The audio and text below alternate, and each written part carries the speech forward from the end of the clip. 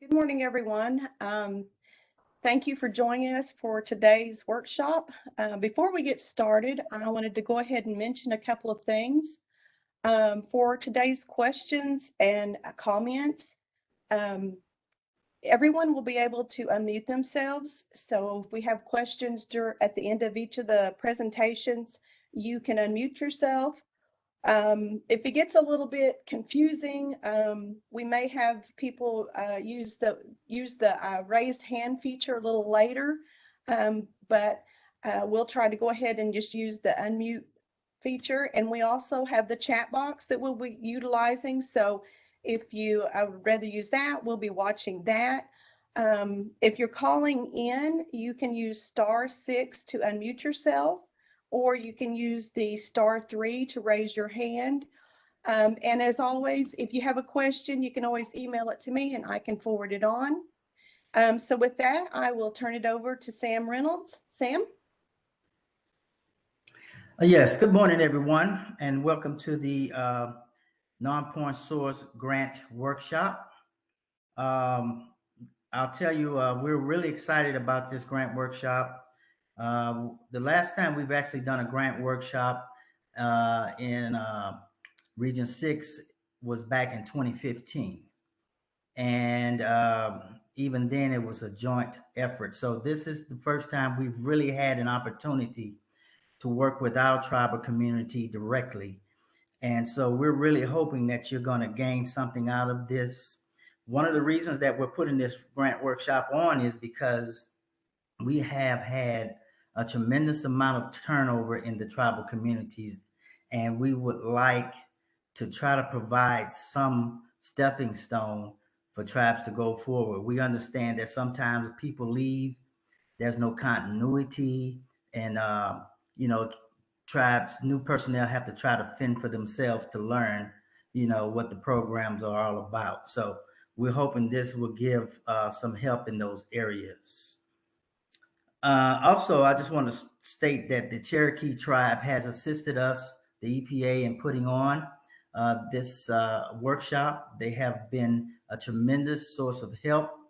As usual, you all know that they sponsor and help with the RTOC meetings and summits. So they've actually done the same thing for us to have help put on this workshop. So Karen Dye, Chelsea Jones, we really, and Philip Ketcher, we really appreciate your support.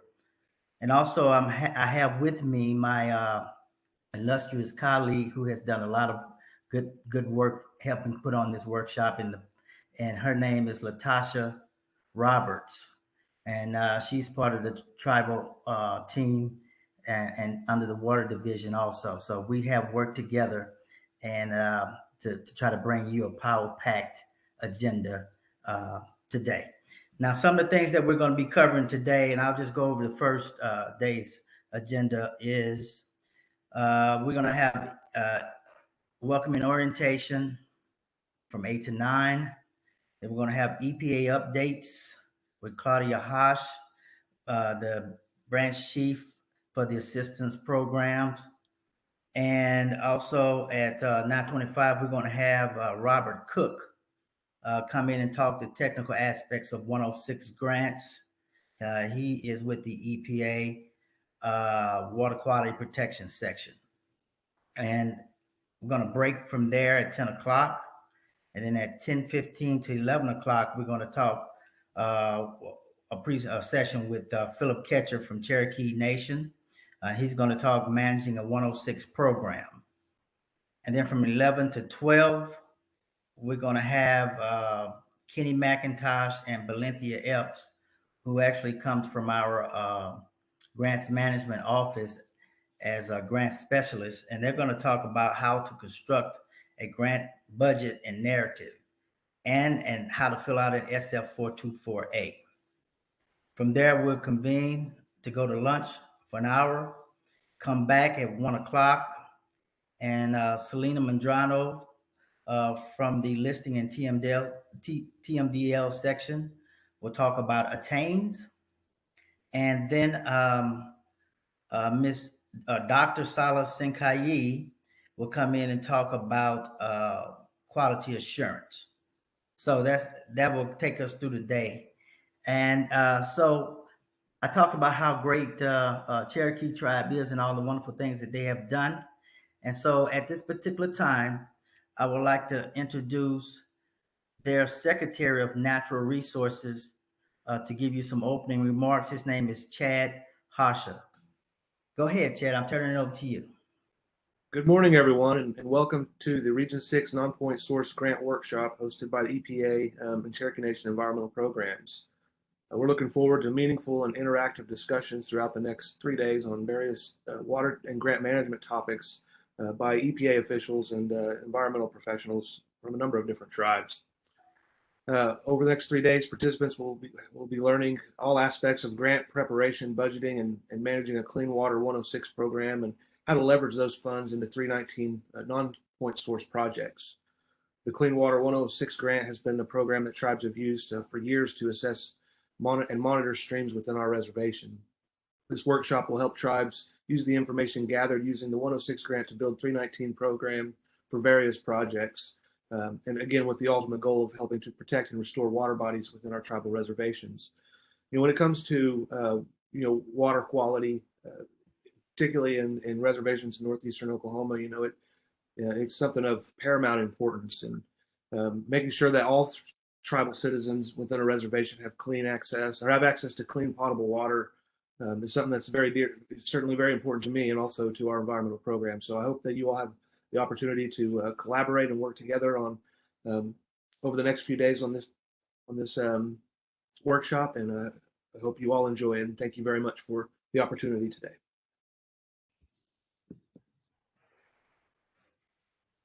Thank you, Chad, for the welcoming remarks, and we appreciate it, and we hope we're going to have a great workshop. Thank you, sir. Next, I would like to introduce the Water Division Director. He has done a lot of good things as a Water Division Director, and he understands the importance of what it takes to be a successful tribe and partners with the tribal community. So at this time, I want to turn it over to you, Charles. Go ahead. Thank you. It's a real treat for me to be making some welcoming remarks for this important effort. And again, thank you so much to the Cherokees, Secretary Harsh. It's great to see you. A whole lot more fun to see you in connection with some great work that we're going to be doing here instead of our perpetual struggle in the Illinois River watershed. So best to you this morning, and thanks for your remark. So non-point source pollution abatement has always been a keen interest of mine. When I operated a 10,000 acre agricultural operation for 23 years.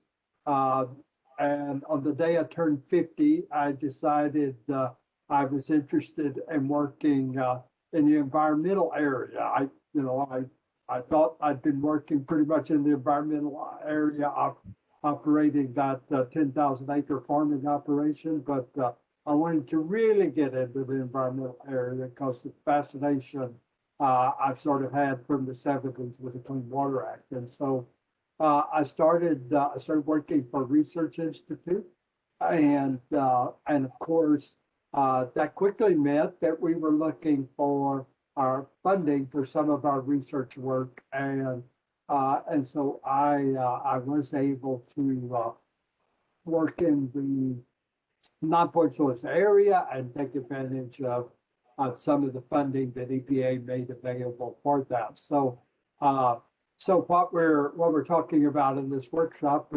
is near and dear to me. It's something I've always been interested in, and I think that I worked closely with in the early part of my efforts to get more involved in environmental regulation and environmental protection, and also protection of human health. So non-point source I think is particularly interesting because we have to approach pollution abatement a little bit different than the way we do with point sources.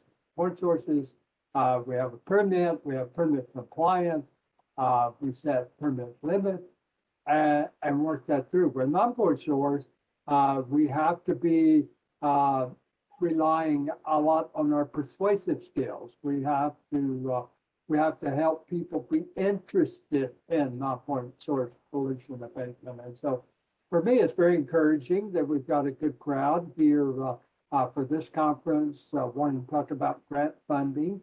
That's one of the ways that we try and provide an incentive for folks that want to work on non-point source pollution abatement. But it's great. It's great to see people that are interested in that. Great to see people who are working hard in something that's a little more voluntary in nature and using their skills and efforts to achieve desired results. And so in providing remarks this morning, I don't want to be remiss in saying thank you. And so not just a thank you, but probably 1,000 thank yous for your efforts, because without those efforts and your own commitment to excellence, it would be really, really difficult for us to achieve our goals at EPA. So thank you for what you do. I hope when I look at the agenda, I think we're going to have a really good conference.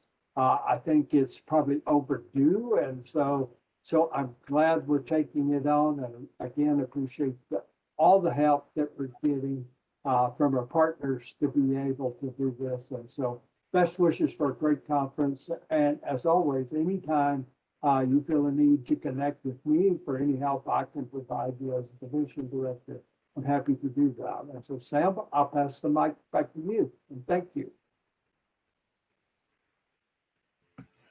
Thank you, Charles, for your great remarks and your understanding of our programs. Thank you, sir. And just to piggyback off what Charles just stated, right now we have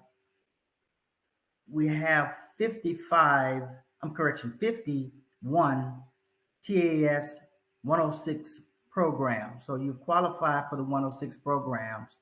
And then we also have only 21 319 TAS qualified tribes. So that's a big gap right there. And what we would like to see is more tribes apply for treatment in a manner similar to a state, so that they can actually receive the 319 funds. Now, it's only $30,000, right? We're working on trying to improve that. But we would like to see you get approved for TAS in 319 so that you can start doing some non-point source work on your water bodies. We do pretty good. We do very well on 106, but we need to try to get more tribal programs involved on the 319. So you guys really think hard on that going forward, if you could. And also, we're trying to work with headquarters in order to increase the funding. We realize there's some changes going on in Oklahoma right now based on the actual landscape and the expanding to, reservations and things of that nature. So, everything is kind of back and forth and up in the air, but we know that those lands are expanding, and we would like to see the dollars increase based on that. And also our 106 program, it's pretty stable right now. A lot of tribes understand it. A lot of tribes work within the bounds and the regulations of that program. But again, turnover is high. So when you have that turnover, all of that knowledge goes away. All of the things that tribe was actually moving forward to becoming may have to start over because the knowledge is gone. Not all the time, but sometimes that happens. So we wish we could do better, and you guys will stay, but life is what it is. And then on top of that, we have COVID that a lot of tribes have been dealing with and fighting through. every other day we have a tribe that shuts down or tells us they're gonna, have to lower their personnel coming into work and those types of things. So, it makes it difficult to maintain a good program through this pandemic. But I want to applaud you guys for actually going out and working hard and trying to work through those things and coming up with some ways to, continue to progress even at this trying time. So thank you so much for that. Uh, Karen, can we move forward with Claudia's presentation if she's ready? Sure. Okay. Claudia, are you there?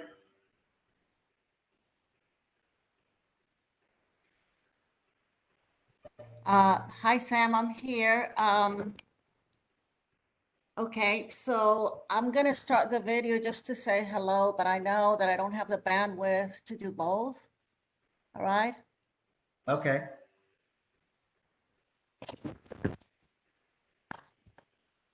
Can you see me? Hi, everyone. We see you, Claudia. All right. So just wanted to take a minute to say hello, but I'm getting the sign on my computer that my usage is high, and so I'm gonna go ahead and stop it. All right? Okay, that's fine. Before it shuts me down. 1 second.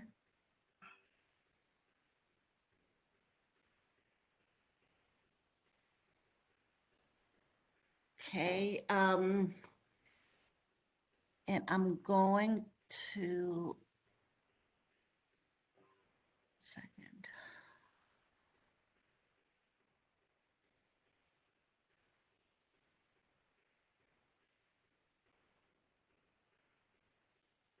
I'm gonna try to share my screen.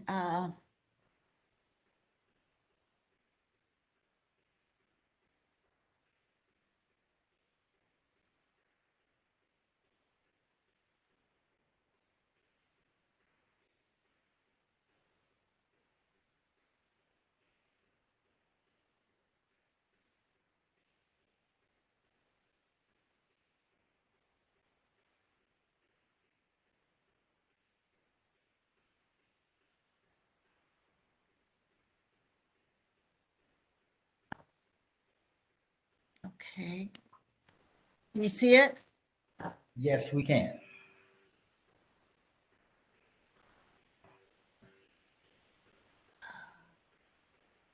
So tell me if is this the right form of the presentation?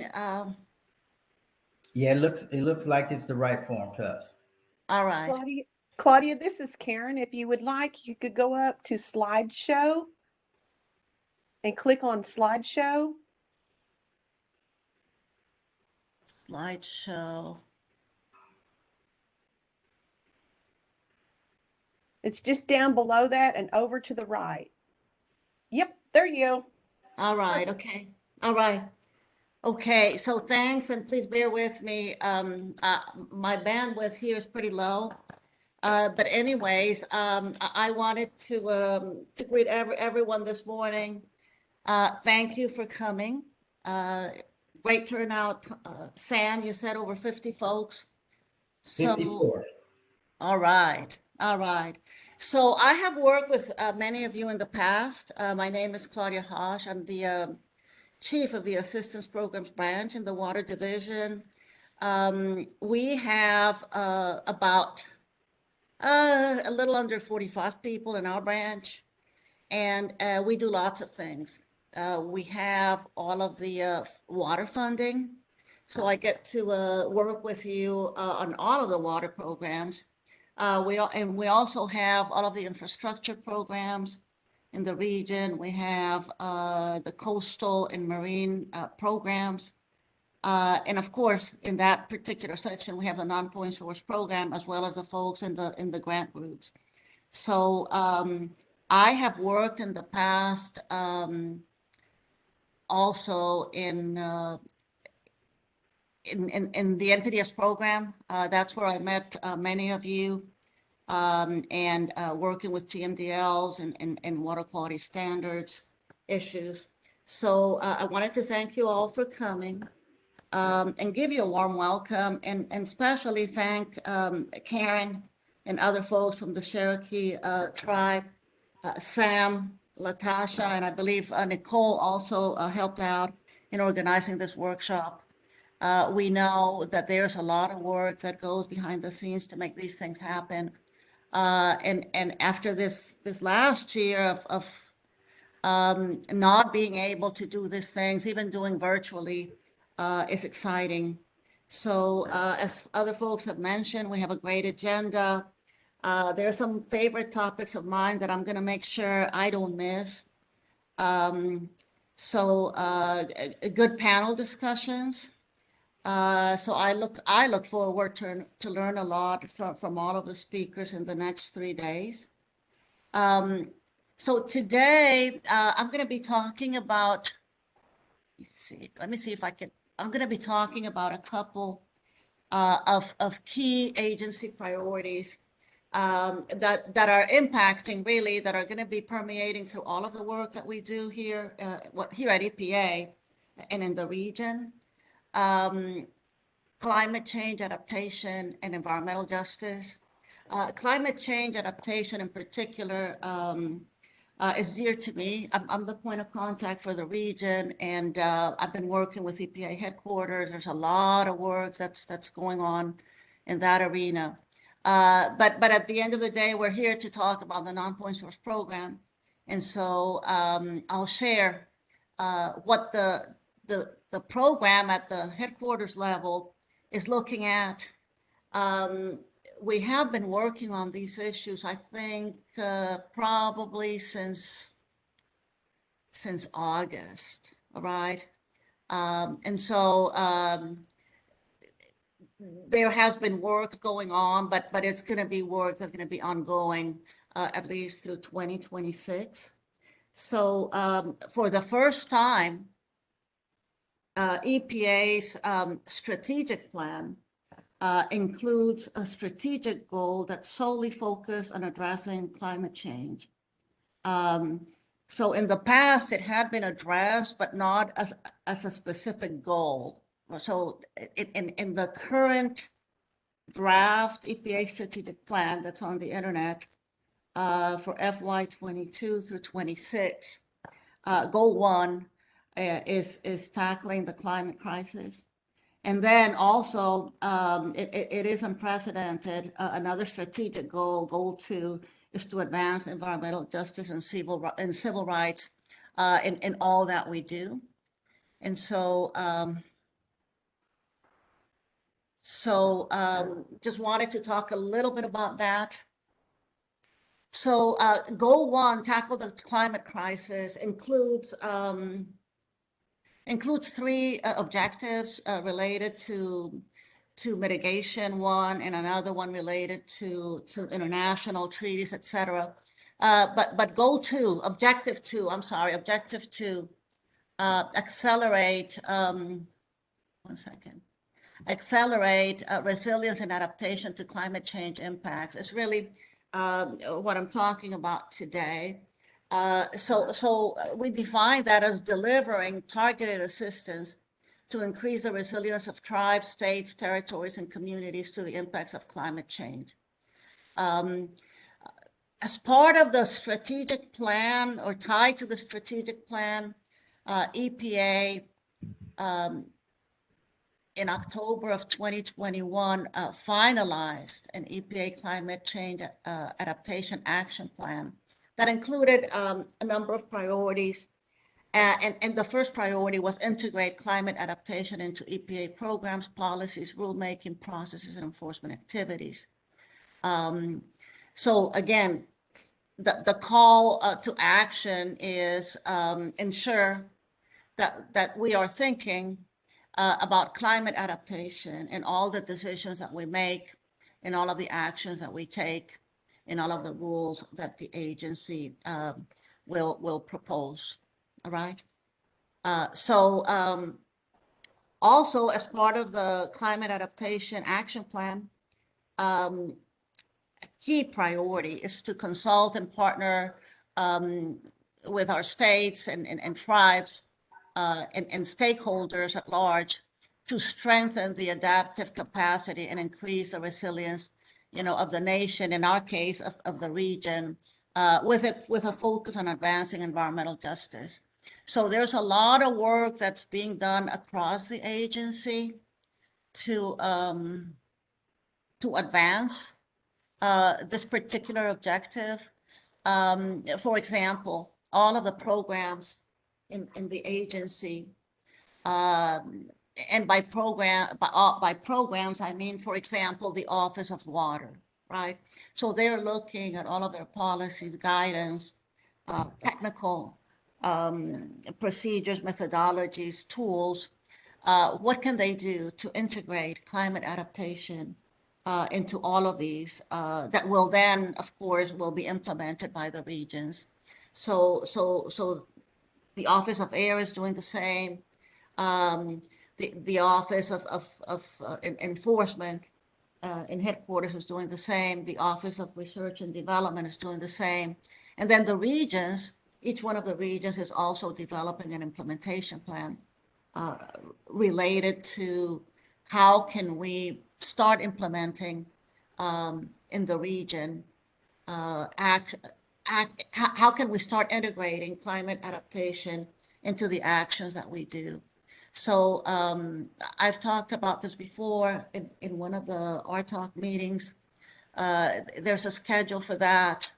All of these plans are to be made, are to be finalized by the end of the summer. And we're working on drafts that we will be submitting to headquarters actually this week, and then start discussions with stakeholders and with headquarters. But this is really exciting, right? I have seen, for example, drafts of the Office of Water, and there's a lot of work and there's a lot of thought that's going into that. So this is one of the goals that that all of the programs will be implementing, integrating, including the non-point source program. Okay. So the other goal 2 of the EPA's draft strategic plan relates to environmental justice. And so the goal is take decisive action to advance environmental justice and civil rights. And call your attention to a couple of objectives. The first one, objective 2.1, promote environmental justice and civil rights at the federal, tribal, state, and local levels. And so this also relates to building capacity of underserved and overburdened communities. So the two goals overlap, right? They overlap primarily in the focus of environmental justice and working with underserved communities. And so the second objective, again, integrate environmental justice in all of the agency's work. So they're pretty similar, right? Build capacity related to becoming more resilient for the smaller communities, for the underserved communities, for the communities with environmental justice concerns, and then integrate those two areas into all of the agency's work. And so we are working on that, but again, that's going to be a fairly long process. At the end of the day, the strategic plan has commitments that go through 2026. All right. So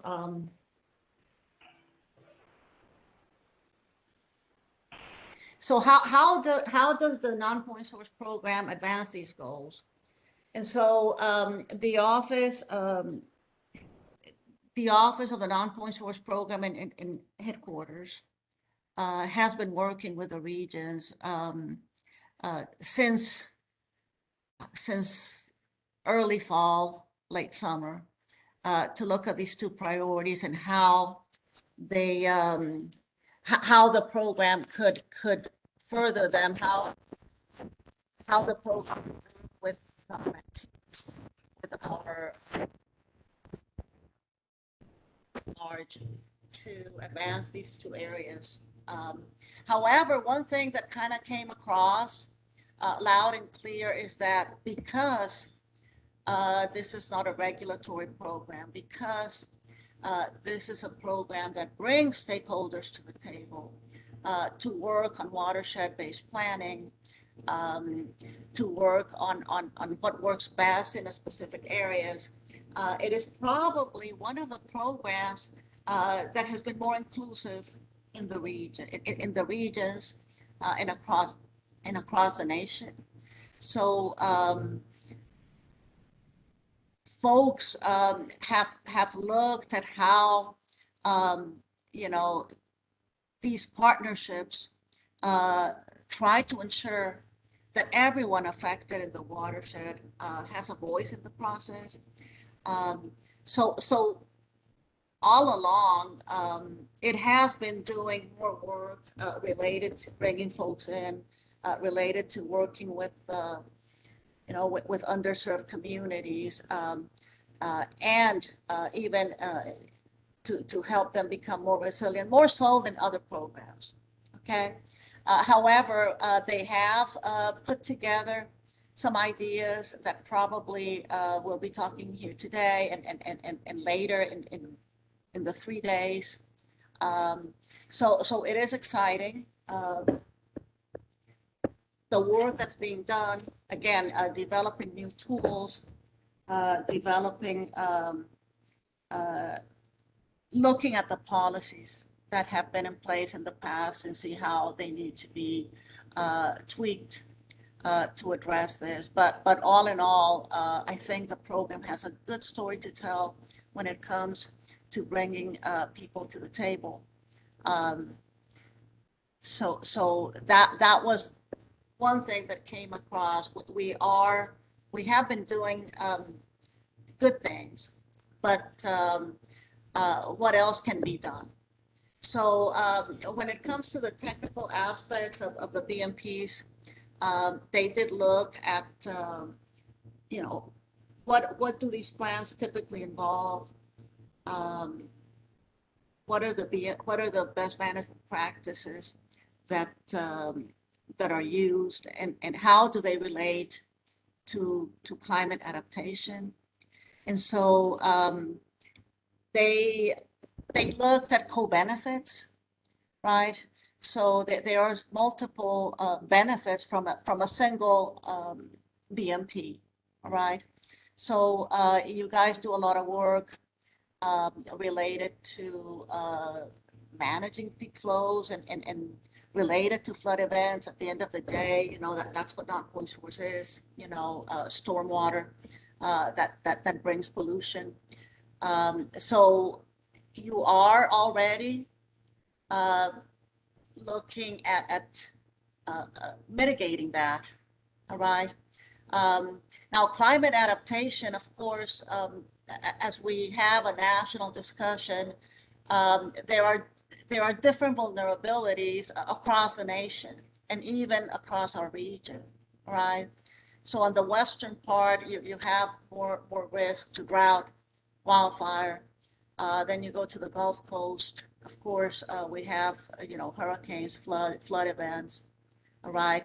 If you go to California, it's a little bit different, etc. So it's somewhat it is related to where you are, but nonetheless, there are a number of BMPs that have multiple co-benefits that are being implemented and that can be implemented if they're not being implemented. Okay, and equity, of course, urban and rural areas is something that we recognize that we need to do more work in those areas. They have often been underserved, and so we'll talk just a little bit more about what else can be done. So the agency issued an equity memo. I think it was around September, October, I believe. Okay, and in that memo, This was for the non-point source program specifically, all right? And so in that memo, the agency detailed some of the efforts that had been done in the past to increase equity in the program. And it encouraged state actions moving forward to include equity in the state non-point source programs.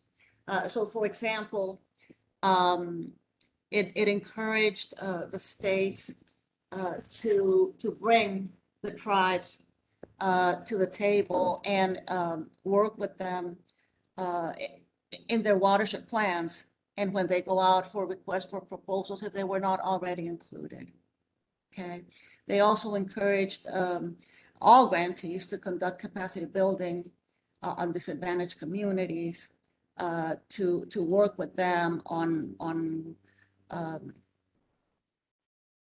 for example, setting up watershed coordinators, watershed ambassadors,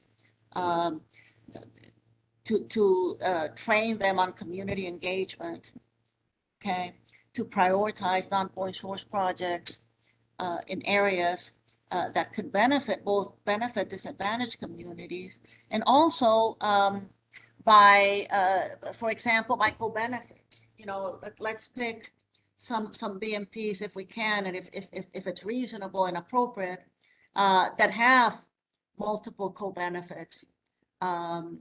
So let's think about the co-benefits and how can we do the most good when it comes to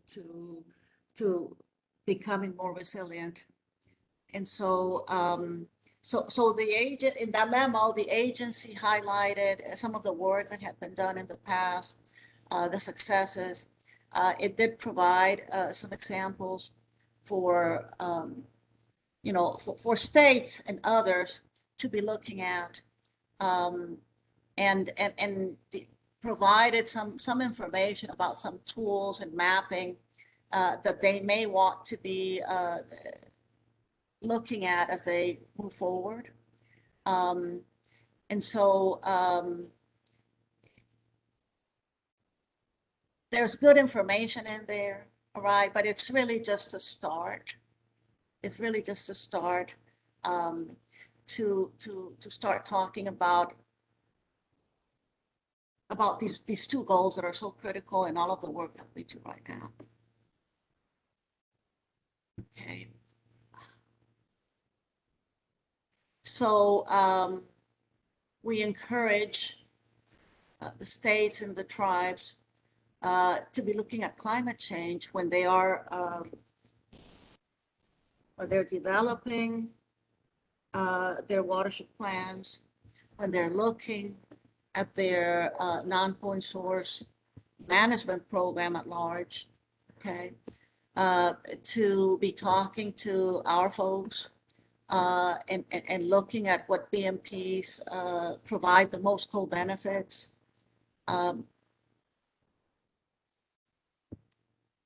And another area that we have been involved with, and I would say this region in particular, Brian Fontenot has been heavily involved with, is working with FEMA on how can we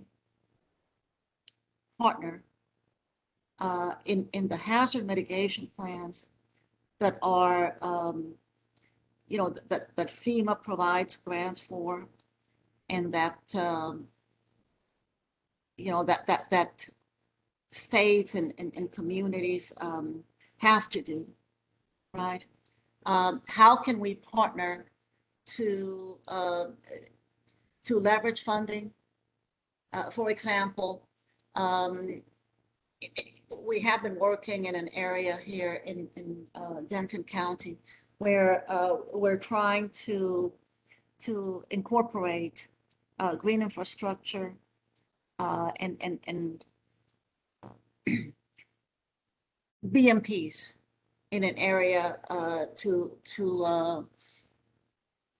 incorporate that in the hazard mitigation plan of Denton County, which has a green belt around the county including multiple communities. So that's a good example of working with non-point source BMPs into hazard mitigation plans, and we have multiple partners there. So we believe that we can leverage resources with other agencies like FEMA, and that hazard mitigation is a key area that you can work on in trying to leverage funding and to implement BMPs that with known climate change co-benefits, right? So here's some other thoughts about what the tribal non-point source programs can do. You may want to consider. We've talked about them already, but here I mentioned the hazard mitigation considerations in your non-point source management plan, in your watershed plans, and then looking at your hazard mitigation plans and see where does the non-point source program fit? Does it fit? Sometimes it doesn't, but many times it does, right? Again, looking at your BMPs and maybe developing a scorecard that will tell you which ones have the most co-benefits that are appropriate for your watershed. Keeping abreast of what's going on in the programs, and that I'm talking to my folks here, working with our tribes as well. The agency is developing training modules, has developed a website, for example. It's called ArcX. If you Google EPA climate adaptation, it's going to take you to a new website. And if you navigate through that, you're going to find lots and lots of tools that the agency has already developed related to climate change. Okay, so you need to communicate with us.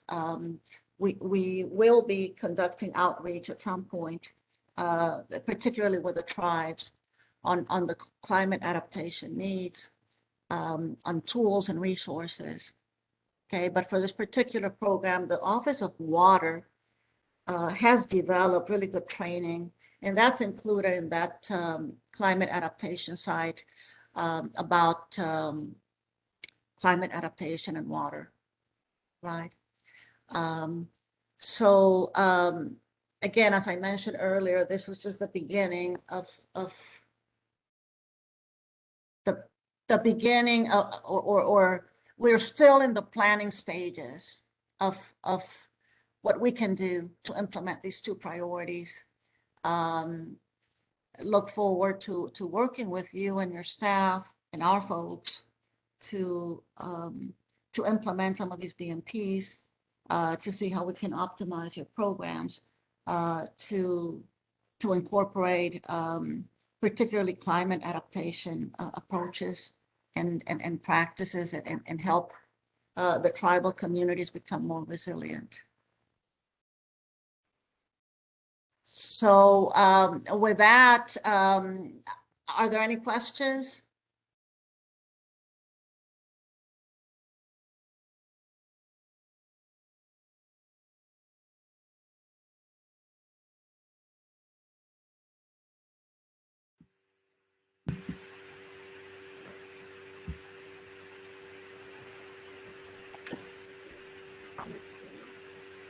Claudia, it looks like we don't have any questions for you. So again, great job. Thank you for coming out this morning and presenting and talking about BMPs and how it affects the tribes. And we just want to say, great job. Thank you, ma'am. Thank you, Sam. Okay, so next we'll be followed with Rob Cook. He will be discussing the technical aspects of 106 grants. And Rob, are you there? I'm here. All righty, sir. You are up. I turn it over to you. All right, let me share my screen.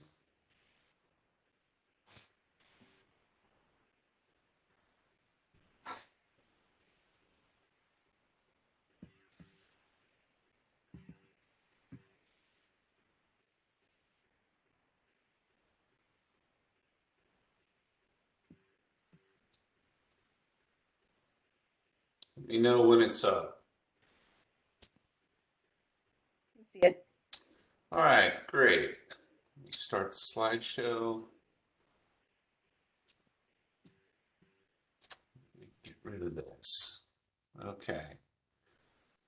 All right, so it doesn't matter if it's a non-point source QAPP or if it's a QAPP 3106 program.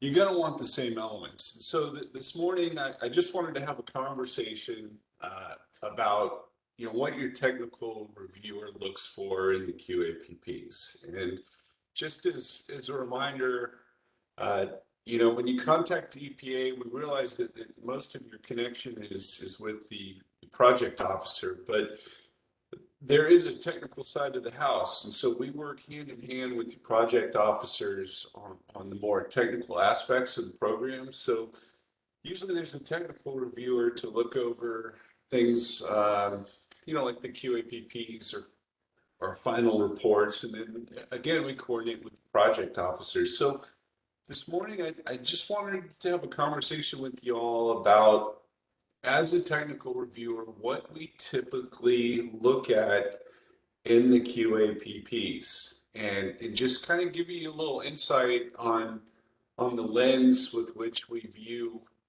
the CLOPs in those documents. And so that's all it is. Like I said, it's a conversation. I don't want to hammer you on details of every aspect of the QAPP, because you've got guidance documents for that, and you'll have my slides. So again, I'd love for it to be interactive. I know it's early, but don't hesitate to ask any questions. And Sam, if you could just help monitor the chat, because it's kind of hard for me to see the chat as I'm going through these. So, all right, so let's begin. All right, so I'm not going to cover every aspect of the QAPPs today. I just really want to talk about what we key in on. And that's not to say that we don't look at the whole document, because we do. But to be honest with you, there are some things that we do spend more time on. And these are typically the things that you get the most comments on as well. So I'm just trying to give you a better explanation of our thinking and how we view the CLOPs.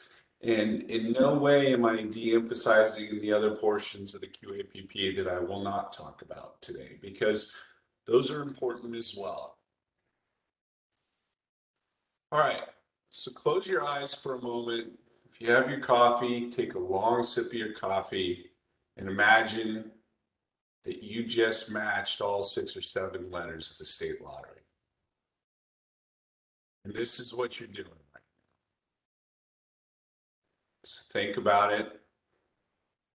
Would you come back into work the next day? Go ahead and throw those answers in the chat. Would you come back in 2 weeks? Would you come back in a month? Would you keep your job? So what I'm trying to get you to think about is, well, you can go ahead and spend a moment thinking about how awesome it would be to hit the lottery. But, say you became a multimillionaire overnight. Would you come back to work? So think about that in terms of program turnover. So when staff leave, do you plan in place to train up new staff? Can you do shadowing? Are there SOPs in play? I know at EPA, we don't always have the opportunity to train up somebody brand new by having them shadow the person that's about to leave. That's not the way it works here. It's somebody leaves, and about 2 or 3 months later, you hire somebody on. So shadowing can't be done. We don't always have SOPs in place. So, what we as reviewers think about is, okay, so if tribal programs are similar to us, and somebody is coming in brand new, would they be able to take that quad and go step by step to implement a monitoring program? And that's really how we look at it. Is that document good enough as a standalone document to guide somebody through the process of collecting quality samples and evaluating the data? All right, so I'm going to jump right into section B1, which is sampling process. And this is where you lay out a lot of the foundation of where you're going to sample, the description of the sites. We are big proponents of maps, and these do not have to be something that you spend a lot of time on in ArcGIS. This can be from Google Maps. It can be any other mapping software.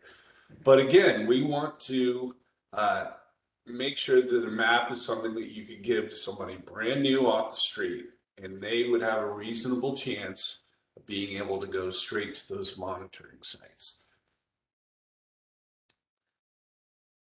We're a big proponent of tables such as this. You see in this table, you've got all of the sites, you've got the frequency of collection for each parameter, and you even have the lat and long of each site. So this is something absolutely you could give to somebody and they'd say, okay, this is this site, it's located at this lat long. I'm going to be sampling 12 times. For nutrients, I'm going to be sampling 6 times. And so once you establish a table like this, if you develop this for your work plan, it's super easy for your project officer to know exactly how many sites you're doing and how often you'll be sampling. And so something like this, a table like this, it does double duty. I mean, should you want to develop something like this for a work plan? And no, it's not required for the work plan. I don't want to give that impression. I just want to bring out the point that something like this can get used multiple times. And if you're doing tribal assessment reports, you could put this into the tribal as well to show exactly what you did. If you had to modify the numbers, you didn't get out 12 times to one site because it went dry, you could just substitute in 10 for the tribal assessment reports. So it has multiple uses, and it's also very clear in a QAPP. All right, sampling methods. We tend to think of these QAPPs less as technical documents and more as cookbooks. So you need to provide the recipe for your sample collection. How often are you going to be going out? Is it going to be consistently?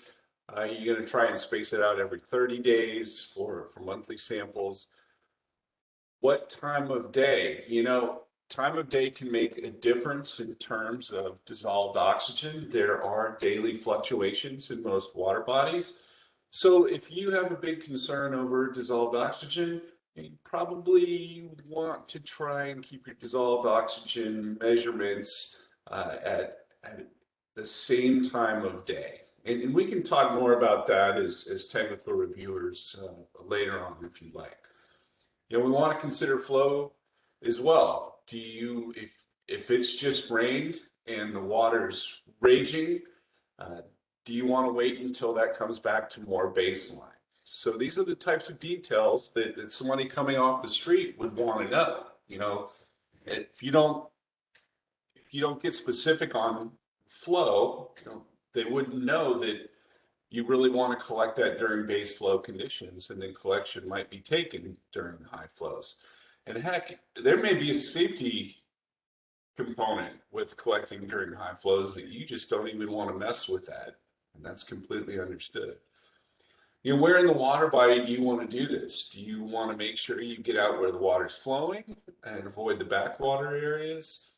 You know, do you want to make sure that you are collecting a foot below the surface so you can avoid surface scums for your bacteria samples? And, you know, are you taking grab samples or are you compositing small multiple samples? So all these things need to be spelled out. And again, these are recipes. You know, it doesn't have to be super complicated or verbose. Just want to make sure that it's clear.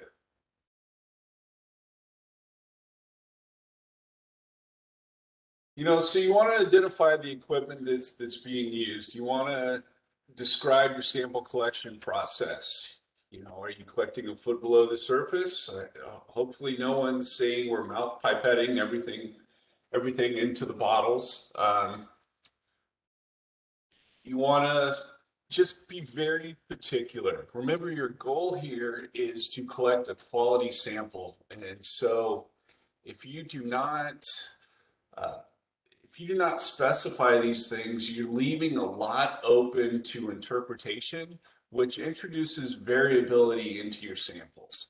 And once your samples, there is enough variability just collecting environmental samples the same way. We don't need to introduce any more variability into the process. The less variability you have, the more confidence you can have in your samples. So again, we're just looking to get rid of variability. We're looking to be specific. That way you can have a lot more confidence in your samples. You know, so any measures to prevent contamination or decontamination procedures would be appropriate here. I know many of you have developed SOPs. In the body of your QUAP, just say we will collect SON samples using our established SOP. Put the SOP in an appendix. You don't have to rehash everything there. So as long as it's contained in the same QAPP document, appendices are fine.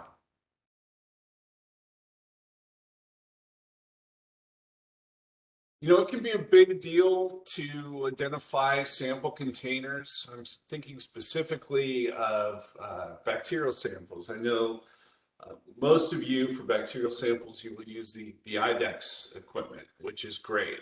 So you want to specify that the collection containers for your bacterial samples will be IDEX sterilized sample containers. Those sample containers usually come with a certificate saying that they are sterile. And so you can have confidence that those sealed shrink wrap containers are going to be free of bacteria and give you good quality samples. But again, you need to specify it. I know it seems like a no-brainer, but again, we're thinking about turnover in the program, somebody new coming on. I remember coming out of college, starting my first job. I didn't, necessarily know that there were specific containers for every sample. That was definitely something that had to be learned. So, when we're reviewing the QUAPs, we try not to take anything for granted. And again, we're just trying to take that variability or anything that's left open for interpretation. We're trying to take that out of there. So you just want to be specific on sample volumes.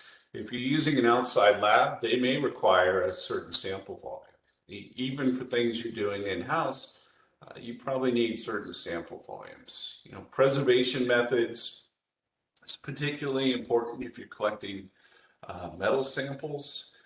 And then if you are collecting bacterial samples, you are more than aware of the fact that there is a very tight holding time on those samples. So, for instance, if you collect a metal sample and it's preserved, it can go a long time before it's analyzed. You don't have to get those samples out to a lab or process those the same day if they're preserved. But the bacterial samples, that's the other end of the spectrum. You're talking hours, not days.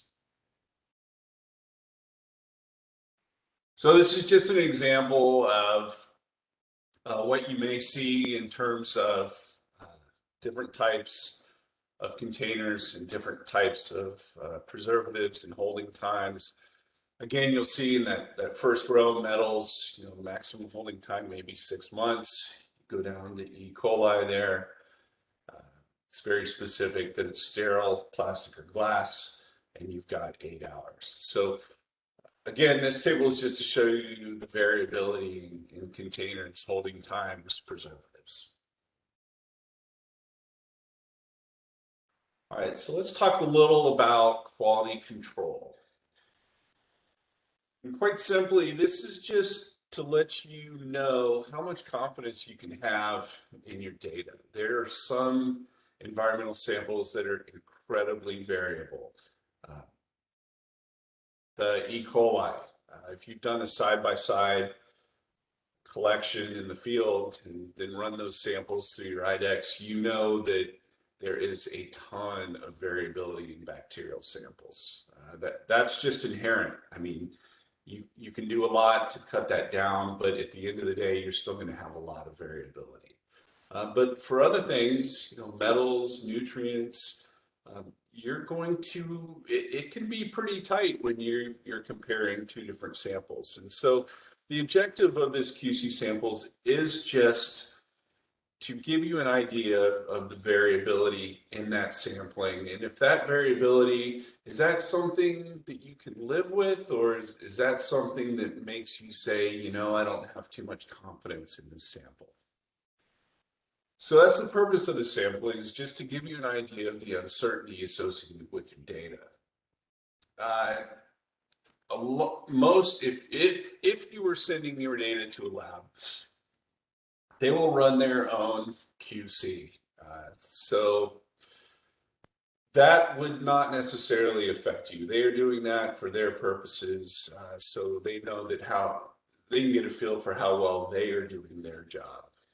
But you will want to try and address any error associated with your field sampling. So, improper sample collection, preservation, storage, variability, instrument variability. So we're big sticklers on the calibration of sondes because I don't know the percentage, 85% of the data that is coming in, it's collected through a sonde or some type of meter. So we really look at those steps you are taking to make sure that it is calibrated and post-calibrated once you come back in from the field. So, the QC may be something that you're not even doing in the field.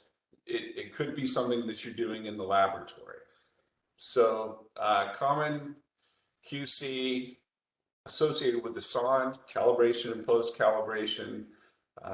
In the field, you may take field blanks or you may take field replicates. Field blanks would be associated if you were, say you were sampling from a bridge, you could not get down to the stream and you had to use a bucket or some sort of sampling device as an intermediate container in between the stream and your water bottles. At some point, you would want to run a blank sampling device. Make sure that there isn't anything residual in that sampling device that's getting into your samples. So that would be a very common field QC sample. And then field replicates, as I mentioned before, this would be something like a side-by-side. Oh, that's my boss calling me. All right, you all witnessed that. I was giving a presentation, that's why I couldn't answer the call. All right. So field replicates would give you an idea of the natural variability in the stream. This may be something like I'm collecting 2 phosphorus samples at the same time, side by side. But again, I want to go back to the calibration of the sondes. we are really big on that because so much of the data is being collected with the SONs. So we want to make sure that that is calibrated before it goes out. And if you are reevaluating that SON when it comes back in from the day or from the week of sampling, just to make sure that those meters haven't drifted.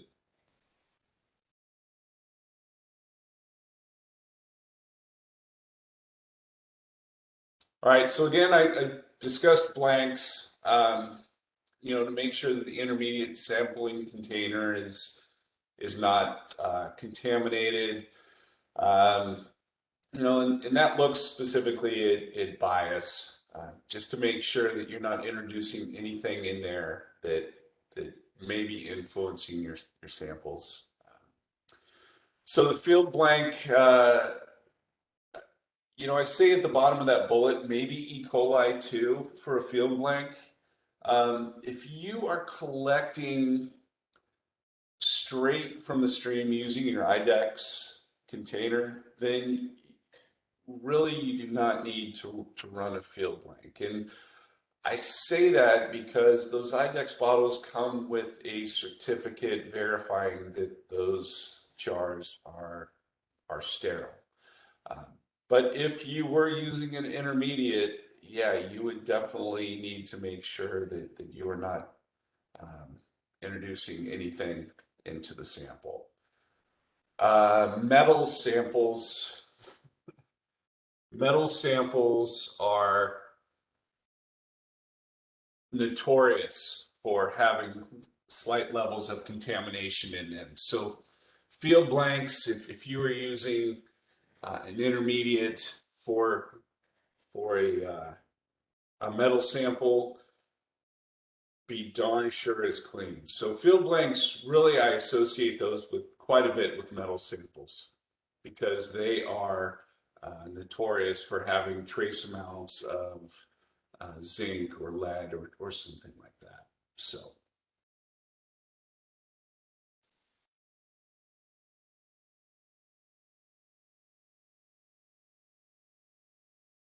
All right, and then replicates, as I've discussed, this is just looking at the degree of precision. It's 2 or more samples collected at the same time.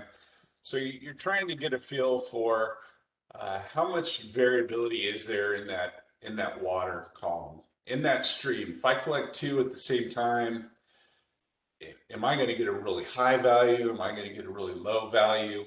And so if you do get a huge separation in those 2 values, that helps you realize that, you know what, this could be quite variable in terms of concentration. So maybe I don't want to hang my hat on making decisions with just 2 or 3 samples. And so if you know it's going to be variable, if your replicates have shown it to be a parameter that is variable, the way you tackle that is with increased sample size. And so what the replicates allow you to do is just have some confidence. And again, if it's highly variable, you're going to realize that, you know what, as variable as these results could be, we need to collect more samples so we can get a handle on the variability. And that allows you to really kind of get a range and allow you to make a better informed decision.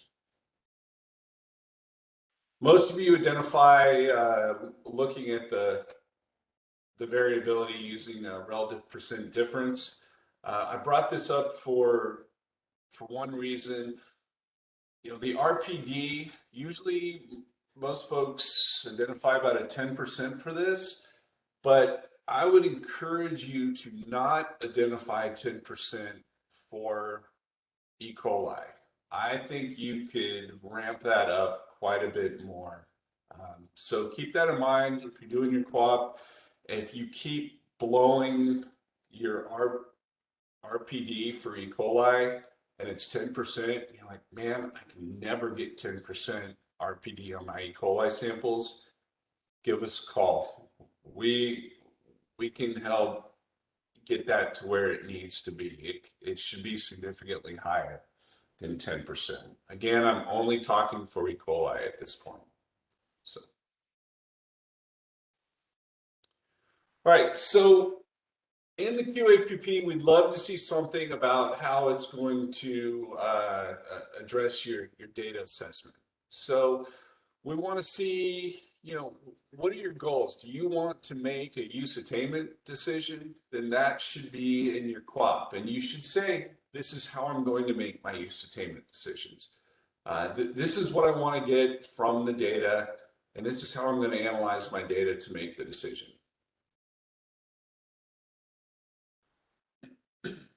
So possible approaches to data analysis. You could just look at the mean, median, and percentiles and range of values for each parameter. Oh, you could look at general trends. And you see this graph here. There is a general trend over time.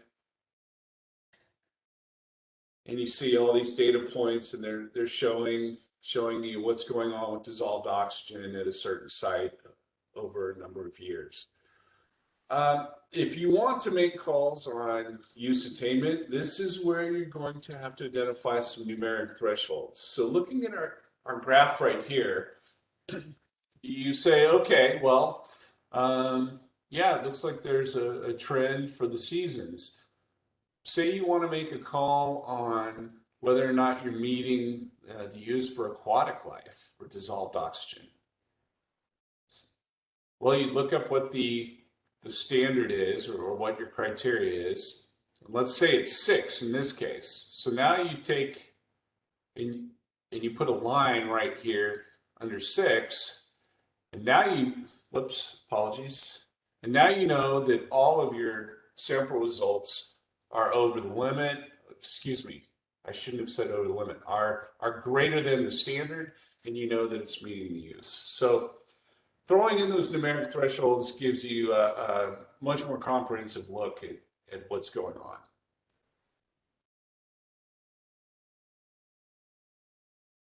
So looking up the standards, it gives you goals for the water body. It helps you set the criteria, allows you to make the calls.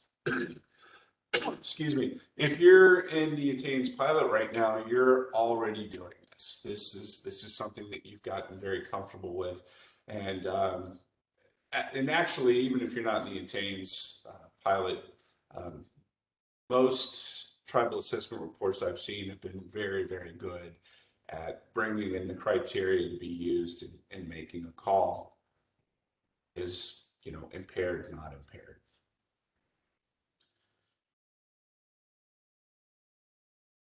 This is just an example of a graph here. Would be for aquatic life use, and you see this graph clearly identifies all the criteria that will be used for assessing the data, and then it lists a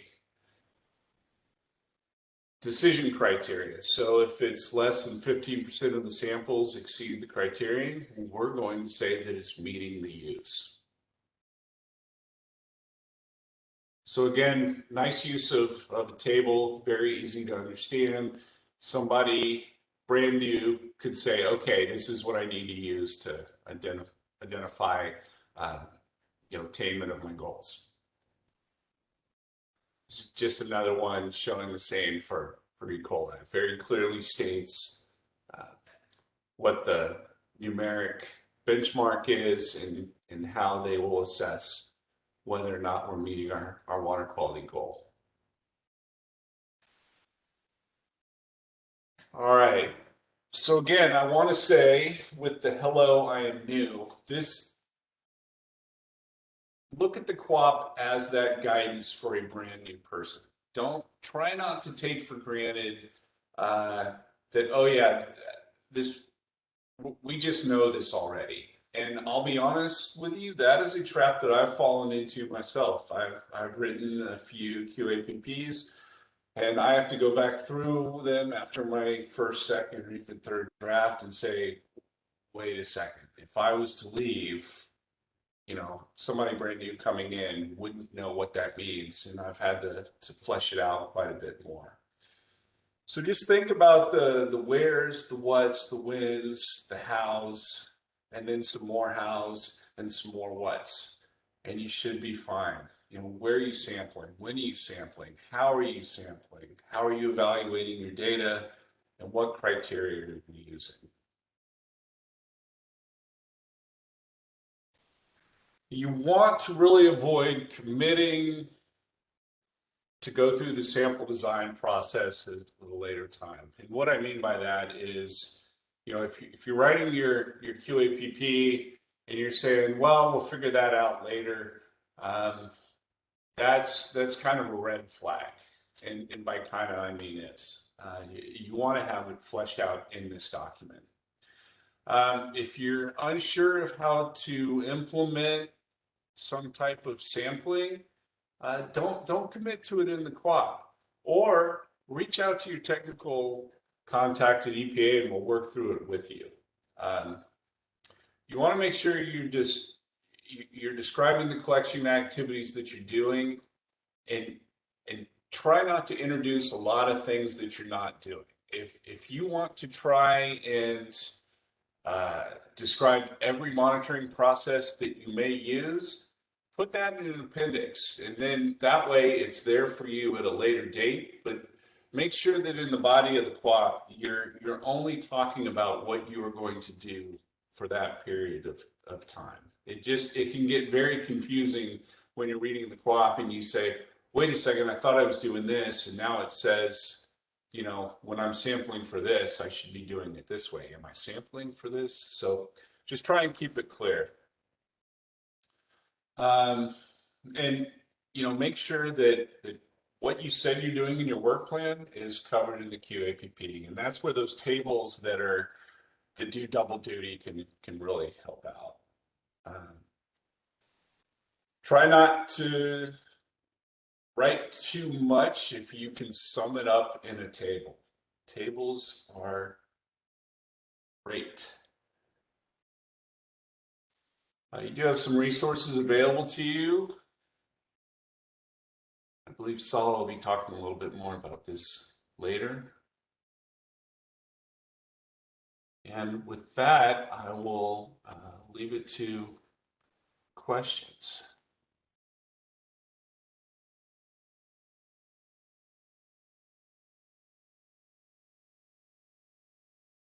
Robert, this is Karen. If you'll look at the chat box, Nicole Witt made a comment in the chat box. Okay. She stopped sharing. You should be able to see it easier. All right. Yeah. I'm gonna have to blow this back up.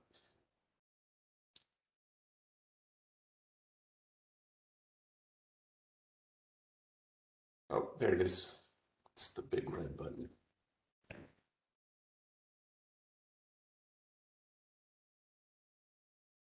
Okay. Sorry, Karen. I'm getting familiar with WebEx as we go here. That's okay. Hey, Rob. Hey, Nicole. Yeah, just tell me. That would be great. I know. I was like, I had a brain aneurysm and couldn't remember how to unmute. And for a second, when you were talking about replicates, and you have high variability between your replicates, you said something about. I thought you said increased sample sites, and then I thought you said. Then I realized maybe you said sample size, and so that's where this question came from. When you talking, do you think increase the samples at the site or increase the sampling sites? Yeah. Thank you for the clarification in size with a Z. And so my point there is, say 1 year you've gone out and you've sampled 4 times at a site, and the results are all over the place.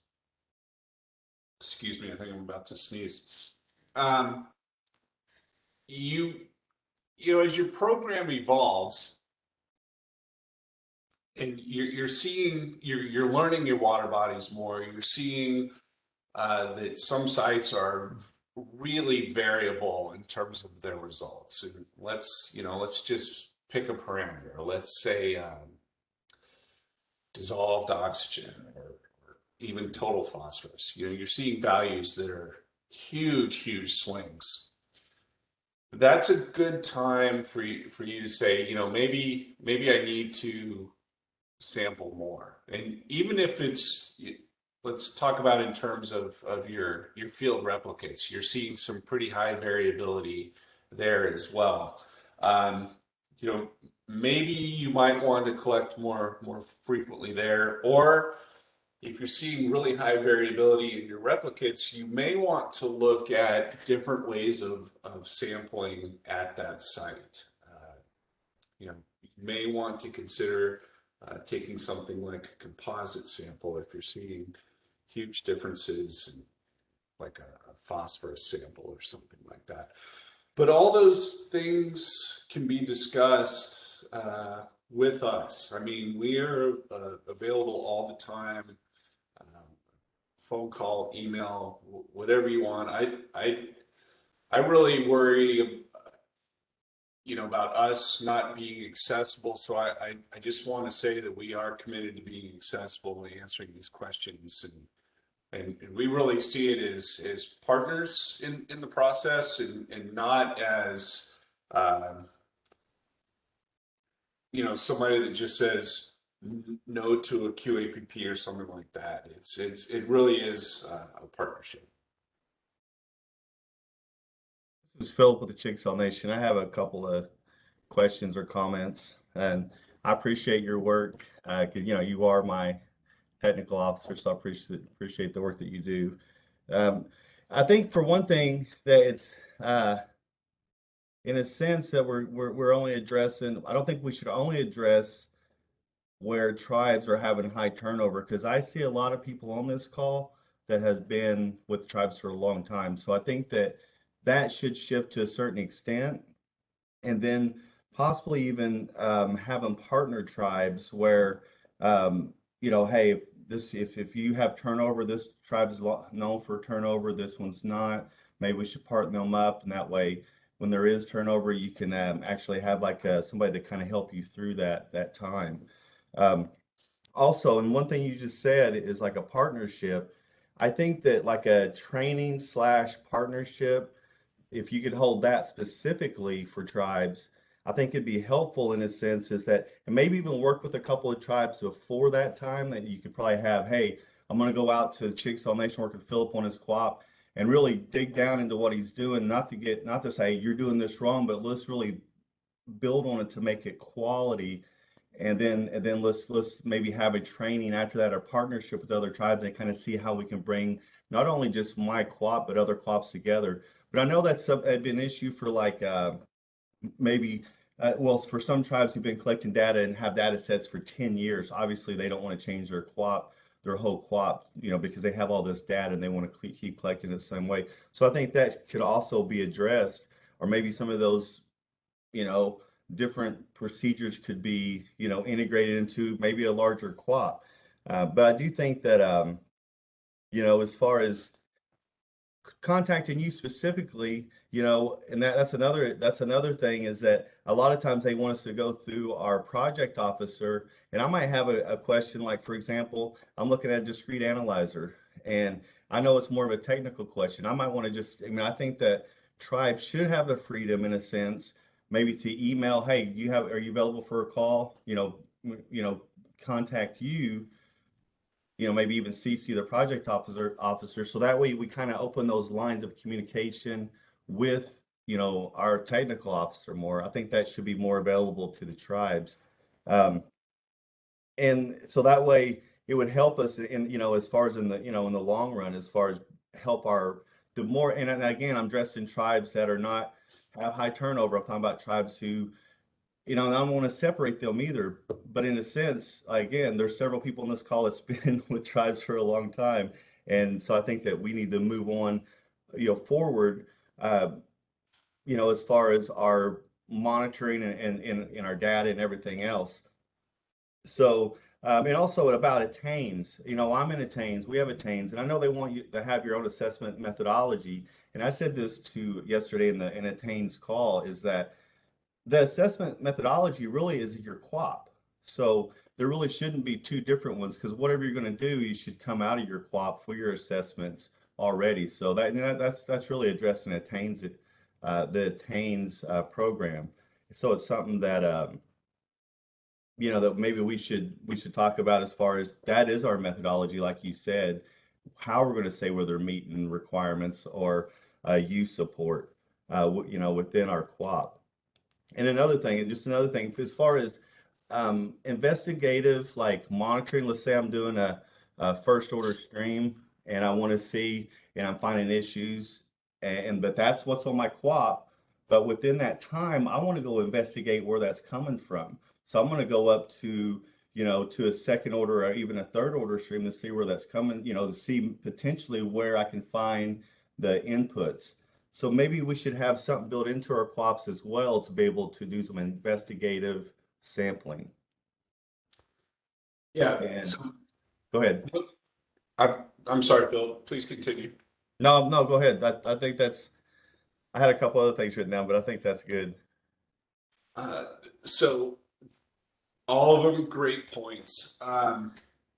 Yeah, and if you want to do that investigative sampling, you shouldn't be limited by the sites you select in your QUAP. I mean that's your program, but how you do those investigations, those probably are covered in your QUAP. And by the how, I mean how you would calibrate before going out, where in the water column you collect that. So yeah, you wouldn't necessarily need to modify your QAPP for spontaneous investigations or something like that. But how you would collect those data would be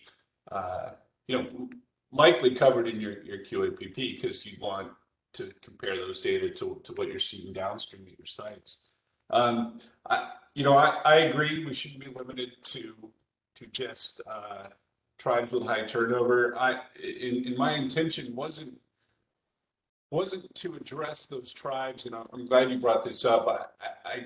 I think it's always good to take a fresh look at a document that you've had for a while. And so what I'm encouraging is that when you look at that document, that QAPP, put on those glasses as this is my first month on the job, and see if you can look at that QAPP using that mindset. And does my document need a little tweaking if I use those glasses to look at that document? Yeah, and so yes, your QUAP, getting to the attainment decisions. Yeah, you could very well, for your assessment methodology, just be pulling tables out of your QAPP. This is how we're going to assess our data. Maybe that's what you attach into attains. And I know Selena will be talking a bit later about attains, and so I think that would be a good topic to bring up there as well. But yes, we're not. I know here at EPA, if we can recycle something in terms of wording or a table, we absolutely do. And so there's opportunity for that. You said one other thing that was a fantastic idea, and we absolutely encourage this when it's possible, is to set up mentoring. Everybody's different in terms of their maturity of program, and so if somebody brand new is coming in and they can shadow a nearby program that's very mature in their processes, we're all for it. That's a fantastic idea. I don't know the best way to set that up, and maybe I don't even know the best forum with which to discuss that. But I think it's a fantastic idea and can pay dividends, because you may have one program is considering adding metal samples, and there's another program that's been sampling metals for a while now, and they can tell you, oh, you know, this is one hang up that we had. This is what you want to avoid. That type of experience is priceless. So I love the fact that you brought that up. And I what's the best way to go about getting that identified? I don't, is there a forum for that to be discussed? Well, I mean, that could be potentially through our local TICO meeting here in Oklahoma, or it could be through a pre-meeting. Tabitha might be the one that could push that type of thing. But to address to address our contact directly with you and directly with our technical officers, I think that's something that is important, and I don't want that to really not be addressed as far as us having the ability or tribes having the ability to to really have that more I guess contact or rapport Yeah, with our technical officer in a sense to make sure that if I have a question, a technical question, and that's and I understand, it'd be helpful to be able to that, hey, I'm gonna call Robert and hey, I'm gonna ask you this quick question, and to kind of see what your thoughts are. yeah, and we welcome that, absolutely. You know, usually that's initiated through an email, and just copy the PO on that. And the reason I say copy the PO is that helps Yes. us stay on the same page as well. You know, the left hand knowing what the right hand's doing. But yeah, we welcome the conversations, absolutely. Nicole, did you have a question? No, accidentally hit the hand raise. Oh, okay. There's some more questions in the chat. All A right. couple more. Yeah, Rob, you have a few more questions. I'm going to read one to you. Great. It says, when we update our data to the water quality portal, should we flag or qualify data that doesn't meet our QC criteria? Should we flag data if we see issues during our post calibration? Absolutely. And you may even want to consider not reporting that. And that, fantastic question. And that is exactly what the post calibration is for. You know, these sondes are incredible machines. They work really well, but guess what? Probes go bad. And so if you come in from day and your pH probe is not calibrating or not meeting what the standard said it should, and it's off by more than what you have identified as being okay in your QAPP, then yeah, you should flag it for your own purposes, and you could even consider not reporting it to WQX. Great question. Okay, Rob, here's one more question. Is the expiration on QAP still 3 years if there are no substantive changes? That's Let me help you with that one. that'd be great. The answer is yes. Okay. I'm approving QAPs for 3 years right now. I'm sure the other project officers are too. But Sala Sinkai may be discussing that more later on today. Yeah, and I think that's even more reason to take a look at those QAPs through those kind of new person eyes. So a lot can happen in 3 years. Okay, Rob. Well, look, thank you so much for coming through this morning and discussing the technical aspects of our grants. And hopefully something was learned here. And I want to say thank you to all the questions that were asked because they raised some good points. And, hopefully we'll address some of those in the future. Thanks a lot, Rob. Appreciate you. You bet. Thank you, everyone. Thanks for your time.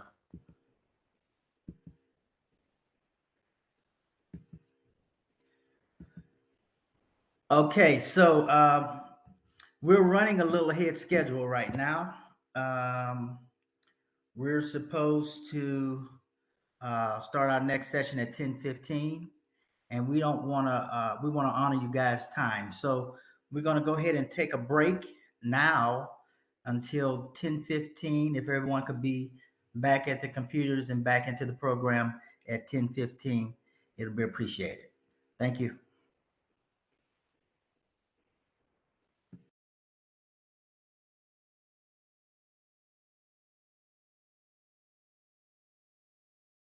Hello, everyone. It's about 10:15. I just wanted to mention before we get started back that if throughout the day, if you have a question and we don't get to it for some reason or another, you can send it to me and I'll make sure and forward it on to Sam and Latasha to get that answered for you. So I guess we'll go ahead and get started if Sam's ready. Sam, are you ready to go? I tell you what, let's give them another minute just to make sure we got everybody back, please. Okay, sounds good. Sam, can you guys hear me? Yes, I can hear you. Okay, perfect.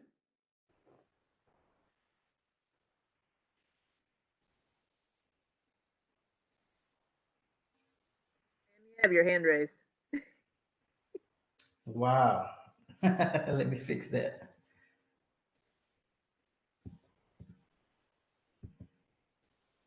Thanks, Nicole.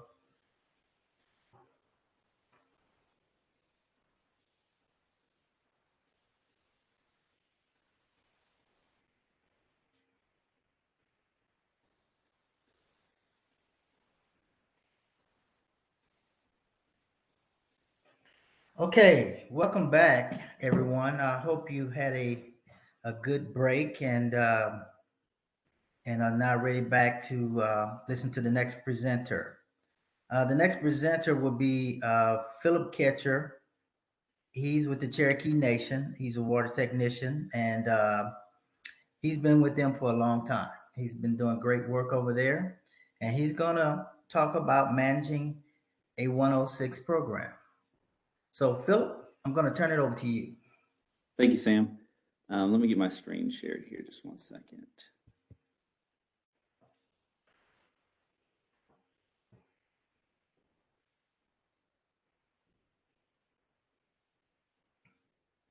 Okay, can you guys see that? Yes. Okay, perfect. Okay. Hope everybody had a good break. Hope everyone's enjoyed the workshop so far. Like Sam said, my name is Philip Ketcher. Just a little bit of a background about me. I have a degree in environmental safety management from Northeastern State University. Started working with Cherokee Nation around 2009 in the Clean Air program. I worked with the air program as a field technician for roughly 3 years or so. I then wrote my first grant along with my manager at the time in pesticides. And then I managed that grant for roughly a year before I joined the water department. And since then, I've worked in the water department and now manage it for about the last 6 years or so. And then I also oversee the tribe's underground storage tank program and pesticides program. So today we will be talking a little bit about managing a 106 program. I know that entails a lot and don't have time to cover every single little thing, but I want to touch base on a few things that really helped me whenever I first got into the 106 program. This presentation will be kind of aimed more towards people that maybe don't have as much grant experience and aren't as familiar with the 106 program. I know we have some people on here that have a lot of experience in it, and please, at any time, if you want to share some thoughts on the 106 program while we're going through, please don't hesitate to do that. Hopefully, after I finish, some people will have a little bit better understanding of how a grant is kind of written, the funding types, those types of things. So I have on the screen here some of the things we're going to talk about, the funding types within the 106 program, matching funds, in-kind, IDC, which is your indirect cost rates, your fringe, looking at budgets and building your work plan, working those two together, working with your project officers, some examples of activities you can do within the 106 program. And then at the end, I have a small video, and I'm going to speak a little bit about using drones in your 106 program as well. Here are the two funding types that are within the 106 program. You have your base funding, which is around $65,000. These funds support ongoing water quality program activities, such as water program staffing, water resource planning, work on tribal water quality related ordinances, review of proposed water permits, education and outreach, and operational and support costs, such as training, supplies, equipment. Travel funds also can be budgeted for training, conferences, and meetings. And then you also, off of the base program, you have variable funding. These funds are requested over the 65,000 level, base level, and are considered variable funds. Variable funding program activities may include any additional self-determined tribal environmental priorities building upon the tribe's base program, and must comply with all base program requirements. Separate budgets for base and variable funding per year are required. Okay, I want to talk a little bit about matching funds. So in the Clean Water Section 106, they require a non-federal cost share match of 5% of the total project cost. And the cost share match must be provided from non-federal dollars. So that means you're not allowed to use any other type of federal funding from other grants like GAP or Brownfields to satisfy the 5% match that the 106 requires. There's a couple ways that you can provide the 5% match for the 106 program. There's the cost share match requirement can be satisfied by any of the following: allowable costs incurred by the grantee, sub-grantee, or a cost type contractor, including those allowable costs borne by non-federal grants, cash donations from non-federal third parties, or the value of third-party in-kind contributions. So your cash match donations, this might be from maybe a pool of money that the tribe has set aside specifically to match, specifically for matching funds for grants. I know that Cherokee Nation sets aside a certain portion of money in our grants development office that they use to, let's say, if you don't want to do in-kind, or it's difficult to do in-kind because sometimes that can be tough, they have a pool of money where they can match up to a certain amount of money. And so they keep all that separate from federal funds. Or there's also in-kind, which is a type of matching fund that can be used in 106. This will be activities that further help and contribute directly to your 106 program. This could be maybe your water and sanitation department, if your tribe has one of those. Maybe you have some septics you've noted that are close to a stream that you're getting samples out of, and the bacteria might be high. Let's say the water and sanitation department gets involved and they can say, hey, we can replace this septic that's leaking right here beside the stream. So you could possibly use those dollars to match, and that will be your 5% for your in-kind. So those are some activities you could probably use for that. I know a lot of tribes develop and are revising water plans after the reservation boundaries were reestablished. So those water planning activities are a direct impact on your 106 program. So those could also be used for in-kind requirements. This is kind of how the breakdown is for the matching funds. This is kind of how EPA does their math on how your matching funds work. If federal funds requested are 100,000 and the recipient cost share match is 5%, then the federal share is 95% or 0.95.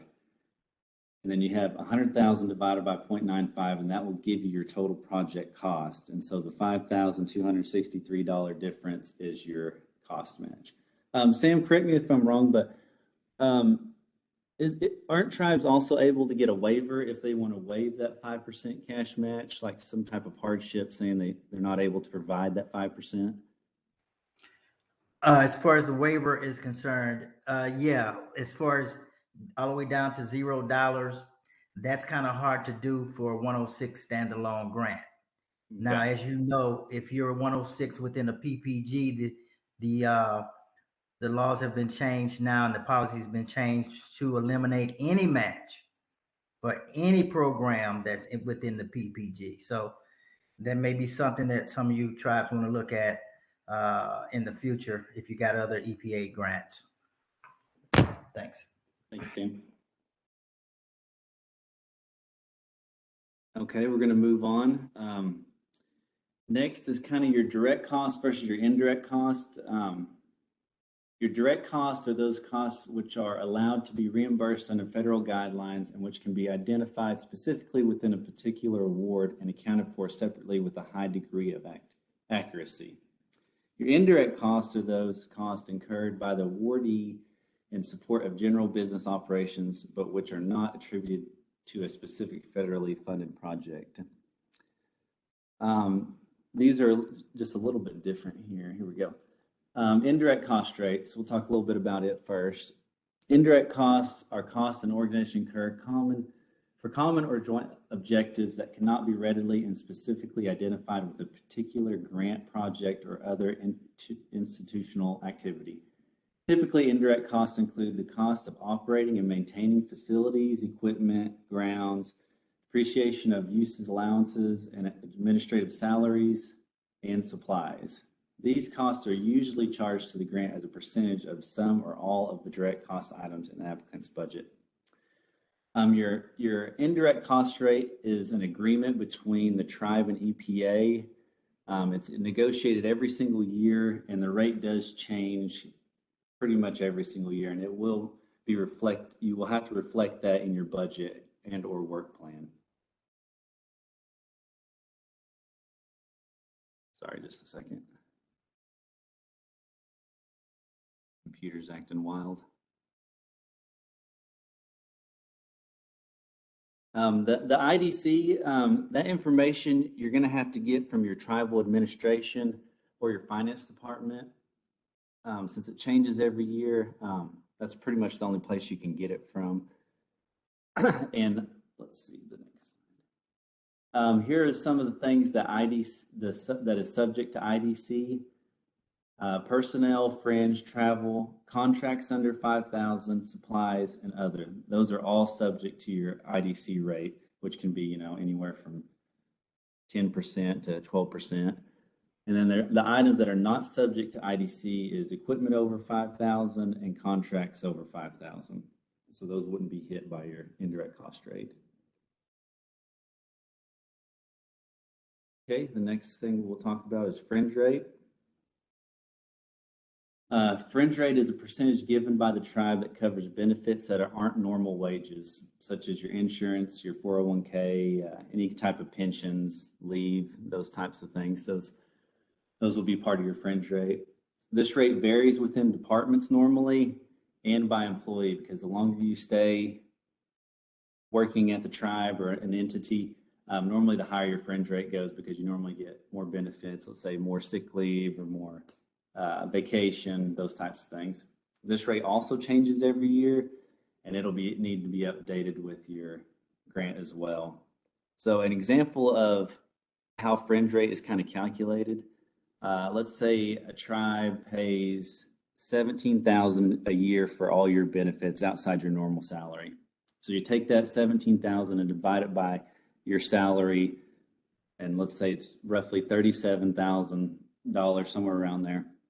And so when you divide that, that results in your fringe rate of being 45.2%. And so that's something you need to take into account when you're writing a grant, because it can have a significant impact on how your budget works and how your salaries and everything's going to pan out. Okay, budgets and work plans. Budget and work plans, they go hand in hand when you're writing your grant. You're going to be going back and forth on each of these and looking at them constantly. So building a good, solid budget is going to help you a lot with your work plan. And then so when you start your work plan, you need to ask yourself, what are you working towards within your 106 grant? Are you still capacity building? Is that something you maybe need to look into on, let's say you need to spend maybe some gap funds to possibly, you know, work in some salary, or maybe you need some type of equipment. You haven't really established your 106 program or something like that. You might need to look into that. What are your equipment needs? Are you going to need sondes? Are you going to need some type of incubators or anything in your lab? Those types of things. Trainings and travel, you'll have to look at that and see what types of trainings you might need throughout the year to maybe further your program. You'll also need to gather information from your finance person within your department and or tribe. So this is a big one. You definitely want to make friends with your finance department. Hopefully you're lucky enough to work with the same person most of the time, because you're going to be going back and forth constantly with them on expenditures and purchases and drawdowns. And so those people keep you really informed. And so it's a really, really good idea to have a good relationship with them.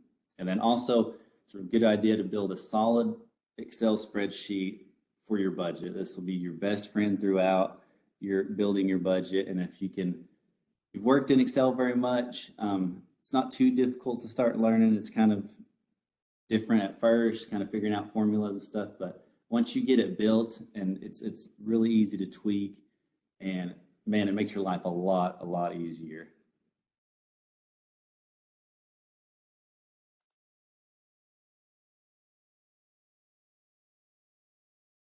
Oop.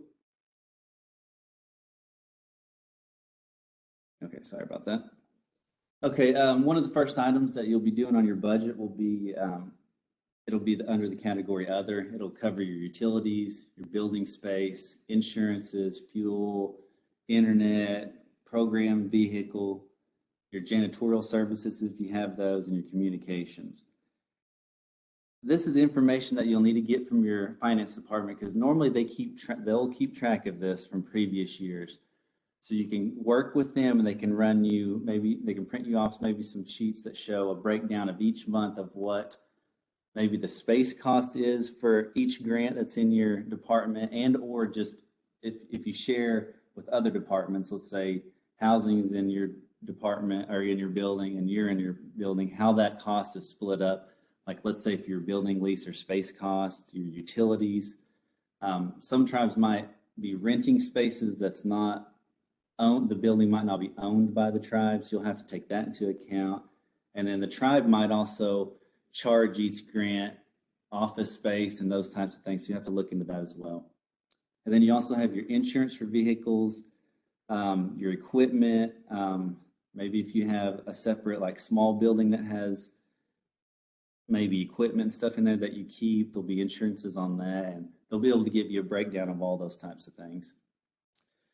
And then you also need to remember that all your programs that are in one building will be sharing all these costs. So it's a good idea to make sure everything's balanced as far as percentages on usage of your janitorial services, your building space costs, utilities, etc.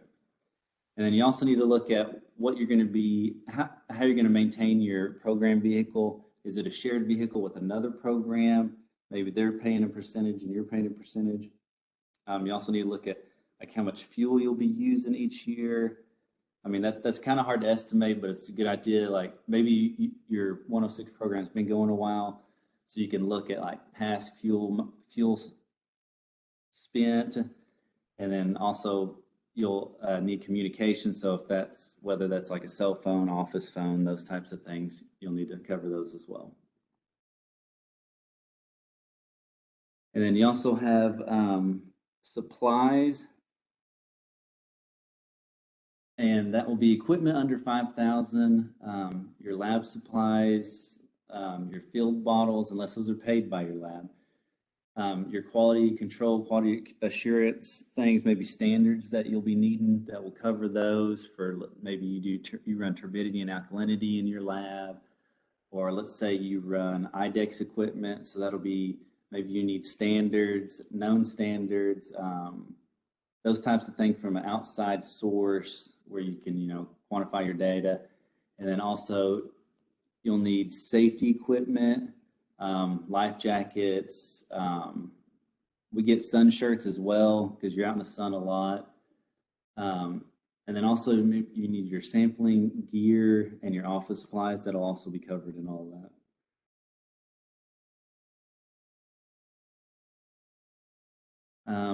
And then when you're looking at what type of equipment you're needing, I know that we use currently a Eureka in-stream water probe. I know they've gotten more popular over the last few years. And then there's also YSI. They're very popular. We've kind of tended to go towards the Eureka since it has a little bit more features that we like. With its handheld, I can take pictures with it. It gives me the GPS points of the location. And it's Windows based. And then let's say something happens, you want to upgrade your probe. Well, the handheld on some of the YSIs are built with it, so you can't really change those out. So let's say if I want to upgrade probes or get another probes, I can use the exact same handheld. So that's something you might want to look into on what style of probe you want to use or get into. And then tag lines are also pretty expensive. Most of them are Kevlar, so that's a good thing to have because you need it whenever you're taking your cross sections, using your flow tracker. So tag lines very important to have. And then there's a couple different flow trackers as well. I've only ever used the brand flow tracker. I think it's the same one that USGS uses. Been trained on it a couple times, so that's kind of the one we stick with. And then if you decide you want to build in a fish tissue program, possibly, there's electrofishing equipment, and you have backpack styles that you can use in small streams if you want to do fish counts or identification. And then they have the GPP units, which are like a boat mounted unit. That's a lot more powerful if you're wanting to do collect fish and maybe pull samples out of them, run maybe pesticides or mercury levels or however you want to run those. And then other things that you might need in a lab too, that's equipment wise, would be incubators. You know, you need those if you're going to run bacteria samples in-house. You need sealers if you're using the IDEX equipment and those type of things. Okay, next thing we're going to talk about is lab contracts. When you're looking at your lab contract, some of the things you might really need to look at are sample pickup. I feel like that's a very important thing due to hold times on certain samples. Because let's say you did take some bacteria samples and you don't run them in-house and you're going to send them to a lab. Well, they only have an 8-hour hold time. So do you pull your samples early in the morning and then drive them to a lab, or is the lab coming at a certain time during the day, maybe to pick up at your place? And I know a lot of us are in rural areas, maybe not around a big city that has a lab. And so like for us, we end up having to use a lab out of Tulsa. That's the closest, but we can take samples and then we can either get them there that day if we have to, or we can get them there the next day, or they're able to pick up. I know if you're a long ways away, you might have to ship samples, and that can maybe cause problems with bottles break-in or samples not getting there on time. I know whenever we had we were using the lab, I can't remember, I think it was out of Oklahoma City somewhere. We were using a lab and we had some fish tissue samples which have to stay frozen. They have to stay frozen the entire time after being collected. And then before they are analyzed, then you can thaw them. That's the only time. If they thaw before that, the sample's no good. So we had shipped these samples and they got there and they claimed they had, whenever I looked at the receipt on the tracking, it said it had been signed for. So I was like, okay, they got it. So I called maybe like a couple days later and made sure everything was okay. And they said they'd never got the samples. Turned out that they had sat on their dock for 3 or 4 days and all the samples had obviously thawed out, so they weren't any good. But those are things to definitely consider when you're setting up your lab contract and you got a couple labs maybe bidding on the contract. That's a question you might definitely want to ask those labs.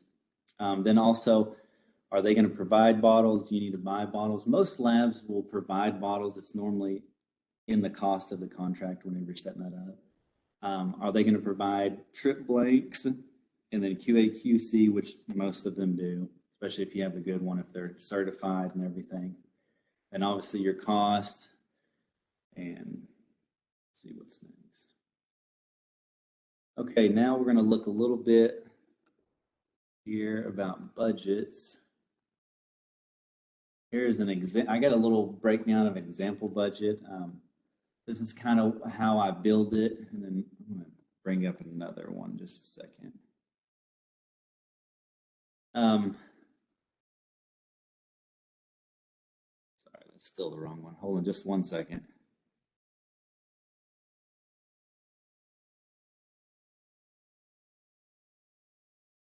It's not letting me. I will just look at this one. It's okay. This is an example budget. I also have the Excel one here as well. So whenever I start building it, I kind of have my personnel and fringe and everything up on top. And then you're going to have your hourly rates in there. And then I'm going to have formulas that will auto-populate these for me. Makes your life so much easier. And then I'll have the fringe and the percentage of it. And so that's going to be hitting off of your total salaries. And then I have breakdowns of like the supplies we mentioned, these are just numbers I threw in there, and then it'll auto calculate all that. And then I have my IDC and my direct costs that we talked about earlier. This is kind of what it will look like. And see, it takes all these numbers, adds them together, gives you your direct cost, and then it gives me my indirect cost and the percentage on that, and that gives you your total award. Now, with a bigger grant, obviously there's going to be a lot more to this. It'll have your travel lines, your equipment that's over 5,000 if you're purchasing that, and so that won't be a subject to your IDC. And then you'll have your contracts that are over 5,000, and then the ones that are under 5,000. Because you might not have a contract that's just with one lab, because some labs won't do macroinvertebrate identification. And so you might need to use a different lab for that.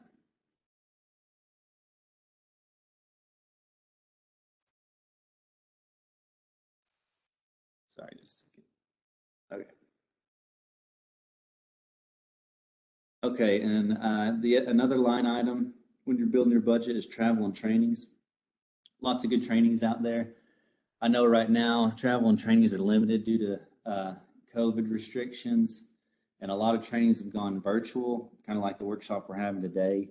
But this can be used to tribes' advantages because you're not using money in airfare costs, hotel rooms, per diem, those types of things, and maybe that can go more towards a piece of sampling equipment maybe you've been needing to replace or something like that. I've listed some agencies on here that all provide really good trainings. USGS is a standout in trainings for sure. I've been to a couple USGS trainings. They're very thorough, very, very good trainings, knowledgeable, especially in sampling. They're so in depth when you go into their training courses for sampling. Then also some good conferences to go to. The Tribal Summit every year with EPA is really good. It's a good place to hear about information that's really focused on tribes. You get to meet a lot of the other tribal members that work in the same programs that you work in. You'll see a lot of EPA people there. It's a good time to see put faces to the voices that you normally hear a lot. I've also been to some trainings with the Conservation Commission and OWRB. They all put on good trainings. They're normally pretty low key on their trainings. They don't advertise them a whole lot because they fill up so quick. And then a lot of times it's kind of a training put on for their employees. But every now and then they'll open those up, and those are really good. I've done a fish tissue and identification class through the Conservation Commission. I think there's quite a few tribes that got invited to that I was there with. I know Sac and Fox was there and a few others, but that was a really good class. Project officers. I can't stress this enough. Get to know your project officer. Build a relationship with them.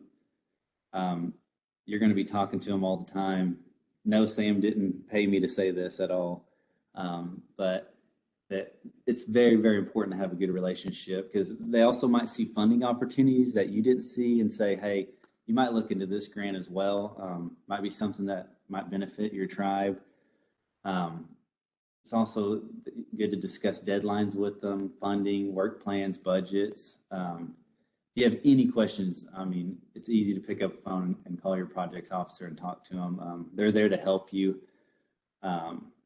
If you have any challenges or any issues going on, I mean, today I'm having to work from home because my daycare actually closed due to COVID. So I got a 1-year-old that's thinking he needs to help me today. But I mean, that's just another challenge we have these days with COVID stuff. So, and then maybe you're needing some different types of equipment. That's good to discuss with your project officer. Drawdowns, that's really, really, really important. If you're making timely drawdowns on your grant, because your project officers, they see that and say, hey, you're not spending as much money as you should be right now, or hey, maybe you're spending a little bit too much money. You could possibly be, running out of funds too quick. They're definitely there to assist you and help you. I thought I'd go over a few activities within the 106 program. These are a few waters within the Cherokee Nation Reservation that we get on and look at and sample. But all waters within a tribe are unique and used in different ways, whether it be swimming, drinking, fishing, ceremonial, religious purposes. Those are all things to take into account when you're developing your budget and your work plan. And every body of water needs to be assessed in a different way and sampled. Most streams in the state of Oklahoma has been given beneficial uses by the state, whether it be recreational, primary body contact, agriculture, fisheries, those types of things. It's a good place to start whenever you're building your work plan and what stream you want to focus on. Sometimes they have data on particular streams. Sometimes it might be really old.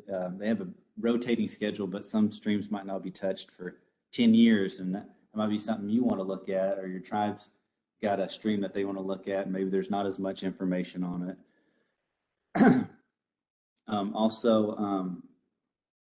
Macroinvertebrate sampling within the 106 programs, a good economical way to view streams and stream health.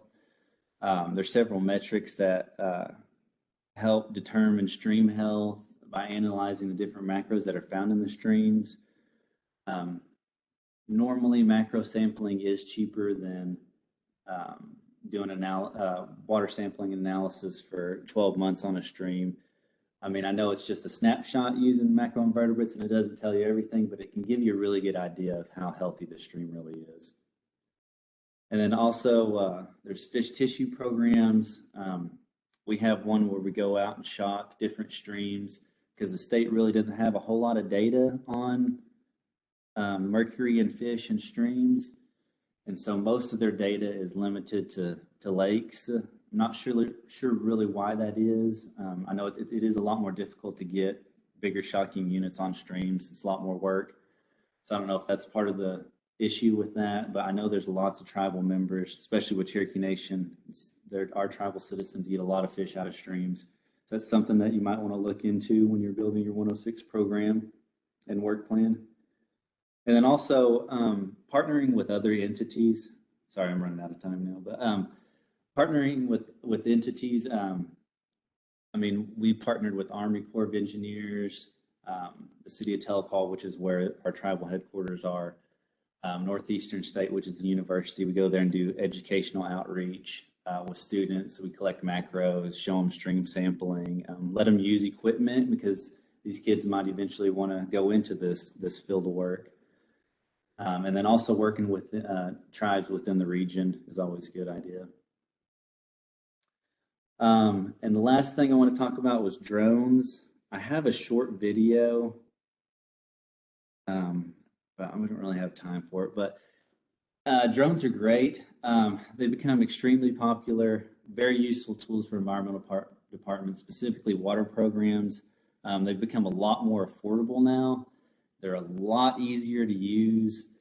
You can use them for capturing videos, pictures that can be used for educational outreach. That was the video I was going to show if I had time, but we made a video that shows different aspects of our program, us out stream sampling, collecting fish tissue, those sorts of things that you can really, whenever you're out in the community, maybe at a community event and you're wanting to show tribal members kind of what your department's doing.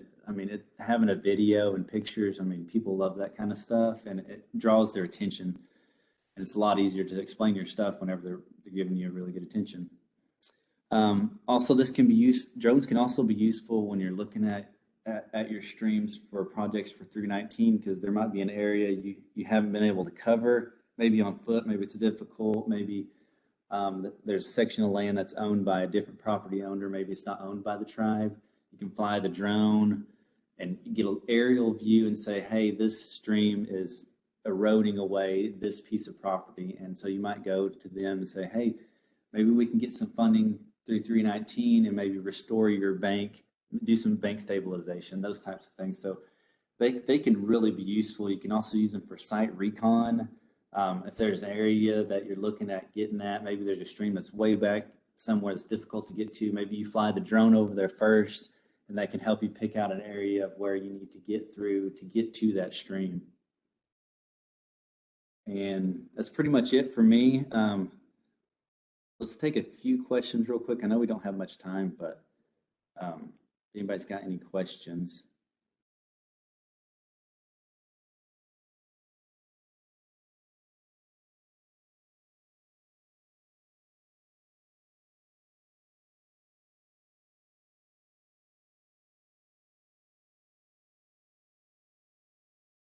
Philip, you might stop sharing your screen and check your chat box just to see if someone messaged you privately. That's what I was doing, sorry. I see a question from Lexi. Who are you using to identify your BMI? We use a lab out of Idaho, EcoAnalyst. That's who we use.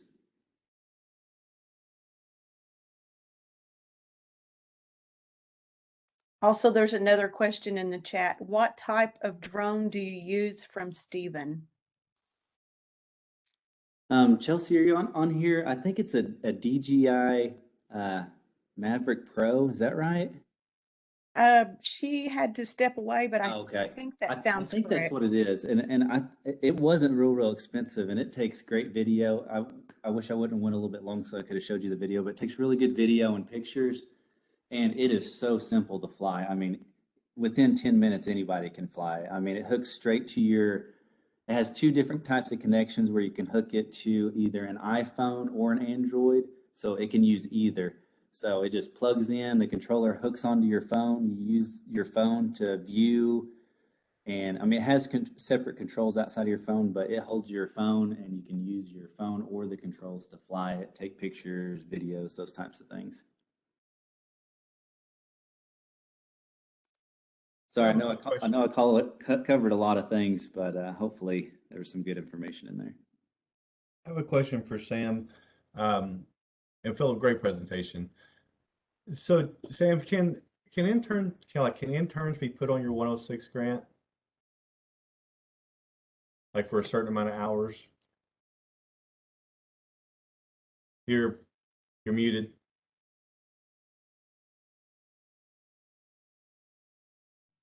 Are you saying if they're working with the tribe? Yes. Yes.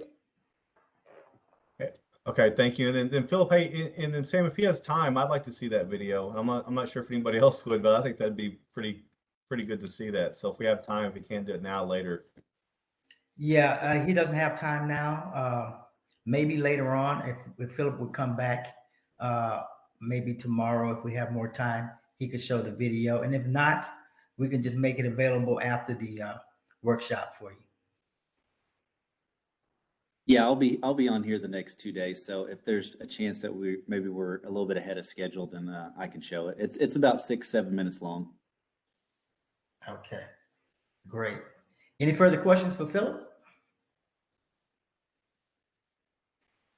Well, Philip, I just want to tell you, Cherokee has an excellent 106 program, as you know, and it's a pleasure working with you. And I just want to thank you for coming in today and, talking about your 106 program and the things that you do to make it great. So appreciate you. Thank you so much. Thank you, guys.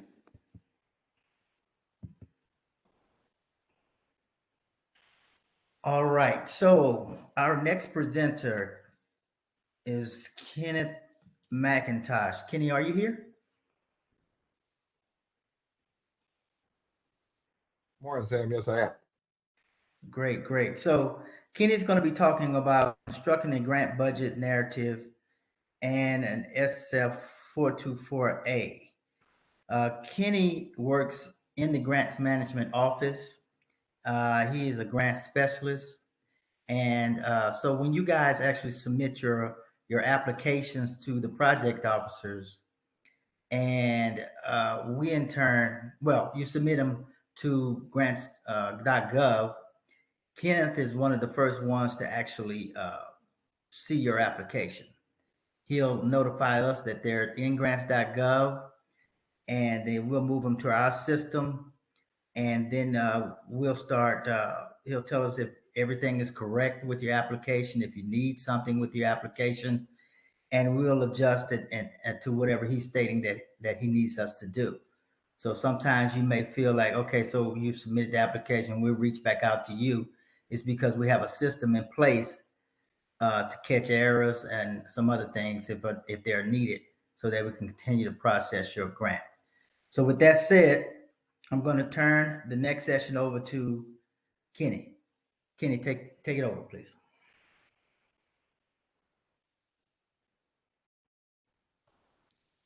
Okay, good morning. Hello, everyone. As Sam stated, my name is Kenny McIntosh. I'm Region 6 Grant Specialist. I work primarily with the GAP program 319 and 106 with Oklahoma tribal grants. And I am the person who is responsible for reviewing the applications, the budgets, the budget narratives, and whatnot.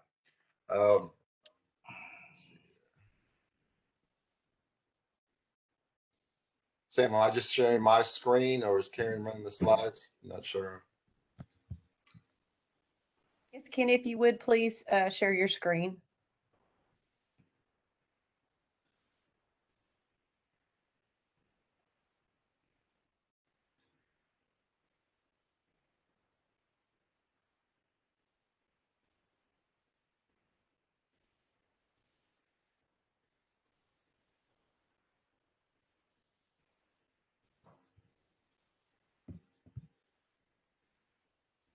Okay.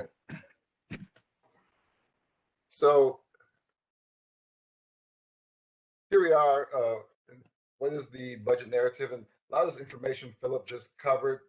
So I'm not going to just get into the details, but I want to go over some points here that I thought were important as well. So the Kenny? budget narrative is the explanation of the 424. Yes. If you want to go to slideshow, because we see the slides on the side. I didn't know if you could tell or not. Oh. Yep, and then from beginning. Yep. Thank Okay. you. No problem.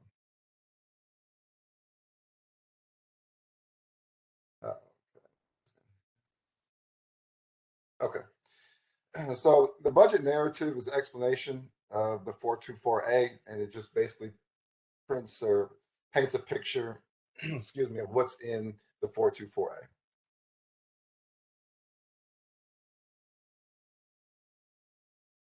Here you can read this, but basically everything that's in the budget narrative is going to be both allowable and allocable to the grant. And that is a grant specialist job to kind of track that. Here is the budget narrative components, and this is also known as the object class categories. So everything that you put into your grant is going to fall into one of these categories. What's not on here is the IDC, but as you can see, you have the personnel, fringe benefits, travel, equipment, supplies, contractual, construction, that's not very often, and then you have other. And again, so any dollar that you have that's going into the grant is going to fall into one of these categories, also known as the object class categories. So here's the first one, is the personnel, the fringe benefits. And what I want to show you with this one is, because many times with the non-point source grants, your time is not going to be 100% in this category here, whereas the percentage of time, it's going to be a lesser percentage. So that's something that you're going to want to pay attention to. In the next screen is really the hours. So every full-time employee would be broken down into the number of hours that's going to be directed to this particular program or grant application. So again, want to draw your attention to the number of hours your employee is going to put working towards a grant, because that's what we use to make sure everything adds up. Moving on to the next category, travel. And as Philip talked about, travel is obviously a part of these applications. And so you want to have a narrative, number of trips, and what have you. So I'm going to move on. This is kind of the way it looks here when you put your travel budget together, as far as how many people are going to be traveling. It helps to have a location, how many days you're going to be there. And the last thing where you see the taxi, rental car, mileage, and parking, that's important, because what they don't like to see in this category or this section is the word miscellaneous. So the more details, the better. I also wanted to draw your attention to this section is travel, because sometimes we use the word travel and training. I just want to let you know that training is going to be, in a different category. If there's actual cost for the training you're going to, that's going to show up usually in other. So your travel costs are in the travel, but if there's an actual dollar amount to attend, registration costs for the training, that's going to be in the other section of the budget. So I just wanted to bring that to your attention. Moving on to equipment, as it was stated earlier, the key word with equipment is a unit cost more than $5,000. I know sometimes you might think that you're buying one computer. Obviously, it's equipment because it's it's a computer. It's $3,000, or you're buying. I've even seen different sensors, what have you. But in this section, it's not equipment unless it has a $5,000 price tag. And so you just want to keep that in mind when you're making your budget and where to put this cost. So again, unless it's $5,000, go ahead and put it here. Now I did see vehicle. If you do plan to buy a vehicle, then that would definitely be in the equipment category.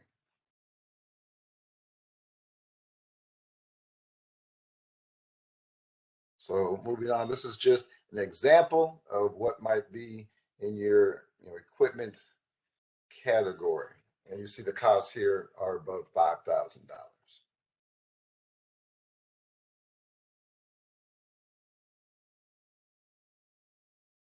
So next, moving on, supplies. Obviously, this would be anything less than $5,000.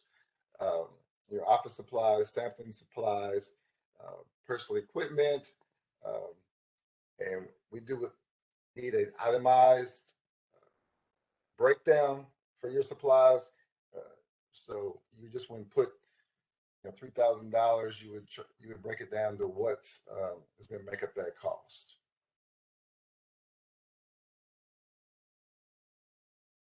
Here's an example.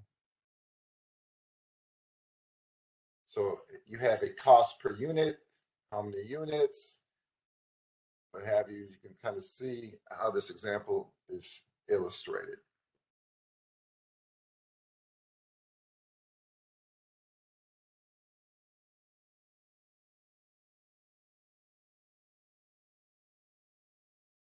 Just some more examples here. Supplies continued. What's in the supply category?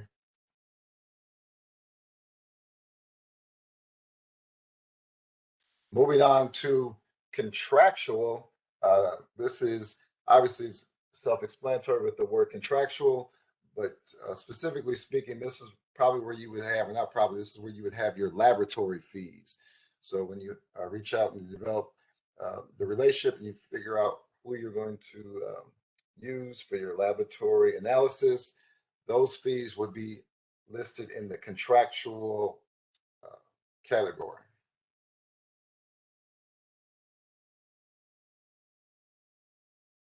Just moving on, here's another example, contractual.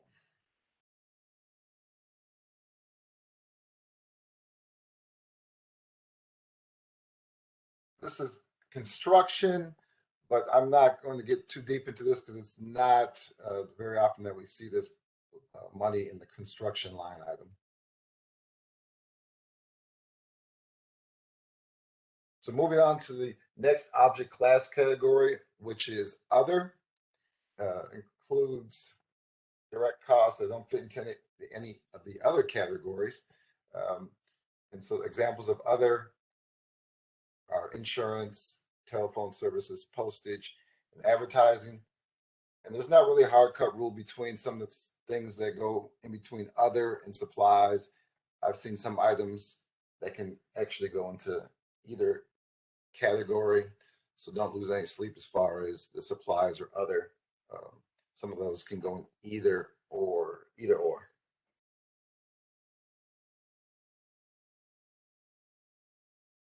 Again, just being more specific, giving you examples of things that go into other category. And again, if you go down here to number 8, and you see the training / registration fees.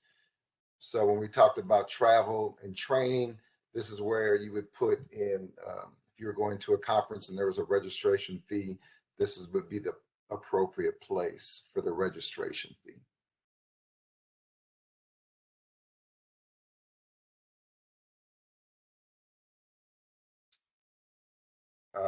Moving on, indirect cost. We won't go too deep into indirect cost,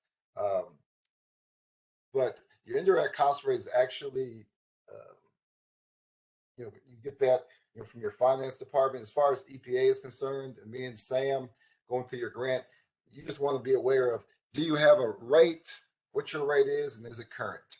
And that's where we start. So you want to get with your finance department and just figure out what your rate is and is it current, and then we kind of go from there.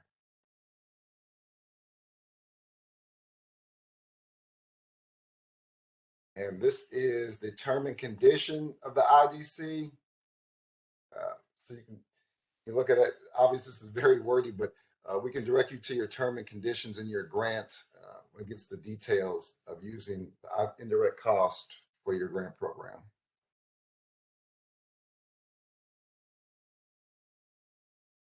Here's the different types of indirect cost rates. And usually we use a final rate, or if it's not final, you're going to have a provisional rate that you actually submitted an application to use your new rate.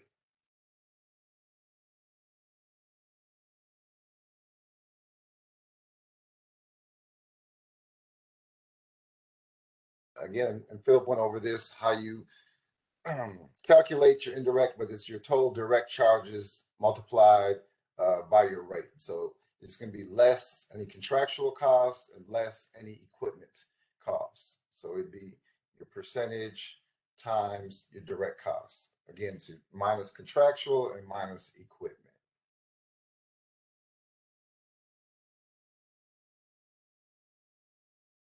So again, this is just a summary of the overall budget.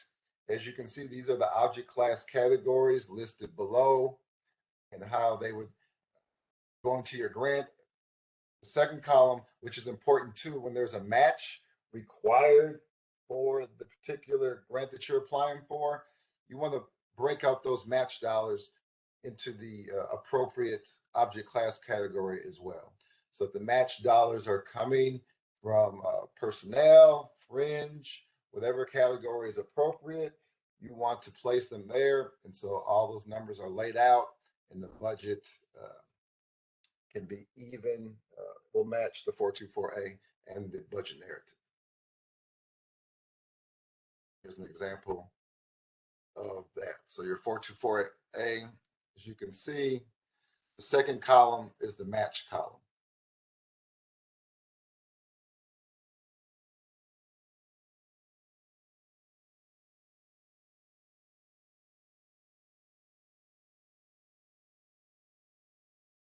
And these are just the different forms that are used constructing your object class, or I'm sorry, your budget narrative. If you don't have these, make sure you reach out to your project officer or myself.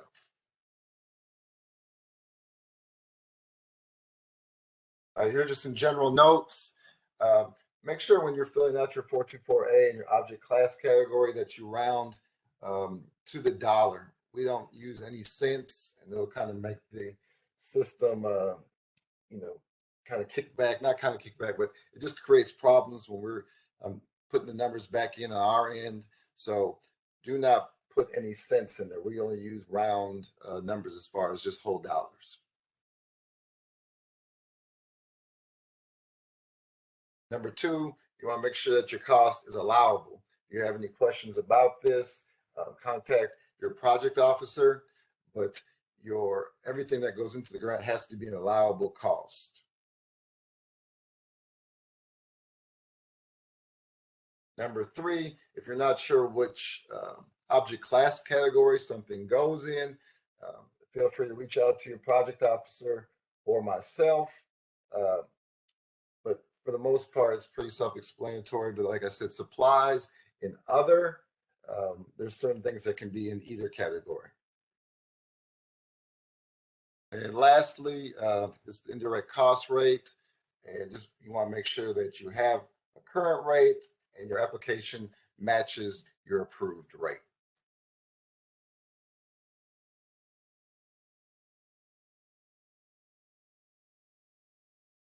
Lastly, this is the just some reference links, but the indirect cost for recipients is here. And I just encourage you also to reach out and search the terms and conditions of your grant. There's a lot of helpful items in there as far as your finance contact for your award, drawing down funds. We have changed in the last couple of years. We in RTP now, we used to have a Las Vegas contact, but now that has changed and we are in RTP, North Carolina. Are there any questions here? I know Philip was wanting to show a video. This actually I've kind of finished before, so we definitely have some time to take on some questions, or if someone else has something they'd like to share, that'd be great.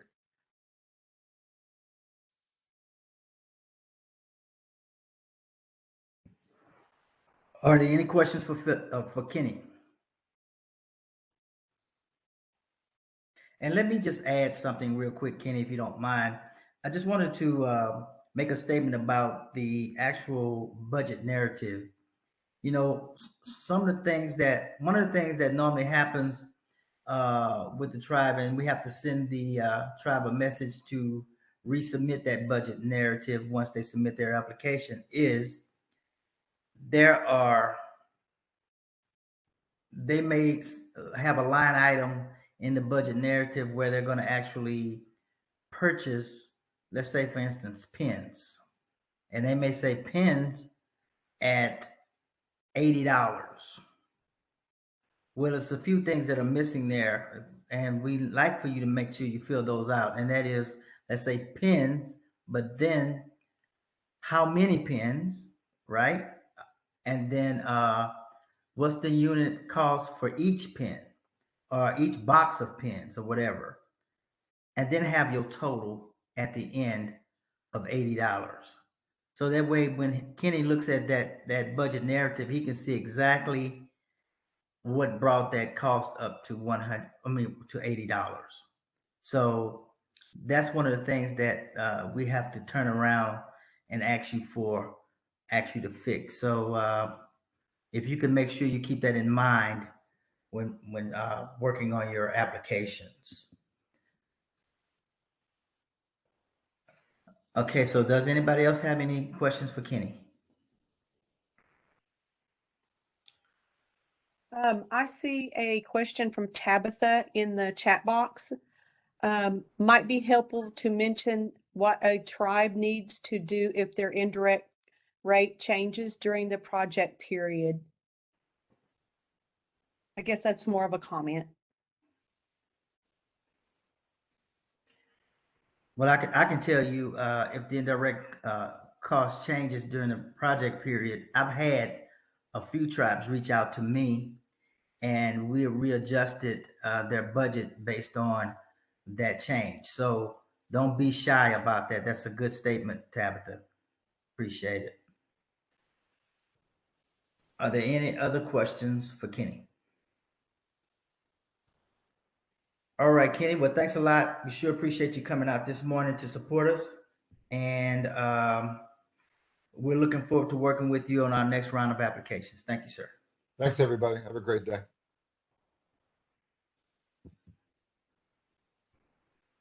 All right, Philip, are you still there? I'm still here. You want to go ahead and provide us that video that you have? Yeah, let me see if I can get this thing on here.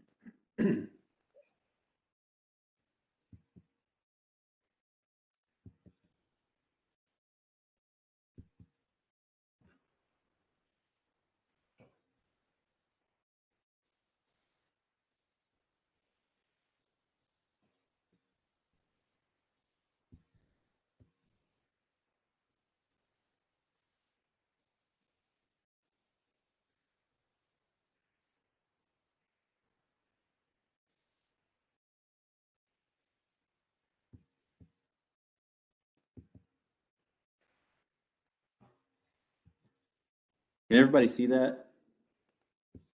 Yes. Is there sound on it? There's not sound, is there? No, there's no sound Okay. on this one. Okay, just making sure.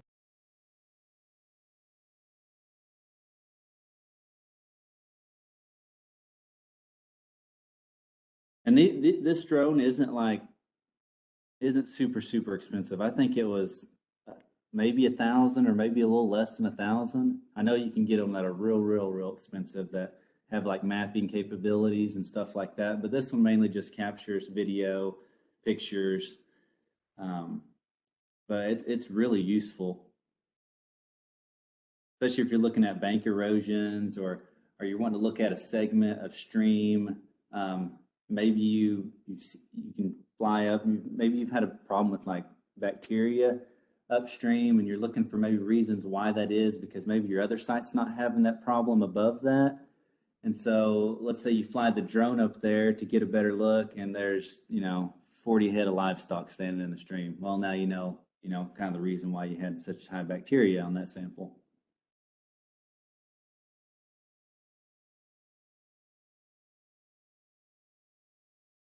And like I said, this one's super simple to fly. I mean, within 20 minutes, anybody can pretty much fly it. So how much use do you get out of it, Philip? How often do you actually send your drone up?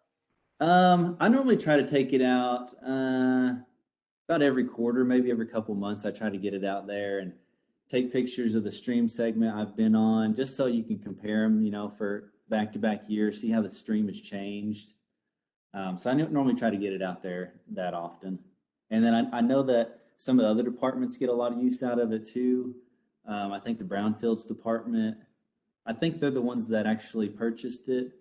And so they take it out for site recon, maybe areas they can't get to. So it can be useful in multiple departments, environmental departments that you have.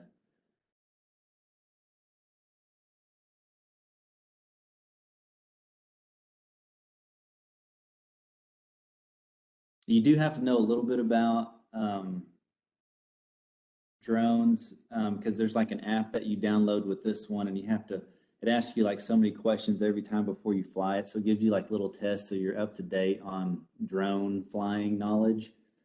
And I know that if you get so many of them wrong, it won't let you fly that day. So It does have that too as well. I don't know if that's with all drones. This is the only one I've ever flown.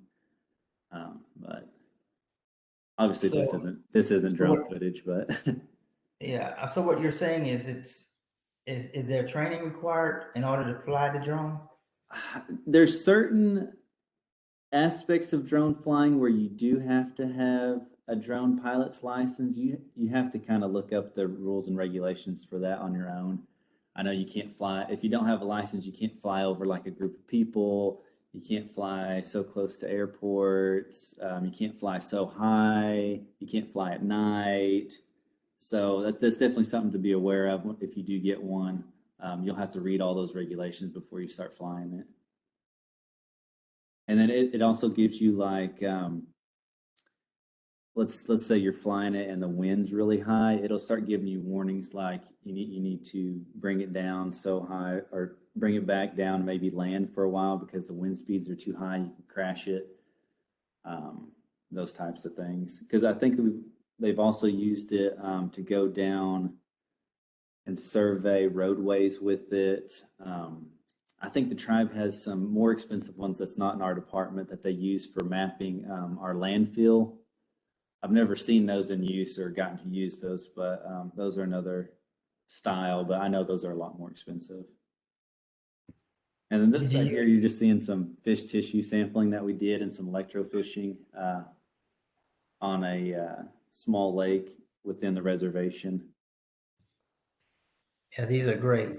Did you use your funds to your 106 funds to purchase a drone, or how No, did you actually, our brownfields department purchased the drone, and they just let us use it. But it would be something that you could probably purchase through 106 and use because we use this video for outreach all the time. Like if we go to events with a lot of tribal citizens and you know they start asking you, well, what do you do? Well, you can just play this video and say, this is kind of some of the things that we do within the 106 program. And here's some more footage. We had some pretty good floods, so we were checking out some of the damage it did during one of our past floods. As you can see, all the trees in the stream. Wow. And then way back there in the back, there's also a power generating place. We were getting some pictures of it. Here's a guy that was helping me. I wanted to get some action shots, so I was flying the drone while a guy named David Hayes that's in our department was using our flow tracker and getting some cross sections on one of our streams. I thought it'd be neat to have some video of that. But we're still learning with it. We've had it a few years, but I mean, it takes time to use it and then figure out how to put your videos together. And I know this isn't like the greatest video, but it was fun to make and it's been pretty useful. We've shown it quite a bit. I've showed it to our Secretary of Natural Resources, the last EPA Region 6 chief. She came and visited and we showed her this video. And so we've used it a lot. Well, I tell you, it's just absolutely beautiful, and it shows an accurate picture on the ground, Right. For your for your water bodies, Right. and just like you stated, also any type of damage that has been occurring that you just would never really see unless you had an instrument like this. So Yeah, because you can cover, a lot more land and a segment of water with this. I mean, it's so much easier because otherwise you'd have to walk and walk and walk and walk and walk, and you might not actually have permission to be on some properties. Well, if you're on Cherokee Nation land like we are, we'll fly it up as high as we can, and you can get an overview aerial of all the stream. For long sections of the stream that you're working in. And you can see, I mean, we've done a lot of it with flooding, taken a lot of pictures because we've had a lot of big floods over the last 5 years or so, some extreme flooding within the reservation. And we've gotten pictures with the drone that we could have otherwise never have gotten. Well, I tell you, that was amazing. Does anybody have any questions for Philip on on his drone and the use of it, or acquisition of it, or anything?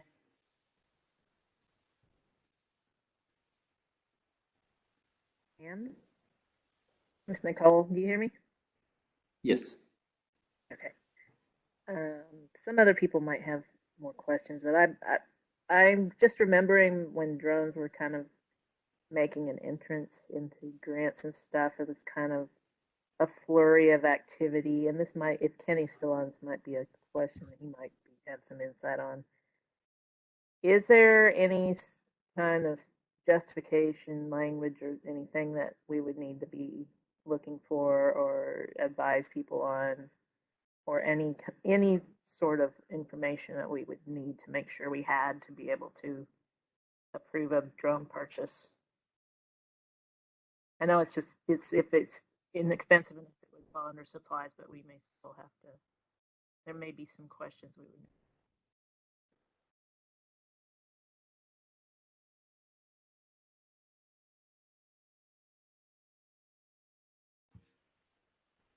And also, Philip, you mentioned cost. What is a reasonable cost for a drone? That one that we purchased came with like 2 batteries, all the cables you need. I think the only thing it didn't come with was the micro SD card. All the software for it was free. And I want to say it was $1,000 or less. I think it was under $1,000. And I know that was a couple years ago, so there's probably even more that are even more affordable. And then I know they go all the way up to 20, 30,000, but I don't know if that would necessarily be something you would ever need. But Okay, thank you. Nicole, looks like no one's answering your question or has a concern on it at this moment. So maybe we'll tailor it and get back to you on that one. Any other questions for Philip and his drone, or anybody have a question for Philip and his drone? Keep in mind, this is something that you could definitely use out there in your 106 programs. And if you have 319, it'll definitely help you out. So, okay, Philip, well, look, thanks for sharing your video. And Wait a minute. I thought something else. Okay, great. Go ahead. I know you talked about a little bit about getting footage of areas, something like maybe you don't have permission to go on. I just also want to be, I want to make sure that we look into that a little bit, just to make sure that, because some landowners get real touchy about surveillance type things, and I know that EPA's kind of gotten in hot water on some different occasions. right, we don't thing. fly our drones over property lines. And Okay. I think, and we're limited to, I think you have to be under, man, I can't remember the exact amount, but on the drone, it tells you how high you are. And there's a limit to how high you can fly it without being a certified drone pilot. Yeah. Okay. Interesting. Thank you. Okay, Philip. Well, thanks a lot, sir. Appreciate it. And I guess I'll be talking with you soon. Now we're 30 minutes ahead of schedule, so we're going to go ahead and allow for lunch right now. And if everybody could be back here at 1 o'clock for the attains session, that would be great. Thank you.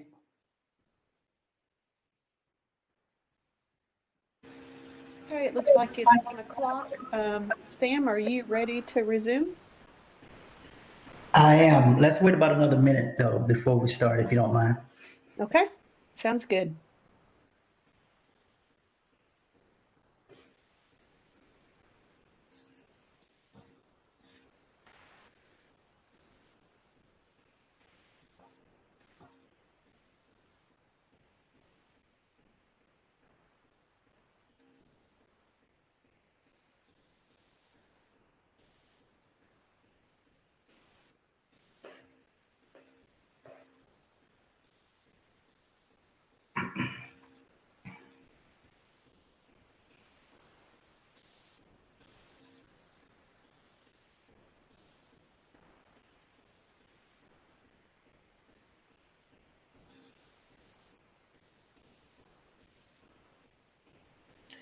Okay, good afternoon, everyone. Welcome back from lunch. I hope the lunch was good, but not so good that it's going to cause you to fall asleep during our next few presentations. So, with that said, the next presentation is going to be on attains, and that's going to be presented by Selena Mandrano, and she's with the listing and TMDL section in water division. So, Selena, are you there? I am. All right, I'm turning it over to you, Selena. Great.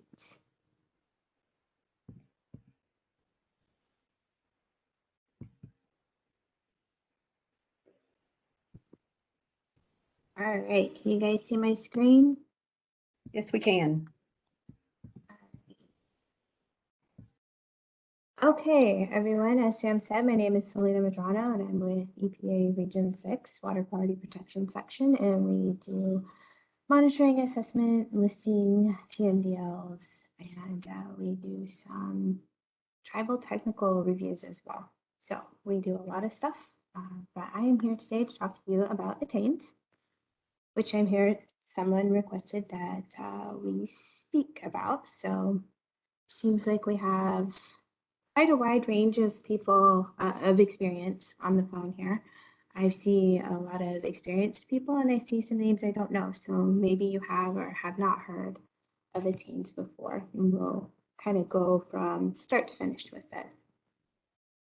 So what is attains? The acronym stands for Assessment, TMDL, Tracking, and Implementation System.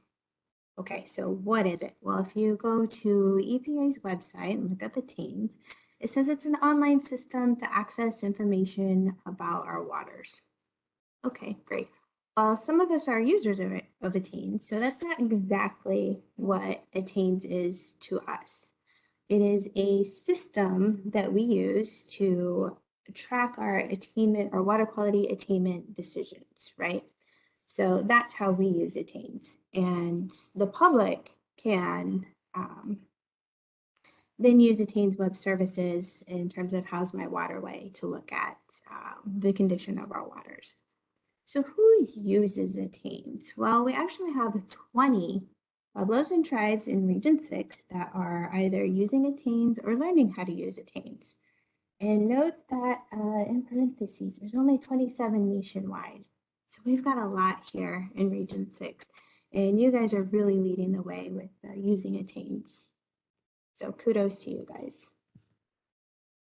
What are some of the benefits of using attains? Well, it's an electronic submission form. So for those of you that are collecting water quality data using 106, you know that you have to submit an assessment report every year or every couple years, depending on how your grant cycle is.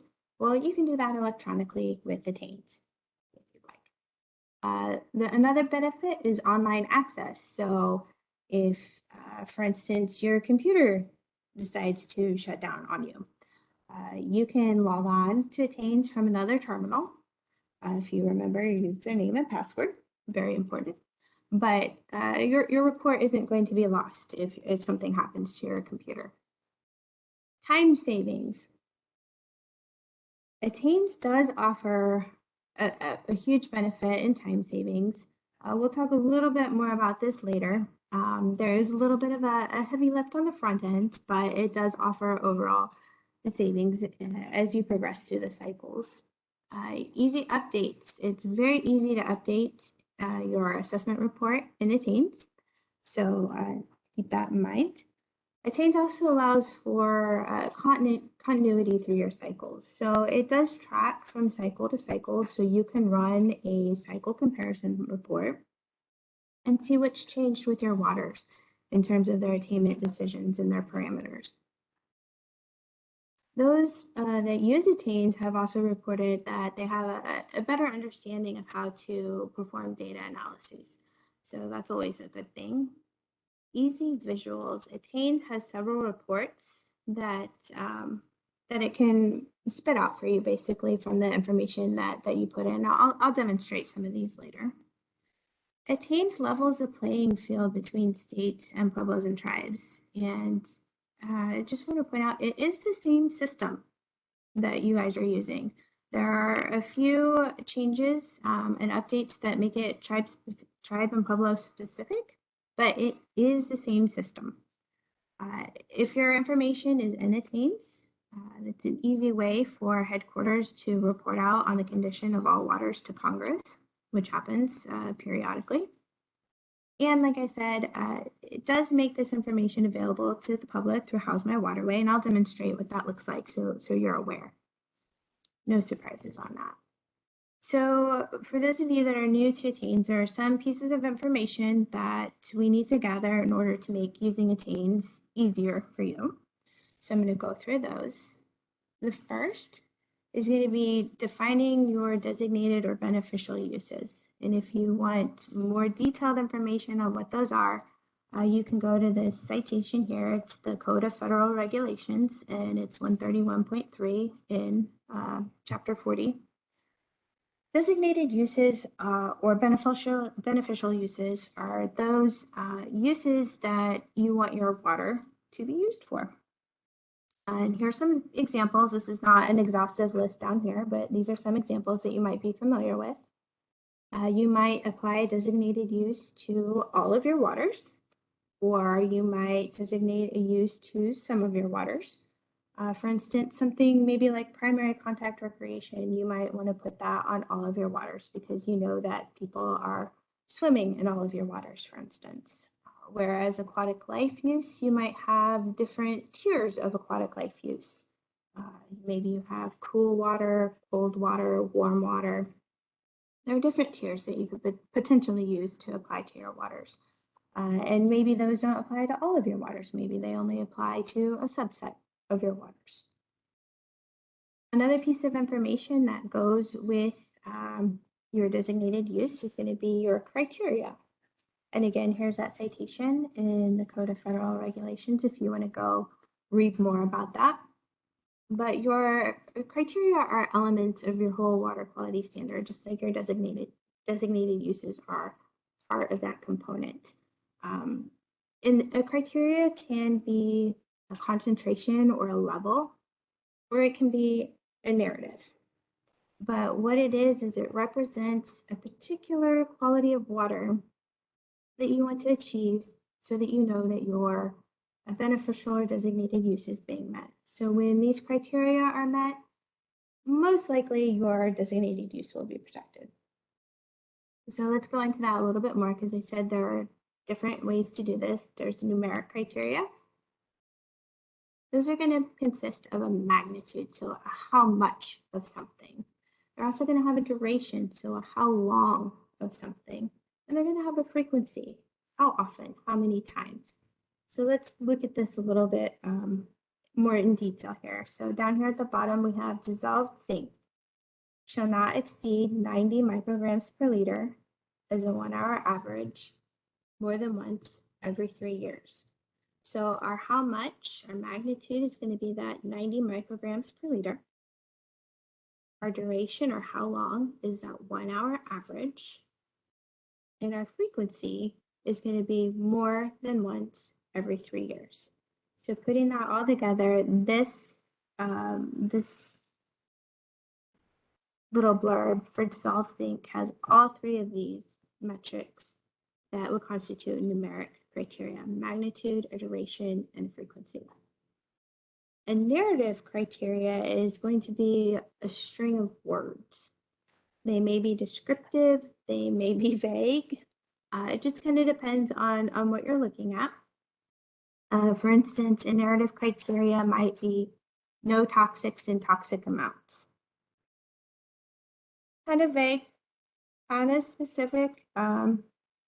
You take your pick there, but a lot of things could potentially fall under that umbrella. Another thing that we want to look at is going to be our decision rules. So how much are we going to allow deviation from our criteria?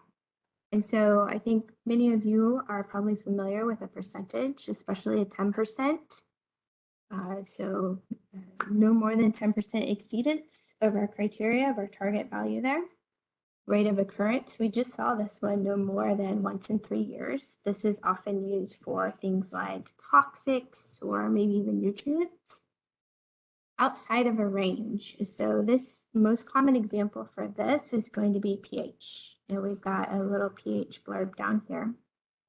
So to write that all out, it would be your water body would be supporting for your aquatic life use if your pH values are between 6.5 to 9.0 standard units. Conversely, your water body would not be supporting if your pH values were outside of that range of 6.5 to 9. There's another decision rule you could potentially use, and that is not to exceed. And this is going to be used for things like bacteria. So when you have E. coli and you're using a geometric mean, a typical value would be 126 colony forming units per 100 mils. That's going to be a not to exceed. So if your geometric mean is above that 126, that's going to indicate a cause or your water's not meeting the use that it's been designated for. So when using attained, we talk a lot about your assessment methodology or your big four. I think you've probably heard a couple of those different terms, but what we're looking for when we're saying that is what I'm going to go over in the next couple of slides. We want to know what your assessment units are going to be defined as. So there are 3 ways on the screen that we have that are potential ways to define your assessment units. One is monitoring location only. So this is where I take my sample, and that's where any attainment decision that I determine from the water collected from this location is going to apply. You could also have a segment or a length of water. And if you take a sample point at any reach or any point along this reach, your decision is going to apply to this entire reach.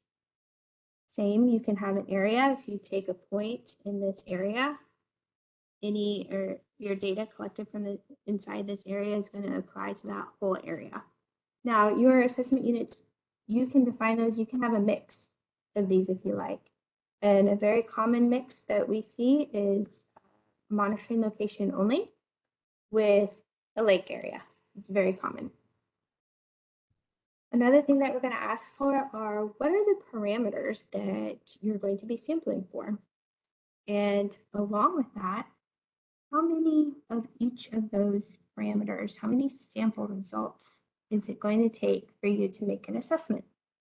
So we have some examples on screen. Dissolved oxygen. We might want to make sure that we have 10 samples in order to make an attainment decision so that we're reasonably sure that we're making the right decision. Now you'll see E. coli has fewer samples. It only has 6. And that might be because the standard or the criteria or the target that we're looking at is defined only by a specific period of time. So let's say primary contact recreation might only be from May to October. And if I'm sampling monthly, that would be 6 samples. Well, let's say I take my samples monthly from May to September, but then I take another sample in December. Well, that probably isn't going to help me. I'm still only going to have 5 that are within that time frame. Now that December sample will be great if I also have secondary contact recreation, and that's defined as say April to November.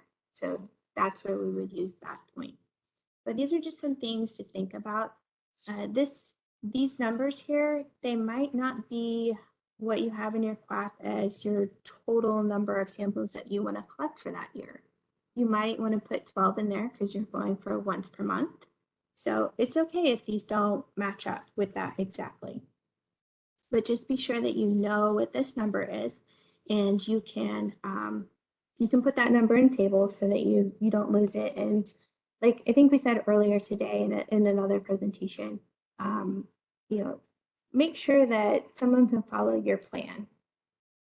So if you have turnover or you get promoted and someone else is now doing this work, make sure that they have a plan or a recipe laid out for them so that they can follow what you've been doing.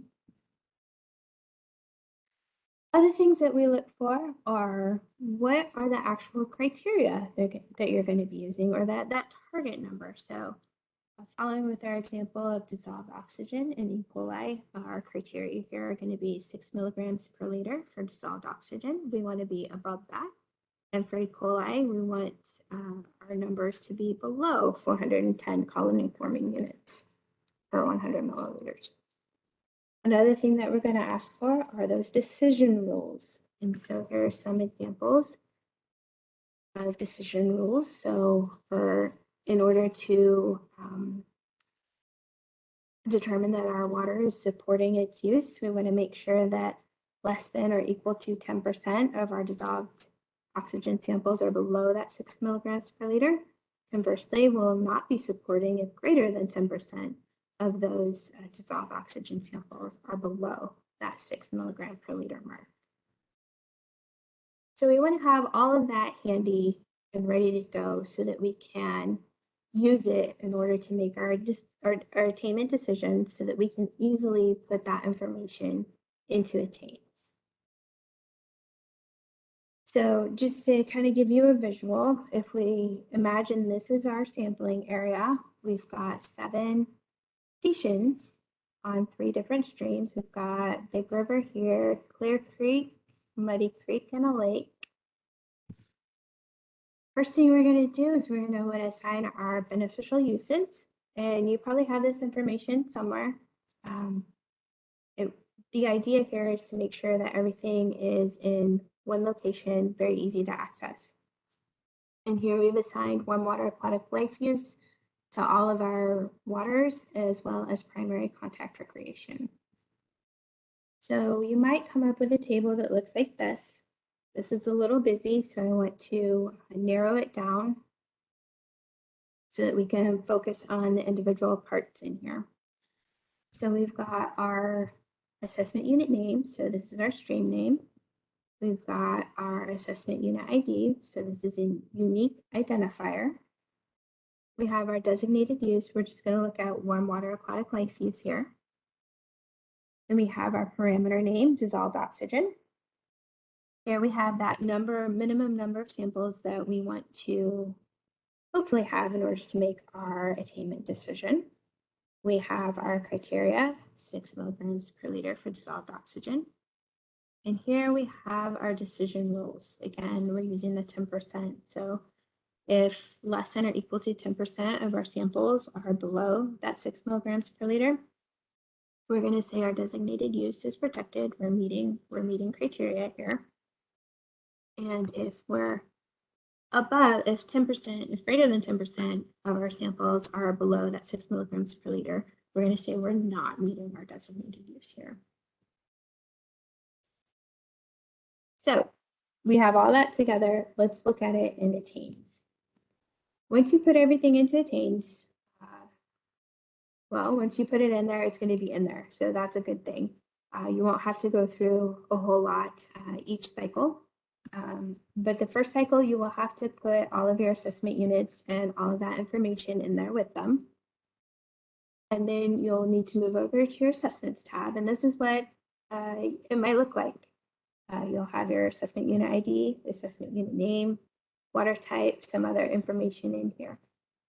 But your assessment unit IDs, these are hyperlinked. So you can click on those and it'll take you to a screen to help you enter information. And this is one of 2 ways that you can enter information into attains. And what happens is it'll walk you through all of these tabs. We have general, we have uses, we have parameters, we have sources, documents, and summary. So this is really useful to have your assessment methodology all figured out in one place to help you enter all of this information into attains. But what I really want to talk about and focus on is over here, this sources tab, because this is a non-point source grants workshop. So I want to highlight how attains can really help in this area. And you can actually track sources that you notice in attains. And this isn't something that we've talked a whole lot about in our attains training, because we've been focused on getting all of our general information in there, all of our uses and parameters in there so that we can make that attainment decision.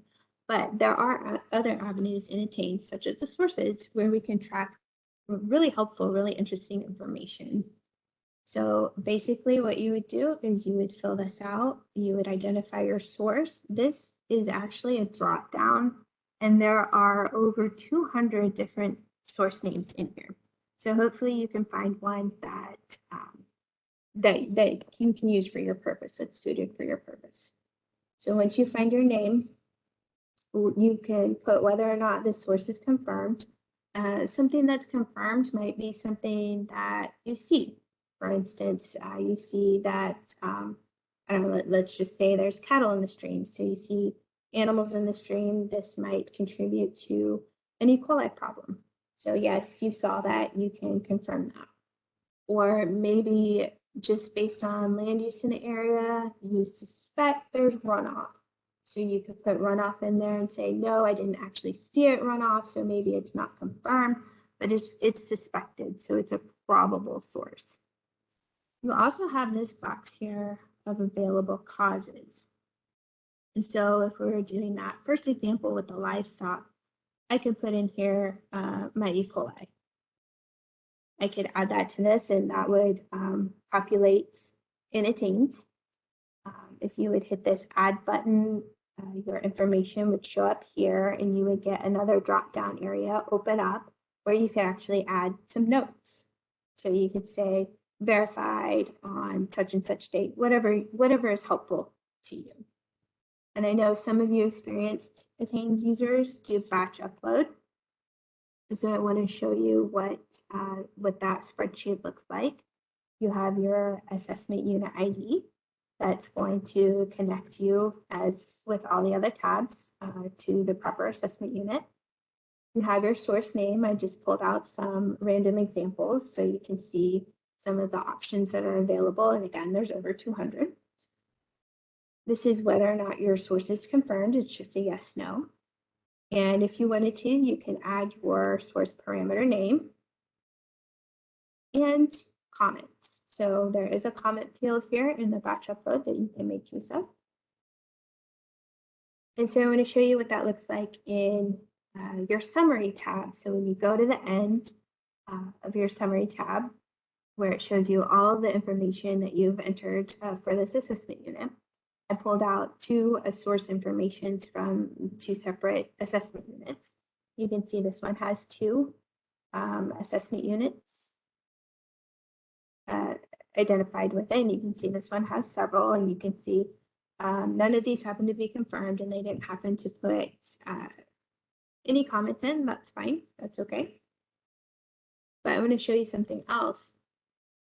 Attain can run reports on your probable sources. And so as you can see over here, we've got both point and non-point sources that are identified here, and we have identified whether or not they're confirmed or unconfirmed. So this is helpful if you're, for instance, your management wants to know what kind of sources are in the area, what's impacting your water. You can pull out this report if you're tracking this in Attains. This is a very easy, quick visual that you can pull out of Attains if you're using the sources tab. So just some quick things to remember about Attains. It does not make the decision for you. You have to make the attainment decision and put that into Attains. It does not hold the raw data, but there is a place where you can put the raw data link in if you're want to link it to the water quality data portal. Be sure that you're updating your comments each cycle. This is very important, especially for like your tech reviewer. You don't want something that's in there that applied to 2 cycles ago, but it's still in there. Your tech reviewer might think it applies to this cycle, but the information doesn't match up. An instance of this might be, say 2 years ago, you experienced drought conditions. So you weren't able to sample to get all the samples that you wanted. That might be important information to put into Attains. Another important thing is using Attains doesn't necessarily make the written reports obsolete.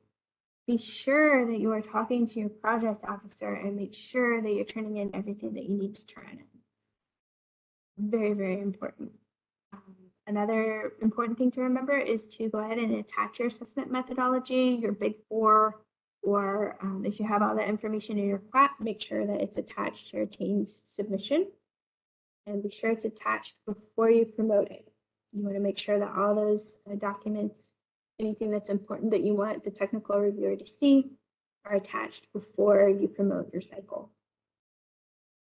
Attains is very easy to update from cycle to cycle. Once your assessment units are in Attains, once your uses and parameters are in Attains, they're going to stay there. So all you have to do from cycle to cycle is go in and change whether or not it's meeting that criteria.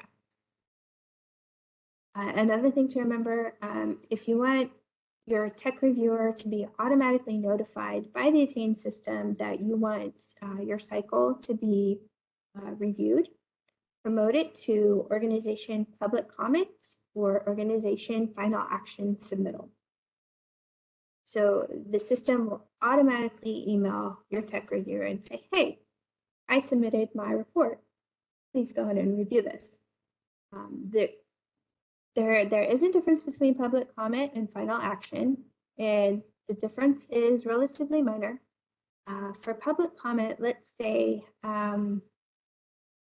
you did your report and you forgot to change your Muddy Creek Station 1 from a cause, so being impaired for, let's say, dissolved oxygen, to being unimpaired, because all of your data for this cycle are great. Everything is above that 6 milligrams per liter.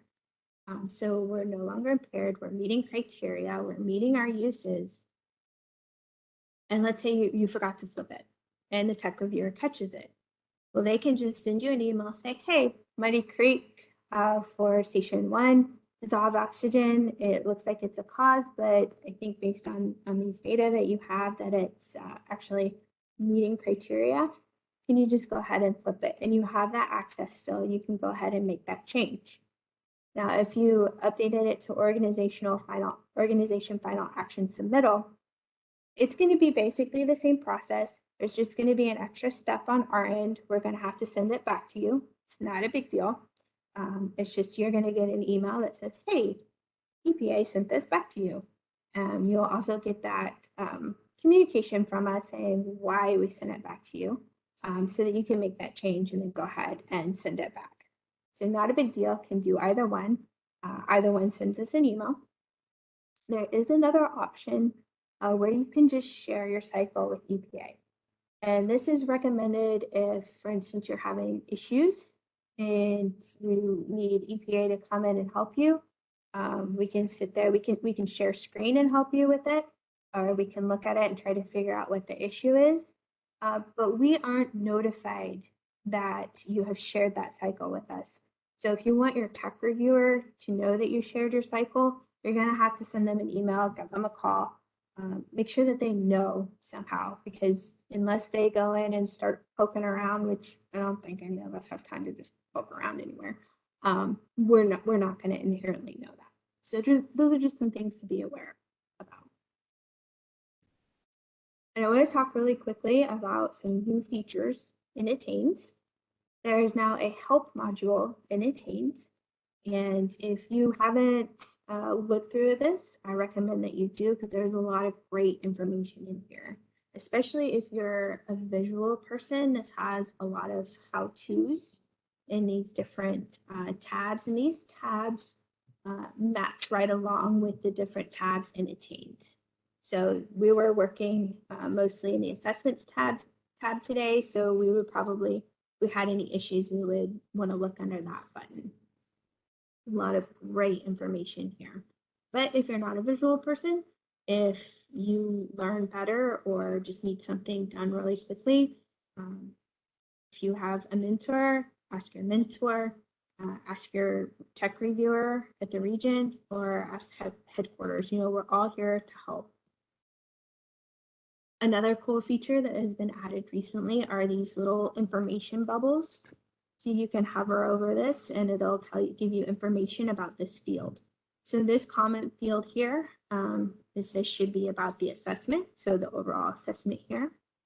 This field is for internal use only, so that's important. So you know it's not going to be published to Attain's web services. And what does that mean? That means how's my waterway? So the public isn't going to see what you put in here. It also says that it's optional. So that's a nice, great visual. I don't have to put anything in there if I don't want to. Here, it was populated with the grant cycle for this this assessment. So that was useful information for the tech reviewer. But be sure that you're going to update that because that doesn't automatically update with each cycle. So I talked about how's my waterway, and I want to show you what that looks like. So how's my waterway now has a search for tribal areas.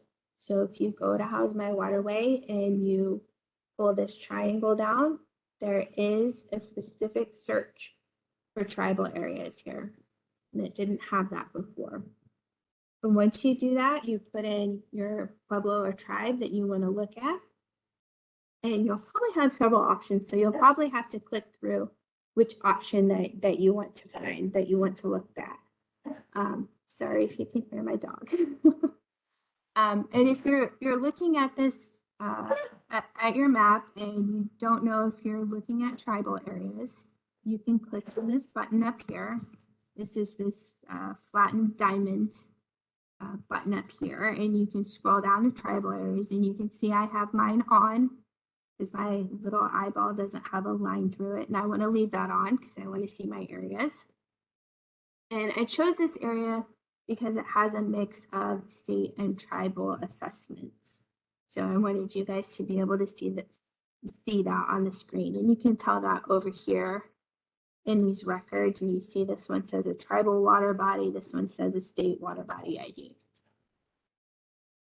If you're not sure, if you're viewing, if your view is showing the tribe areas, you can click down here on these 3 lines, and this is your legend or your key. And I can see that this darker area is my tribal areas. It's possible that the watershed that you're looking at is entirely in your tribal area, so you're not going to see a delineation in color there.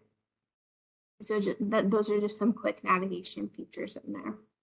Now, if you go over here and you click on one of these records, what's going to happen is it's going to pull down a drop-down summary, and in that summary, you're going to see a link for a water body report. And this is what your water body report is going to look like. It's going to have this really quick visual over here. I can see primary contact is impaired. That's the first thing I see over here. But over here is a summary of my water information, my state, the organization that's taking the sample and taking the water here, where the water is located. But I wanted to draw your attention again over here to the sources.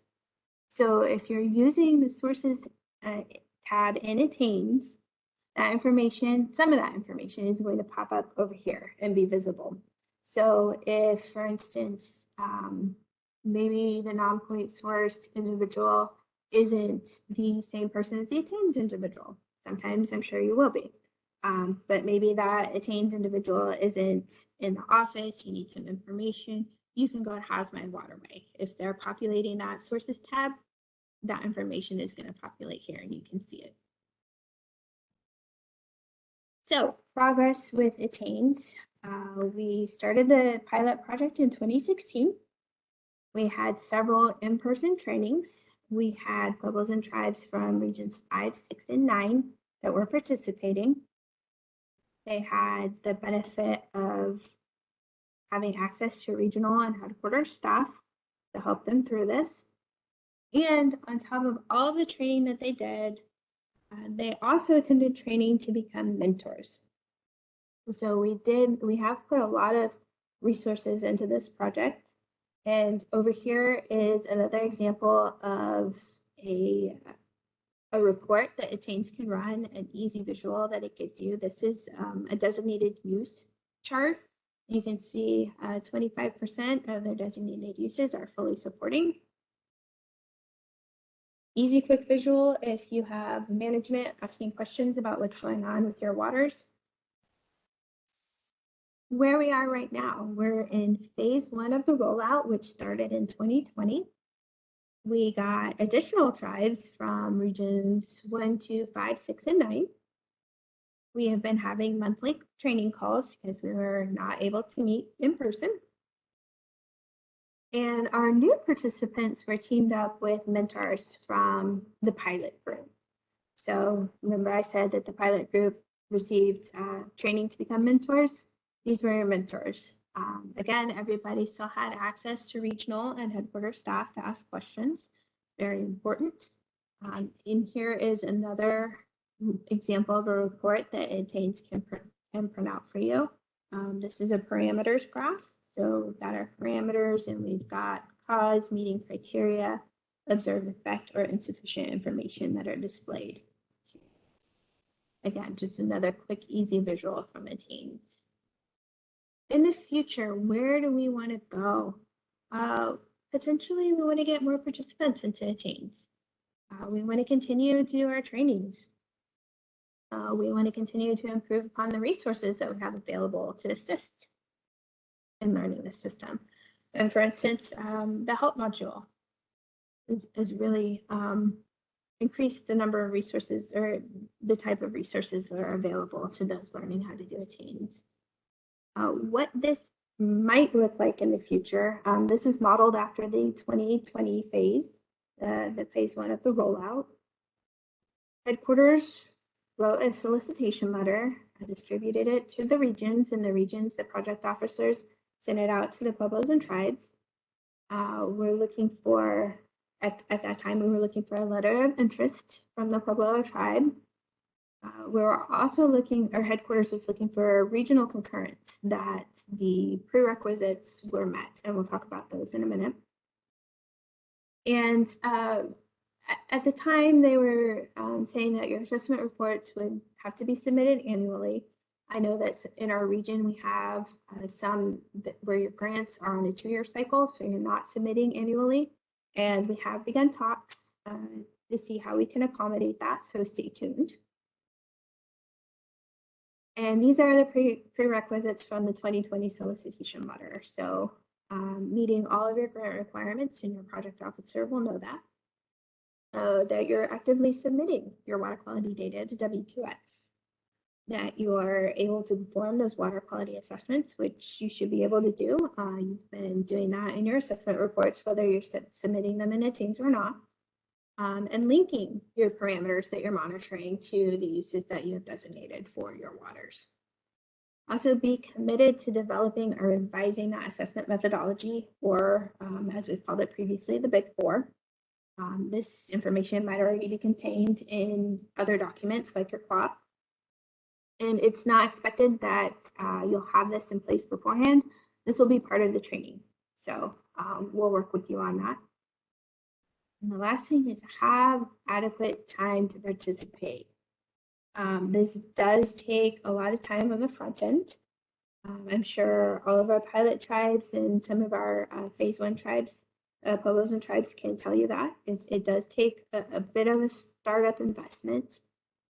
The pilot group said that it took them about 70 hours to be fully up and running in Attains. And this included the trainings, it included getting their assessment methodology in order, it included adding their assessments, their assessment units, their uses, their parameters into Attains. But subsequent years, subsequent reporting, they said it only took them about, on average, 2 hours to enter their assessment data for their assessment report and get that sent to EPA. So while there is a heavy lift on the front end, there is a huge benefit in subsequent years. Our pilot group was saying that it took 2 to 3 months on average to get their report written up and submitted. So definitely a time savings involved here. And here are your Region 6 technical reviewers. Tammy Sunquist is our coordinator, and Rob Cook, Jackson Bollinger, and myself, we are all technical reviewers. So if you have a question, we are available. And I know Rob Cook gave a presentation this morning and was saying that yes, we are available. And I want to reiterate that we are available. Send us an email, call us, let us know. We're here to help you. And with that, I will take any questions.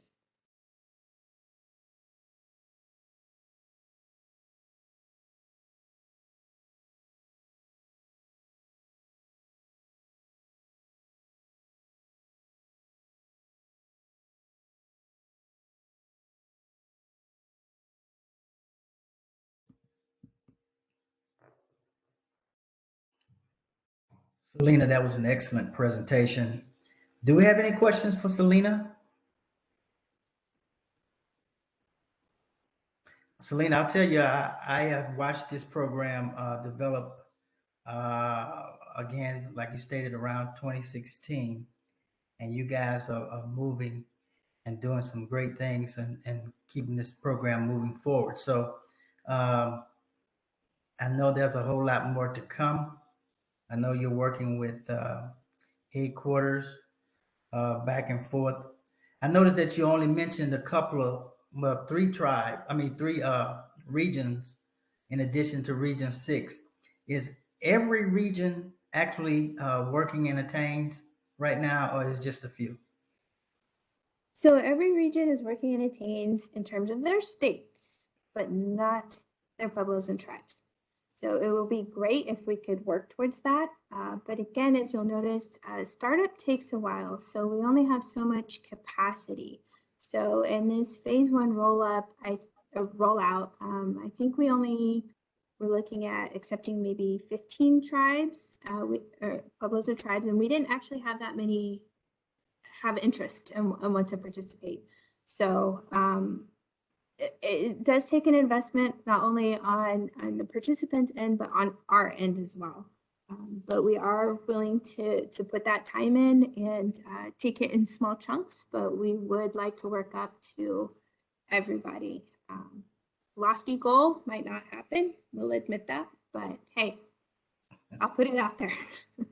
Well, thank you. Okay, well, thanks a lot, Selena. If there are no further questions, we really appreciate you coming out and taking your time today to show us a very important program. And we're going to keep our eye on it, and hopefully more of the tribes will get involved in the future. Thank you so much.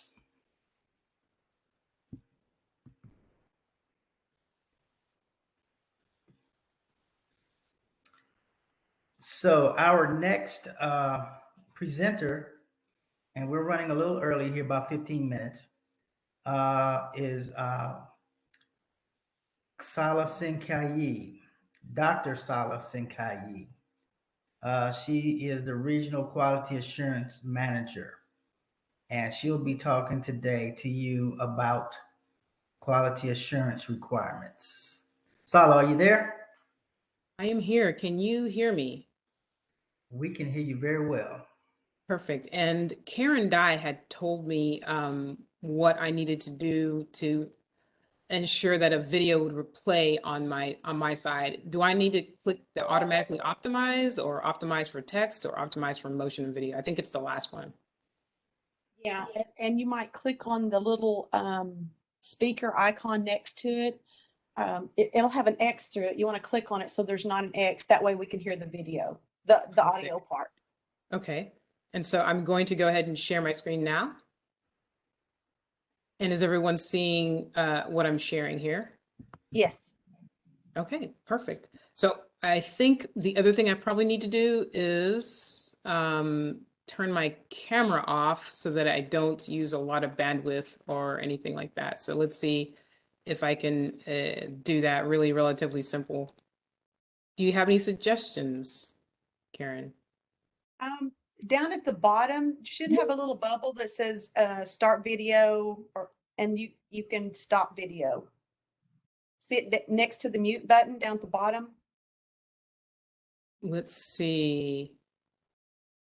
I don't. So let me go ahead and just continue. And then if I have issues, hopefully things don't freeze or whatever, but folks can let me know if Solid, having this is issues. Sam. Did you scroll down to the bottom or you just look down to the bottom? Sometimes you have to scroll and see that. Let's see. Okay, I see it. Okay, great. Perfect. Thank you both for that. And I will go ahead and begin. As Sam mentioned, I'm Sala Senkai, Sala Nanyenzi Senkai. I'm the acting Region 6 Quality Assurance Manager here. And I will be giving just a quick update before I start. Just wanted everyone to know that this is an image straight off of our headquarters webpage, and it's an image of our building at headquarters. I always love the buildings. I like this sort of a background. And just to give you an idea of my background, so I started at EPA in what was called the Office of Environmental Justice, Tribal Affairs back in the day with Mark Allen and Jay and everyone else. So it's always nice to see and hear my friends from way back when. And then I moved to the Water Division and started doing TMDLs and things like that. And then I also worked a lot with data and mapping, developing maps for Region 6. And then from there, I moved on to do the QA portion for the Water Division, and then worked alongside some of the folks. Don Johnson, I know many of you all have probably heard his name, since he was the one who leaded the region's quality assurance back in the day. So fast forward to today, as you can see, I've touched data and information in many different forms, not just here at EPA, but I also supervised biomedical science lab here locally before working for EPA. And I've had a lot of experience working with air quality data and children's health.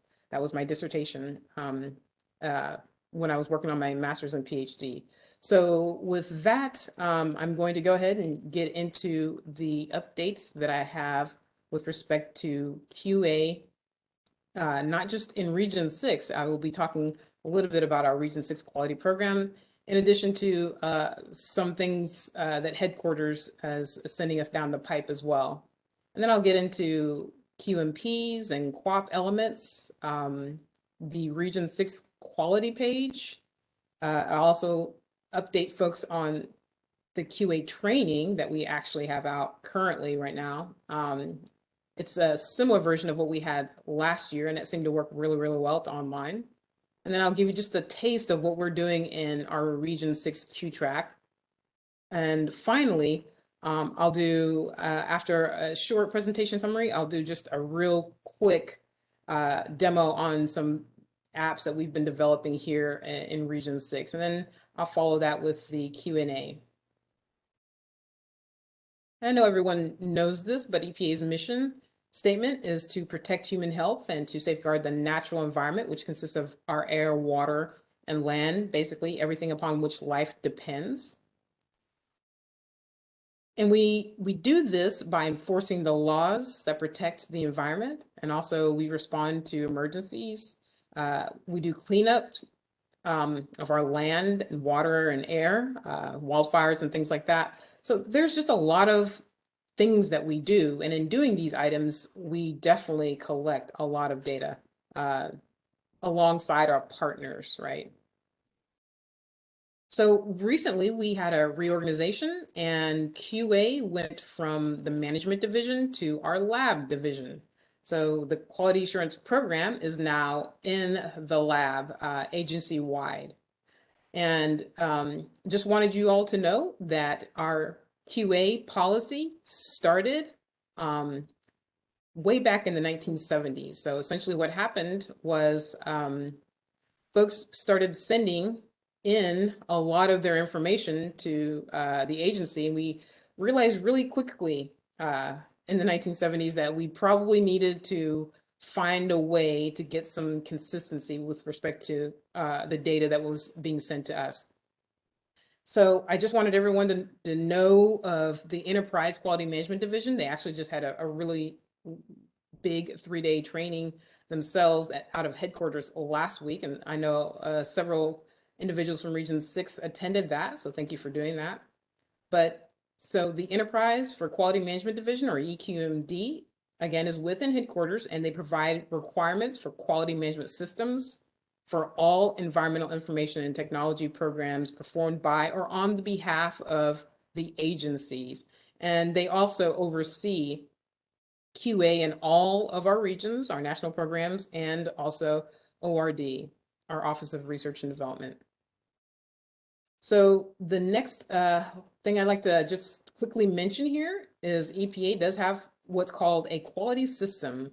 And within that quality system, we do this sort of plan, do, check, act. So we follow the 2 regs that many of you have heard us go over and over in the 3-day trainings, but there are the 2 requirements are R2 for our quality management plans, and then R5. And the bottom line there is, if you follow whatever's in both of those documents, R2 and R5, then essentially you've created a correct QMP and a correct QAP. We also follow the same items here at EPA. All regions do, and that just keeps consistency. So whether you're in Region 6 or headquarters, right, or even California, you will be following the same 2 R2 and R5 documents in order to develop your QMPs and your QAPs, and that helps with consistency. So we, in Region 6, we actually do have a 3-day QA training, but again, I mentioned that is all online now, and I'll go over that here shortly. The important thing to remember about that training is that it gets everyone within the region on the same page. So you can tell your friends or folks in other areas, other regions, talk to them and ask them, do you have a training that's either online to accommodate folks' schedule? And if they don't, then they would need to talk to the RQAM within their region to help them get that training done, or actually just understand what's going on with respect to QA in their region. So, so again, hopefully this is going on agency-wide, but in Region 6, we do have an online training that we've switched from in classroom to online because we're all working from home currently. Also, let's see. So I talked about our training and our support there. And I just wanted to go over the staff that we have. So there's myself, the acting regional quality assurance manager. We also have Silvia Gorostiza. She is our regional lab QA coordinator, our leader there. We also have a regional field quality manager, and that is Paul James. So he does a lot of our internal field items with our SOPs within the region. And then we have a QTrack administrator, that is Joyce Perkins. She does this alongside Sarah Davis. In addition, we have another regional quality assurance officer. So Sarah Davis is our regional quality assurance officer as well, but Kara Allen, she does a lot of behind the scenes within our QA program.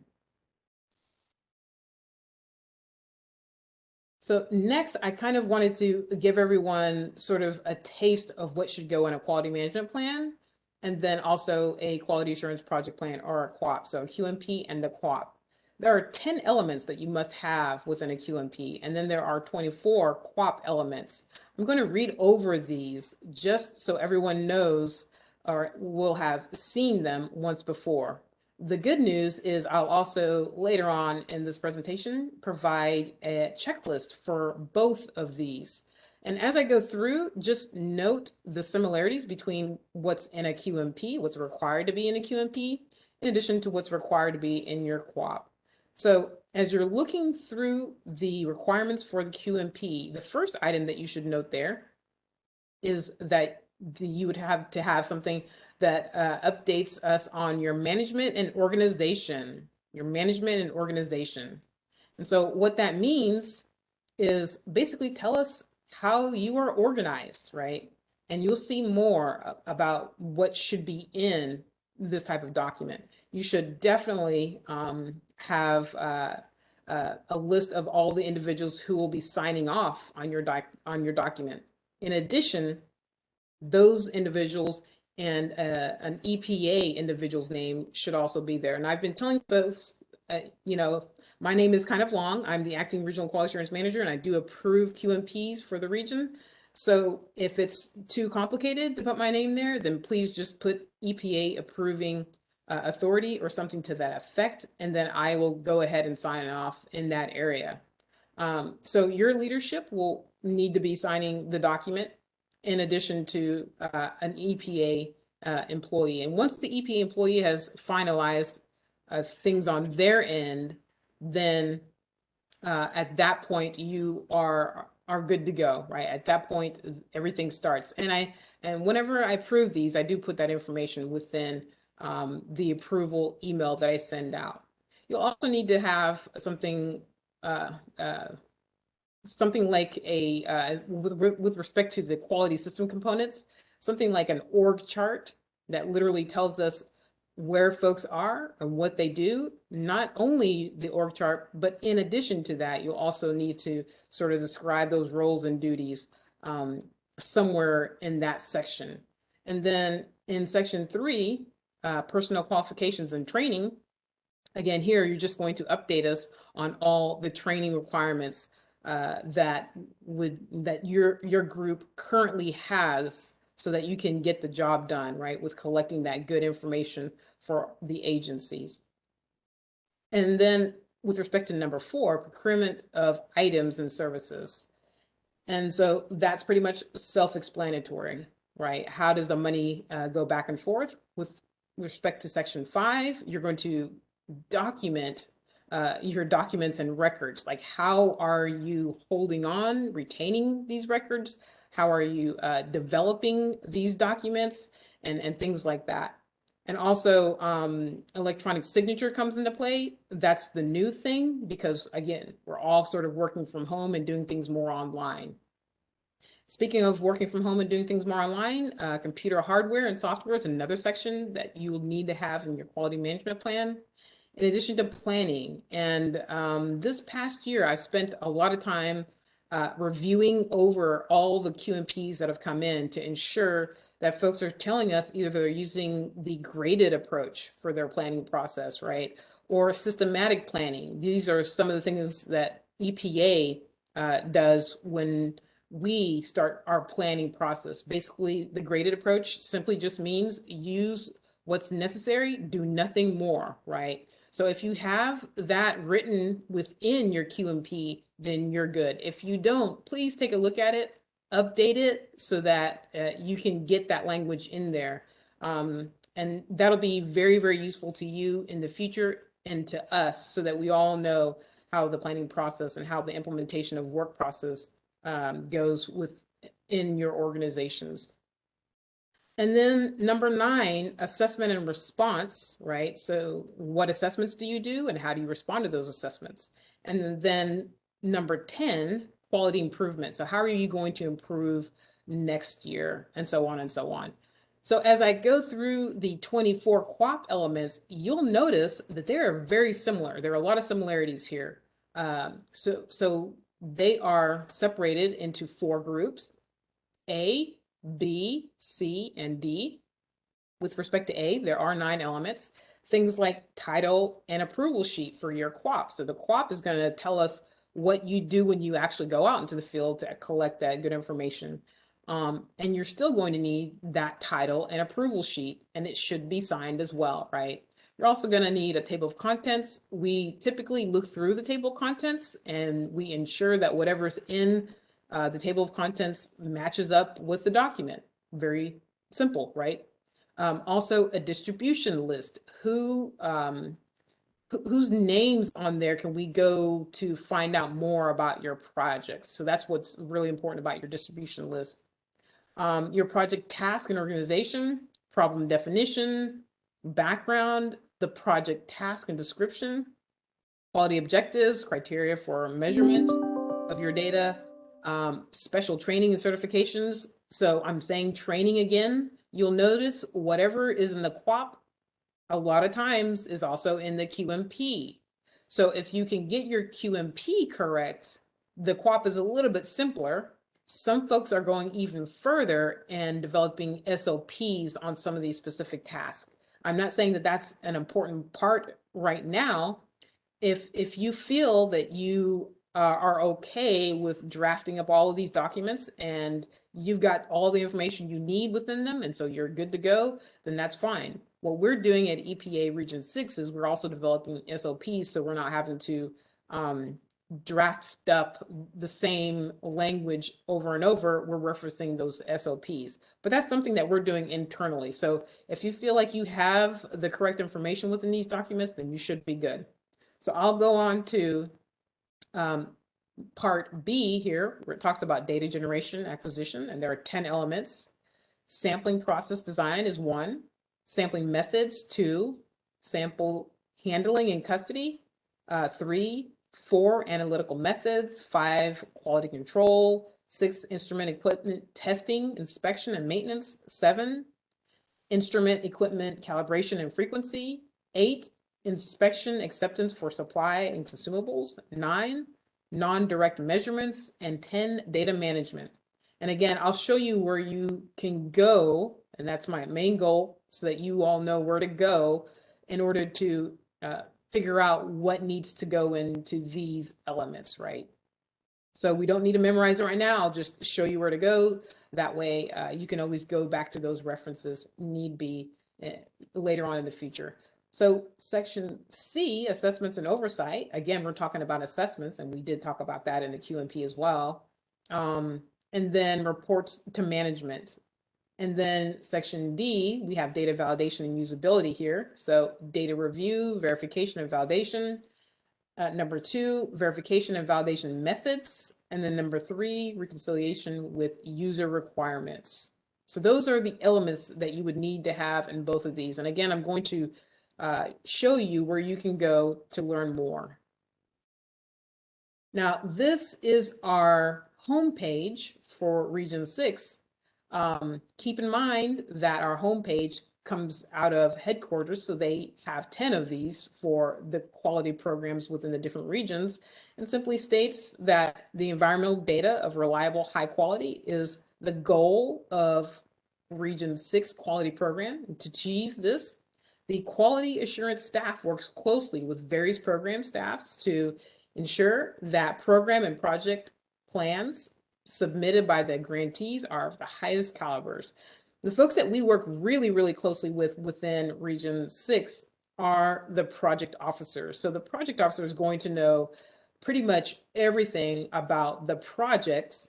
In addition, they know a lot about the grantees because they're in constant communication, right? So we're really, really lucky to have our project officers because they keep everything sort of in check. So thanks to all the good work that they've been doing over the years.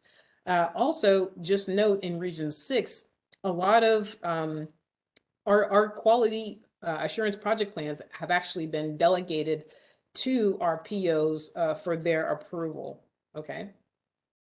So they hold on to those as well. The bottom part of our online page has several items that you may want to check out one of these days. The first I'm going to talk about is the program guidance and requirements. So here there's a tribal guidance on preparing a QAP, and I'll click on that later on and show you what's in there.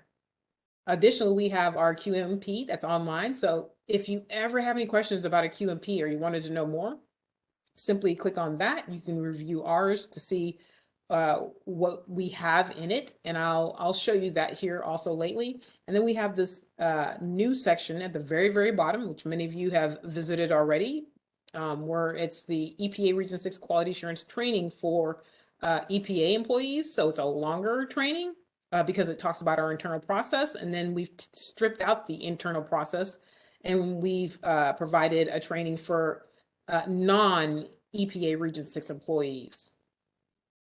Several of you may have gotten an email that looks similar to this. An email did go out late. So we had it in our, what's called our R6 advisory. We had a note letting folks know that our training is up for this year. What I mean by that is it's now live and folks can take it. They have till the end of this year. It says in this message till January the 31st, 2023. Seems like a long time from now, but it comes really quick. So I always tell people the end of the year, so that way we know that they will be able to get it done, because it's going to take a little bit of time doing this training online. This is just a screenshot of our Region 6 training, and I'll go there in a minute, but I just wanted you to sort of get a taste of what it looks like, right? Here we are telling people, welcome to the Region 6 Quality Assurance Training for grantees and other employees.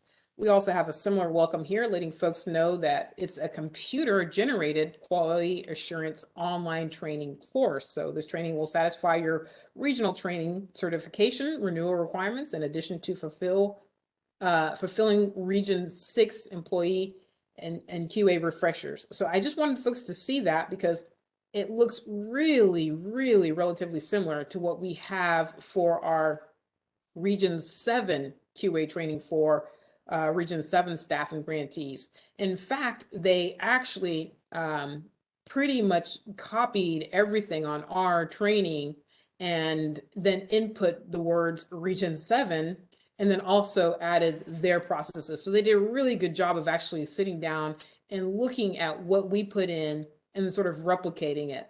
The good news there is that we haven't done anything different from what another region has done. The main difference, though, is, they've added Region 7, number one, and then number two, they've only given folks, that's staff and grantees, 2 months to complete their training in their region. So what I'm saying here is you can do this training under 2 months, because they were able to get it done in such a short period of time. So kudos to Region 7. Again, I wanted to give everyone the rest of the year just to give you time to get started with the training. Now, what I'd like to do is sort of go over some of the things that are in the training that are really significant and relatively important. So what I'm going to do is switch over to the web pages that I have already up. The first item that I saw there was about EPA's quality system. So we'll get to that link here shortly. But again, I wanted you to see what our Region 6 page looks like. And again, we just went over this really quickly. If you click on the training down below, like I've done here, it'll take you to this page, right? This is our Region 6 training for grantees and other QA personnel that is now online to give everyone the opportunity to take this training at any time when they are free to do so. So we've moved it to this online platform, very similar. As you can see, the objectives are still the same. This is a self-paced training. What I would suggest is you read over the items that I'm presenting to you today. That way, when you sit down to take the quiz, you'll actually be ready to take the quiz, right? I've also told people, review the quiz questions. That way you'll have a better understanding of what we're asking and where to go to get that information. Once you complete the quiz, and I'll show you how to do that, then you will be good with your training. And if you are an EPA employee, then it's a little bit different, right? The steps are a little bit different, but essentially everyone will have to get a 90% in order to complete the training. There is this section down below where it says, where can I go for more information? You will be responsible for all of these items in this section as well. So I tell people, for sure, go ahead and look at the questions, figure out what we're trying to ask, so that you can go back and note those items. And then the where can I go for more information is extremely important, because now at your fingertips, everything that you would need with respect to QA in Region 6 is in one place. And again, Region 7 has essentially copied all of these, except for they've updated things like they've provided their own QMP. So we'll start with about EPA's quality system and then move forward to some of the other items that were on the link here below, so that I can show you exactly what's in each one of these. So first, we will go ahead and continue through the training. So again, once you click on the training page, you would click on presentation videos.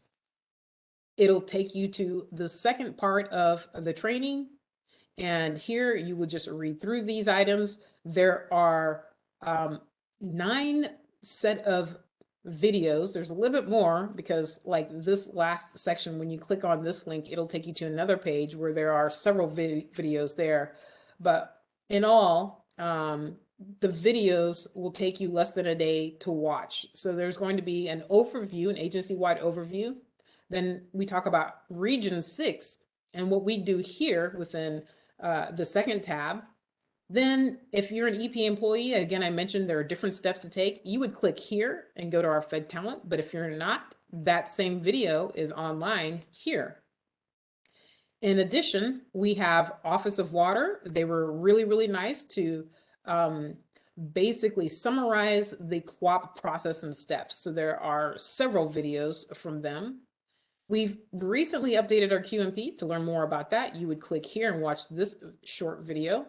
And then there's another video about our Houston lab, another quick video. And then again, the Uniform Federal Policy for CWOPs and their training material is here. So I'll click on that one soon, but I just wanted you all to see this is how our training goes this year. So once you reviewed the videos, in addition to clicking on the links so that you know where the material items are, then you can sit down, and you have to do this in one setting so that your computer doesn't die. If it goes to sleep, then you'll have to start over, right? So do this in one setting, but just go through and answer the questions. There are quite a bit of questions, right? We did this because all these questions come from all the material that we provided. So we want you to be able to understand and know where to go to get information if you by any chance would need it. So now everything's in one place within Region 6. The other regions, unfortunately, you may have to keep going back to the ARCLAM to figure out where to go to get the checklist, or where to go to get some of these other items that we have that are in our training, these links that we provided. Once you answer these questions, you'll have to click on Grade My Quiz.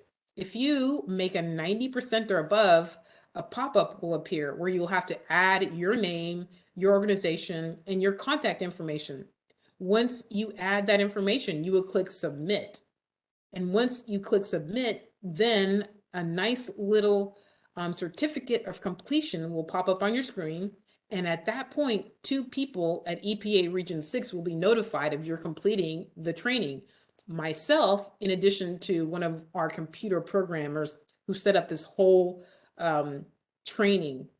So he and myself will be notified that you have completed your training as soon as you click your contact information into the system. And then you'll also get that little screenshot that pops up with your certificate. Once you see that, please take a screenshot of that. That way you can have that for your records. So that essentially is our training this year. We wanted everyone to have everything at their fingertips within Region 6 so that they know what to do with respect to e-signing off on documents, right? There's a new process because we are now all working from home, and a lot of that information is here within this training. So I'm going to go over some of that relatively quickly now, right? I'm going to move forward rather quickly.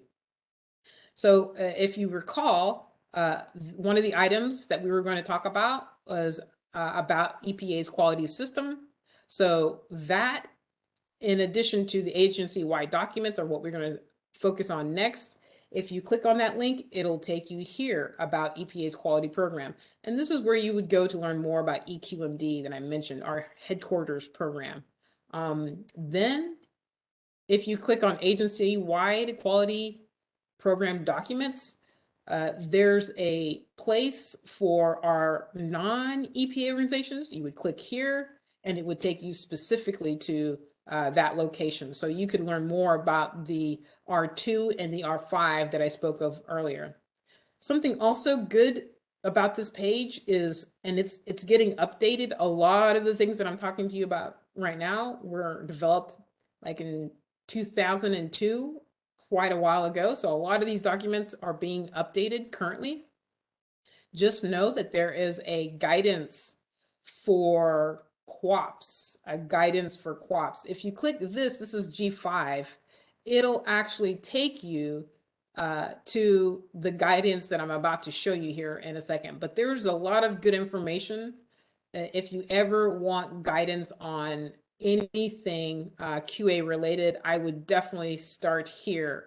And then if you have other issues, please feel free to contact EPA, contact myself or one of the POs, and they'll get that message out to us. So this is the guidance for QAPs, the G5 that I just showed you here a few seconds ago. There's a lot of information in this. There is a lot of information for sure. I'm just going to quickly, there's some background information here, but I'm going to quickly get to section 2 so that I can show you, as I promised, the elements that you need for a QAP. And as you can see, they are all listed here in table 1. Everything that I read off earlier in the beginning part of my presentation is listed here. So you have your A, B, C, and D, right? So these are the elements. And as you go through, it will list those elements for group A. Then it goes through and says, okay, for 2.1.1, title and approval sheet, what is the importance of this? And then it describes what you would actually have to fulfill this requirement. It'll do this for all the elements within a QAP. The other thing that's really important about G5 is if you scroll all the way down to Appendix C, and I'm almost there, we're at A, B, C, you will find a checklist used in QAP reviews. Now, it's not mandatory for anyone to fill this out, but if you are really, really, really new to QA in Region 6 EPA, then you for sure can sit down, fill this out, and keep this on your file. You are not required to submit this to us at any point in time. What you see here is it tells you, well, you're going to need to have a title and approval sheet. It's going to have to contain the project title. If applicable, it's going to have a number. Also, indicate the organization's name. The date signature of the organization's project manager should be present, in addition to the QA manager, in addition to the EPA folks. So this, if you can follow this checklist and ensure that everything that's within this checklist is in your document, you will have an approvable QAP. I hope everyone heard me say that. So if you can follow everything that's within this checklist, you will have an approvable QAP. We also have a checklist for a QMP, which I will be going over here shortly. Before I get to that, I'm going to go over to our community and citizen science for environmental protection. So we've talked about the fact that you need to have a QMP and a QAP if EPA is paying you to go out and collect good information and data for your agency and ours. So it's a joint effort here. So the good work that you do helps your agency. It also helps EPA. But let's just say that there isn't any funding and there's citizen science, right? Good people out in citizen, out in society who want to also collect information about their environment. That's wonderful. We applaud this. This is why we put this page together, so that you can go in and note the quality assurance toolkit, so that you now have resources to actually do the good work that you want to do, that's sort of almost volunteer. So this is a really, really good webpage. I know that there are several in Region 6 who have actually gone out and done some citizen science work. So kudos to you for getting that done. And thank you for all the good work that you do. If you by any chance ever wanted to contact us, here's our contact page for our RQAMs. So the list is over here on the right. You can simply look for my name for Region 6, and others can look for their regional contacts. Or you can also send us a message. Let us know what your needs are. And this message will go to headquarters, or also just click contact us and somebody will get back to you for sure.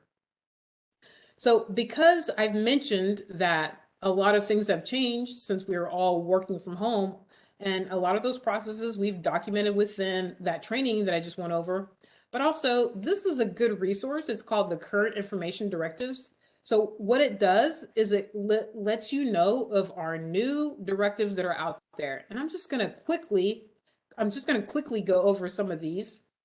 The one that I would like to highlight here, just real quickly, is the electronic signature policy. This electronic signature policy is, again, relatively new, but it tells folks that, yes, we are PDFing things, and then we're going to a certain place to add a digital signature. And that's legally what EPA will be using. So I suggest folks sit down and review this. Also, periodically visit this webpage just to see what directives are coming down the pipe. I'm also going to talk a little bit about paper reduction, because that was one of the directives that were listed here more recently. Before I do that, just really quickly, EPA has what's called information quality guidelines. What this is if there's ever a mistake in anything that you see, you can request for correction. Click on submitting a request for correction. And if by chance that request for correction doesn't get addressed, you can also request for reconsideration. And that's basically just letting folks know that, hey, we think that whatever the response wasn't adequate enough. We would like to go ahead and request for a reconsideration of that correction because things were not taken care of. So those are some of the things that are done in headquarters that are really, really important to the agency. We also have our quality management plan that's online. And I'm just going to go over this really quickly. We too have to get a Q-Track number. A Q-Track number is, many of you know who work with project officers, is the number that we have here in Region 6 that helps us track all of our QA documents. This document was approved in October of 2020 by all of our senior managers. And I'll scroll through the names. As you can see, a lot of these folks have either retired or moved on. David Garcia's and James McDonald are here. And so is Cheryl and Ronnie. But we do have, Ren, she recently retired, and Arturo retired. So our managers also sign off on this, as you can see here. And it goes through and talks about our QA process. And I'm not going to go into it in any detail, but if you have questions or would like to see how we do things, how we structure our organization chart, feel free to visit this document. And then we also have what's called implementation of quality assurance requirements for organizations receiving EPA financial assistance. This is another good webpage because it talks about all the groups, the grantees that we work with, and the responsibilities between us, the financial responsibilities. So if there are funds that are being used that EPA provides for grantees to use to go out and get and generate good quality information for all agencies, then again, we're going to have that quality management plan in place, as it states here. And then we give you the R2 link, so you can visit that if you need to. In addition, we're also going to request the QOP be turned in before the projects start. So this is sort of the financial binding language between EPA and our grantees. So again, we thank everyone for all the good work that they do, but these documents have to be in so that everybody's on the same page. We all know what's going to happen with these projects. So it's very, very important to get these documents in. And again, I mentioned in Region 6, we have given approval authority of all QOPs to our project officers. So please do work with your project officers because they are very, very integral part of the process, right? They're very, very important part of this process. Several years ago, 2013, something called the FEM competency policy. It's a policy to assure the competency of organizations generating environmental measurement data under agency funded assistance agreements. The important part that came out of all of this, and again, I was able to work with many on drafting some of the language that came out of this for Region 6, but the important part that came out of this is if you can draft a quality management plan and get it approved by the agency, you are now deemed competent to go on and do the good work that you do. So I hope that all of the documents that I've sort of gone over show you the importance of getting a QMP and a QOP so that we can have consistent data coming into all of our agencies so that we can help protect human health and safeguard the natural environment in doing so. Next, if you recall, I mentioned that Region 6 has what's called the quality assurance planning for Region 6 for our tribes. So I clicked on that. If you go to it, it'll have 3 sections. One talking about quality assurance project planning, right? So, and it does have the agency-wide documents webpage that I provided before. It also has sampling and analysis plan guidance and templates, in addition to quality assurance management planning right here at the bottom. So there's just a lot of good information here. Again, all of this you can get through our training. And the one tool that I really, really, really like, it's called the Quality Assurance Project Plan Development Tool. Came out of Region 9 and some of their tribal leaders over there. So they developed these 6 modules. These modules are very, very informative. The first one talks about guidance on preparing a QOP. The next one actually has this beautiful template. So if you click on this document here, it'll open up in a Word document, and then you can plug and chug, right? You can put your tribal group or agency into the name of the title. You can actually start inputting your processes within the document. So you won't have to start from complete scratch. And so I love this tool for this one little template, and anyone can download it. Then we also have in module 3, an example, right? An example. And then in module 4, we have a lot of the same links that I've gone over, and a little bit more information. Module 5, there's a link to SOPs. And then in module 6, we have laboratory, selecting an environmental laboratory. So hopefully there's a lot of good information here for anyone who is really relatively new at drafting a QOP. And now I did mention that we have a quality management plan review checklist. So this is really relatively new from last year, from April of last year. And it's very, very, very similar to the QOP checklist that I just sort of went over. The important thing to note here is that once you scroll all the way to the bottom,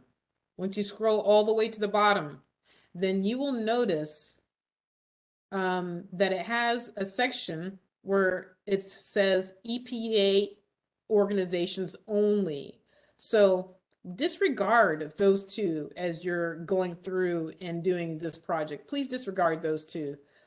So if you see the subtitle for C and D, that means it's for EPA only, and then you don't have to actually add that information to your document. Otherwise, it's a wonderful checklist. And again, none of the checklists are mandatory to turn in.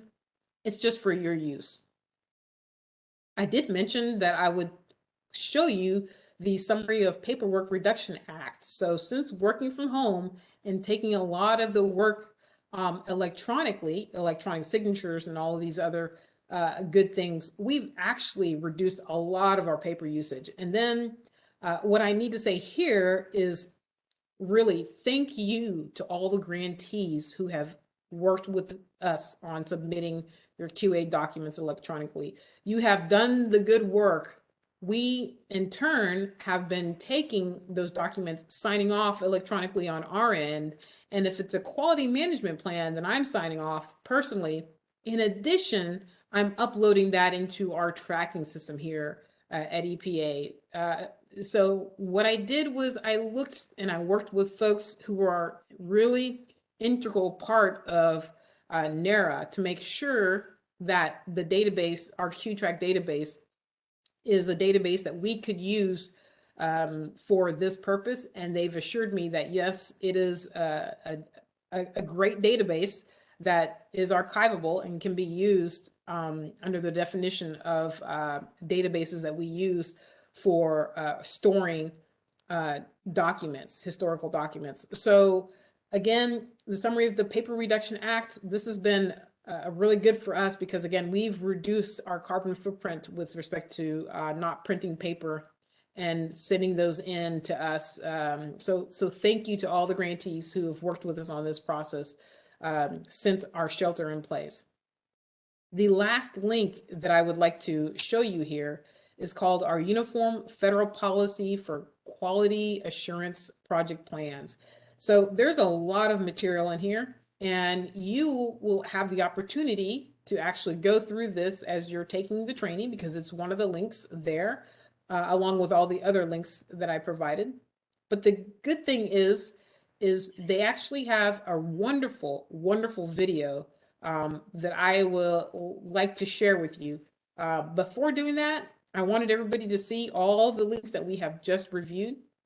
And I think I'll be PDFing this PowerPoint presentation and getting it off to Karen so that you will have this in addition to our training links. So again, all of our training is online now, but this one particular clip that I will be showing you demonstrates the importance of actually having a quality system and knowing that you're going to need a co-op when you go out in the field to collect the good data and information that you will be collecting as you do your good work. So the only thing I ask from Sam and Karen is folks can, after this video, please feel free to unmute yourself. And first of all, let me know if you hear it, but feel free to unmute yourself and tell me what went wrong. Everything that went wrong is why we have QOPs and a QA process today. I was told that because of some of the things that you're going to see in this video, you know, we've sat down and looked at our QA processes a lot closer to ensure that we're not seeing these same things happening again. So Sam, I will look to you to let me know if you can hear and see my screen.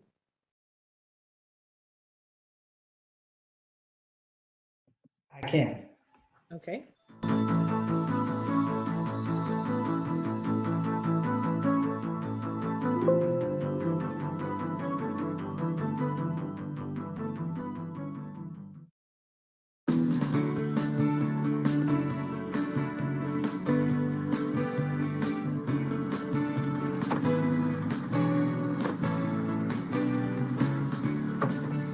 So, Billy, this is what a real-life hazardous waste site looks like.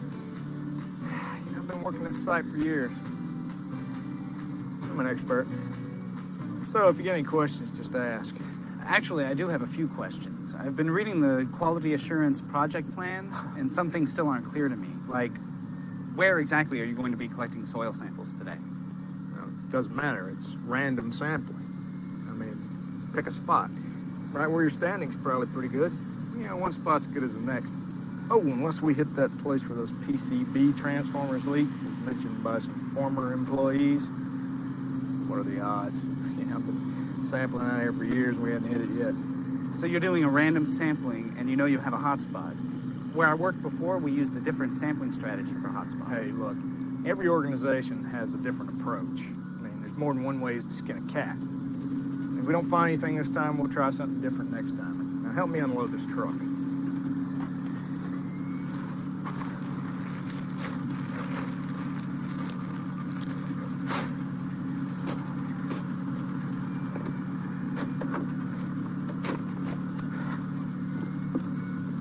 Aren't you going to turn off the engine? No, it's hot out here. I need the air conditioning. Where are the gloves?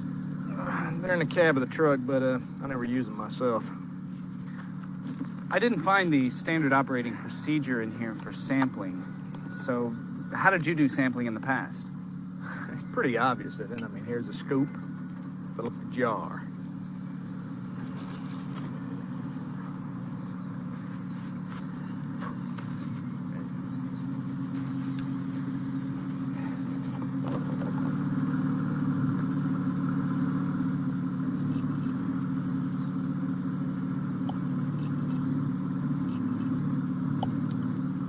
Like this?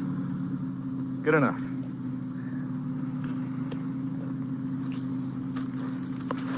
Do you have any labels, field logbook, chain of custody form? I forgot them. Oh, here. Just write sample number 1 on that one, and we'll fix the paperwork when we get back to the office. You remember where you got that one? I'll remember where we get the next one.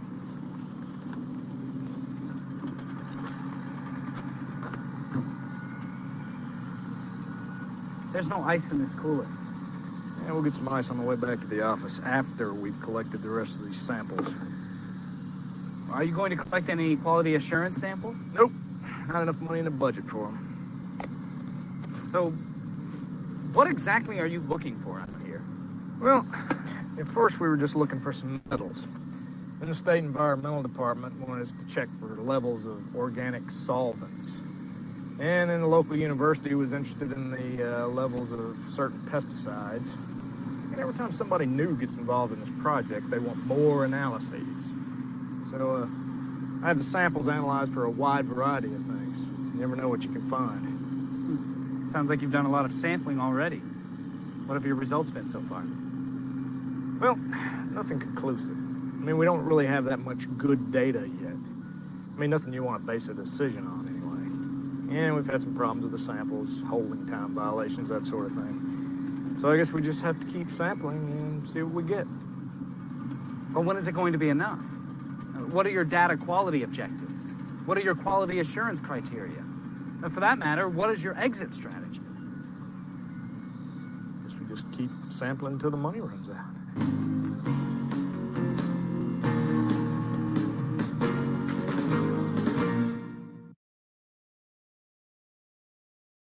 Okay, so hopefully people can still hear me and I'm live.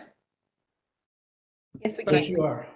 Okay, thank you, thank you. So if folks have any comments about the video, what went wrong, please unmute yourself. And I guess Karen and Sam, you can help me moderate if folks have been putting things in the chat because I haven't been seeing those. Okay.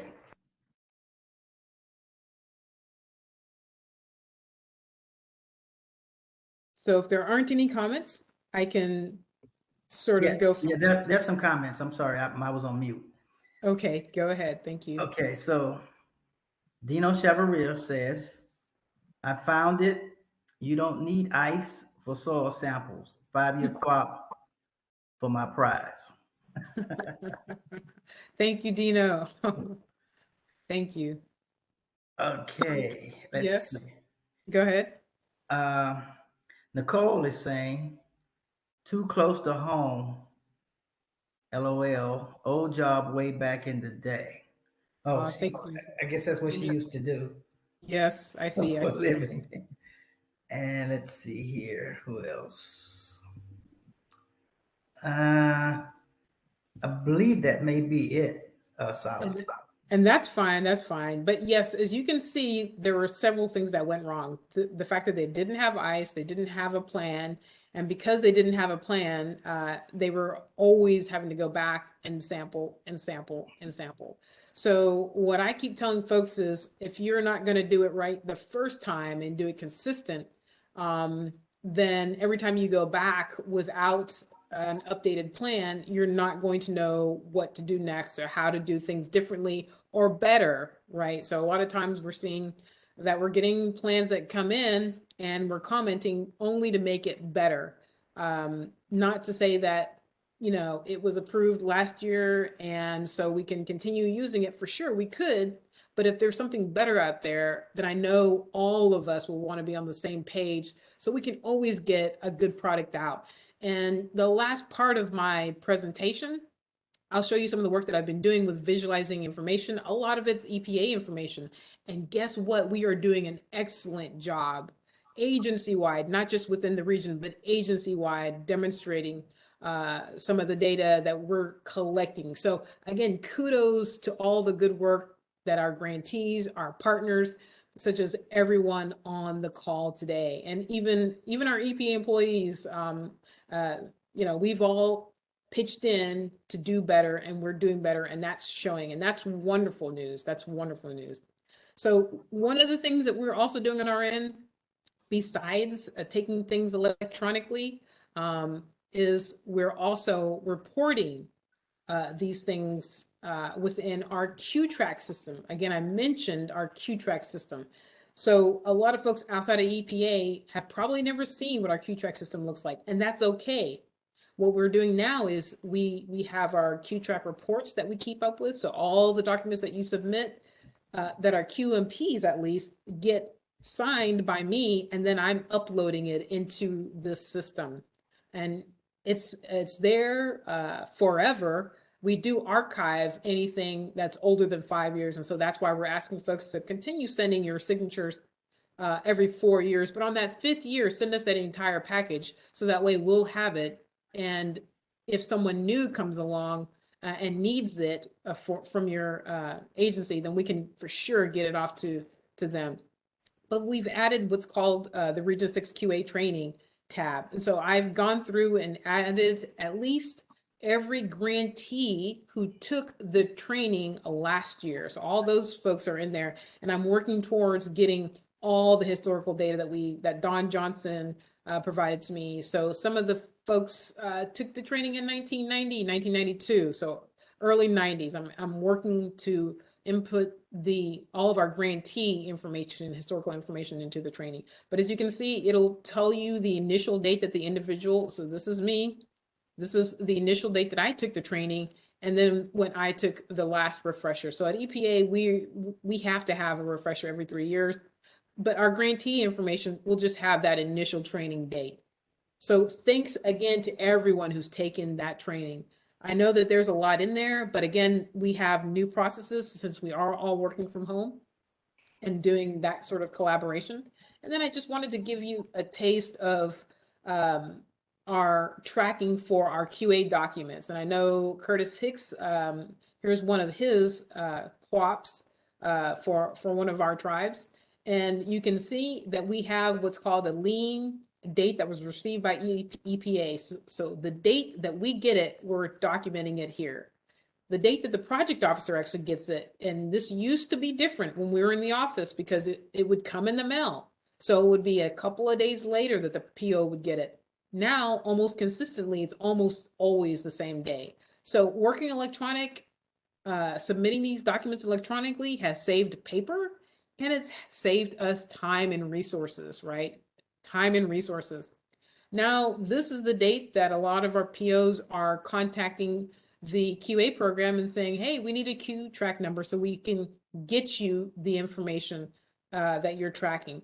And then we have these other dates. So if folks start to ask you, when were those comments sent to you? And then when did you respond to us? That's what these two columns are all about. This next column talks about the date that the grantee was notified by the PO, letting them know that your document has been approved, and then the approval date and expiration date. So we're really, really trying to get on the top of things here in Region 6. The good news is this tracking system that I mentioned, Q-Track for us, headquarters can now link to it behind the scenes via an API connection and use what's called a click tool to see which regions have long times between the date that it was submitted to EPA and the date that the project officer got it. So that's a good thing because what we're trying to do is just improve efficiency on our part and your part. And now, like I said, since we've been working from home and getting these electronically, we have really improved efficiency on at least those 2 dates. So with that is the meat part of my updates and my training. Of course, we have done a lot with respect to our online training so as to update you on all of our processes since we've been working from home. And for folks who haven't taken our new online training, that's okay. I just went through the meat of it, right? There's a lot more for sure. So if you ever wanted to, and if you have time to watch some of those videos, please feel free to do it. The UFP, the Uniform Federal Policy one that I pulled that video from, there's a lot of video examples. A lot of folks would come to me at some of these 3-day trainings and say, Sala, I don't know what a scoping meeting looks like. There's a video for that. Sala, I don't know what some of these compromises look like between the grantee, the states, and the federal government. There's a video that goes over that as well. So they're updating the UFP webpage currently. Their contractors working with headquarters on updating it. But again, it's a good resource, and currently it's still up. So we're going to still continue using that. So with that, before I get into the fun part of my presentation, if there are any general questions about quality assurance in Region 6, please go ahead and ask them now, or I'll just go ahead and continue on to the next part of my presentation.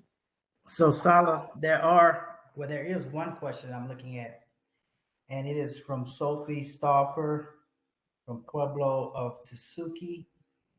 And she's asking if no changes are needed in their QUAP, do they need to send a letter and signature page every year?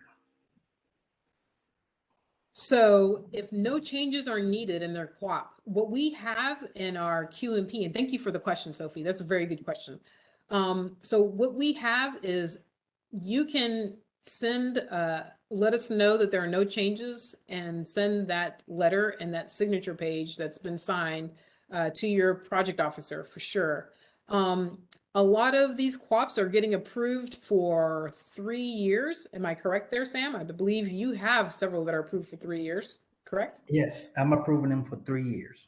Perfect, perfect. And if you're doing that, then the next year would be the 4th year. So I would actually advise going ahead and sending in an entire document, because if you recall at the beginning, I said that you have to have we have to have a hard, well, not really a hard copy, but an electronically signed copy of your entire document, just so we can keep it on file.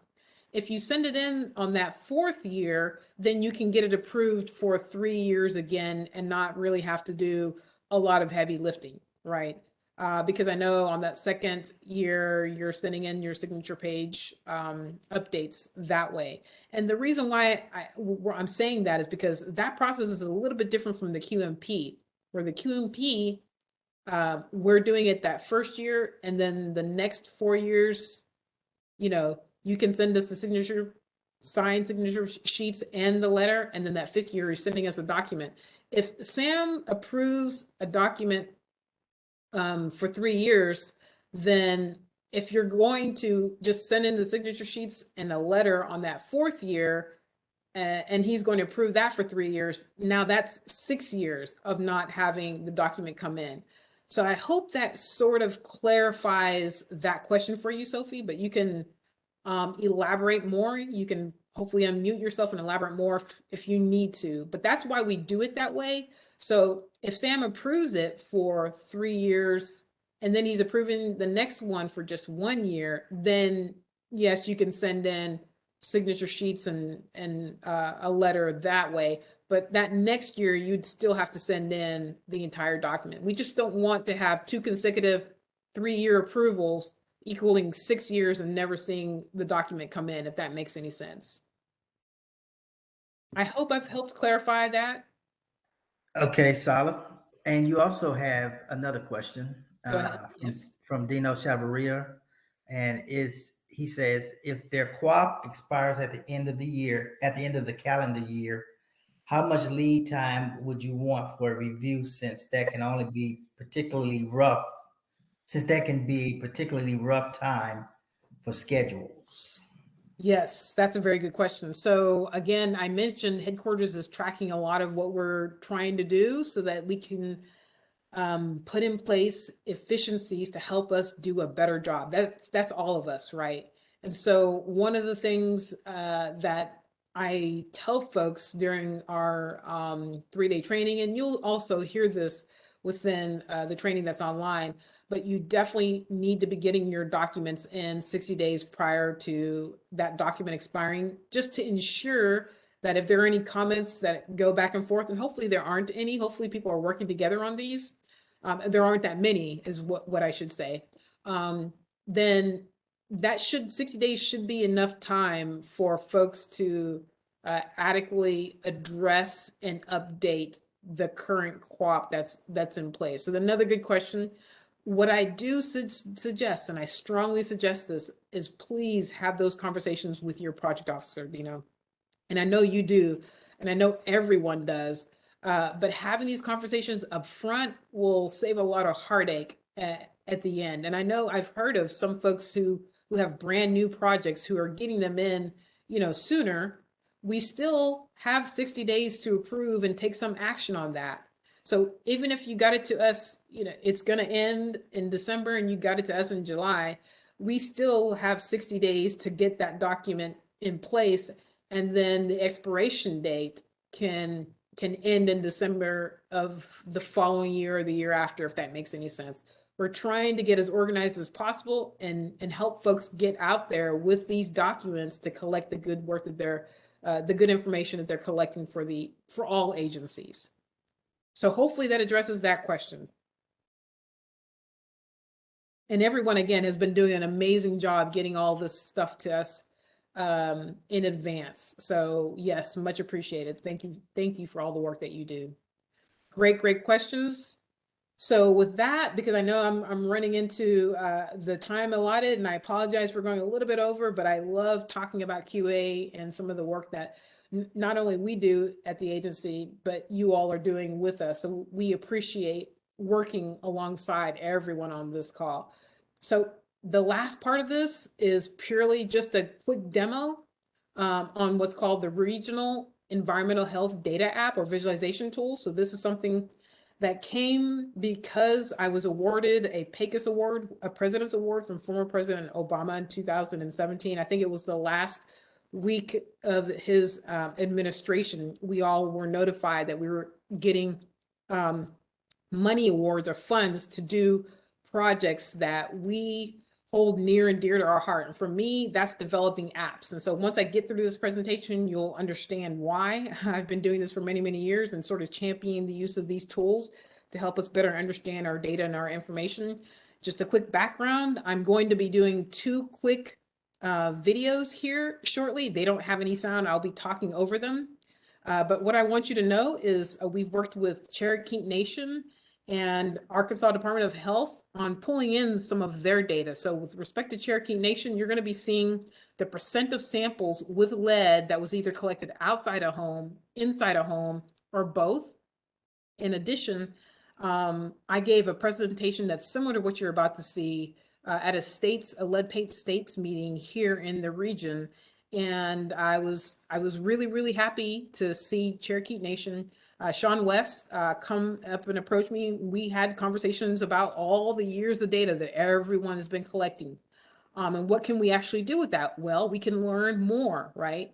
And then we had conversations with Arkansas and a few folks even outside of our region, MIT, and just other people who are interested in some of the work that we're doing. So during the presentation, Sean and the others saw just how powerful tools, visualization tools like Qlik, which is what EPA uses currently, can do in demonstrating trends and relationships of many, many, many years of large data sets and help us note hotspots if there are any, right? During that demo, we actually, I said to Sean, hey, I can help you guys, myself and the contractor that I've been working with, Dr. Brian Chastain. He's the one who's developed all of these tools. He's a great programmer, but we can help folks develop these tools on their own. But, Sean said something really smart. He said, we want to see our information alongside EPA's and CDC's, because he knew that we'd already talked to CDC and pulled in their information. In fact, we talked to people in New Zealand, so outside of the country, just so we don't fall in the same pitfalls that they've fallen in when they're developing these tools for their country.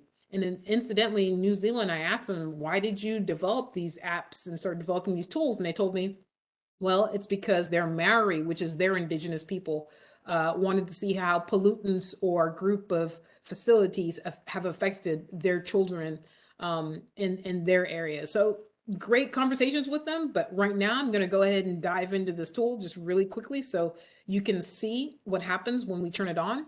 There is a disclaimer. It's straight off of CDC's National Environmental Public Health Tracking Network webpage. We put it up there because we want people to know who to contact right? If they have questions or how to cite their work. We also want people to know that the tracking network allows you to view different query results at the same time, but this does not suggest that the data are related, and the results should never be interpreted that way. So just a quick disclaimer, these are just visual relationships. Also, once you click on the app, again, the title is at the top left, and on the right, there's a little EPA logo. It'll take you to our web pages. We have a data source. So if you want to know more about EPA, CDC, or even EJ Screen, because we have that information in here, you can also contact me if you have questions about any of the data sources. So you can filter, that's the first thing, by state. I'm going to skip that for now for this demonstration.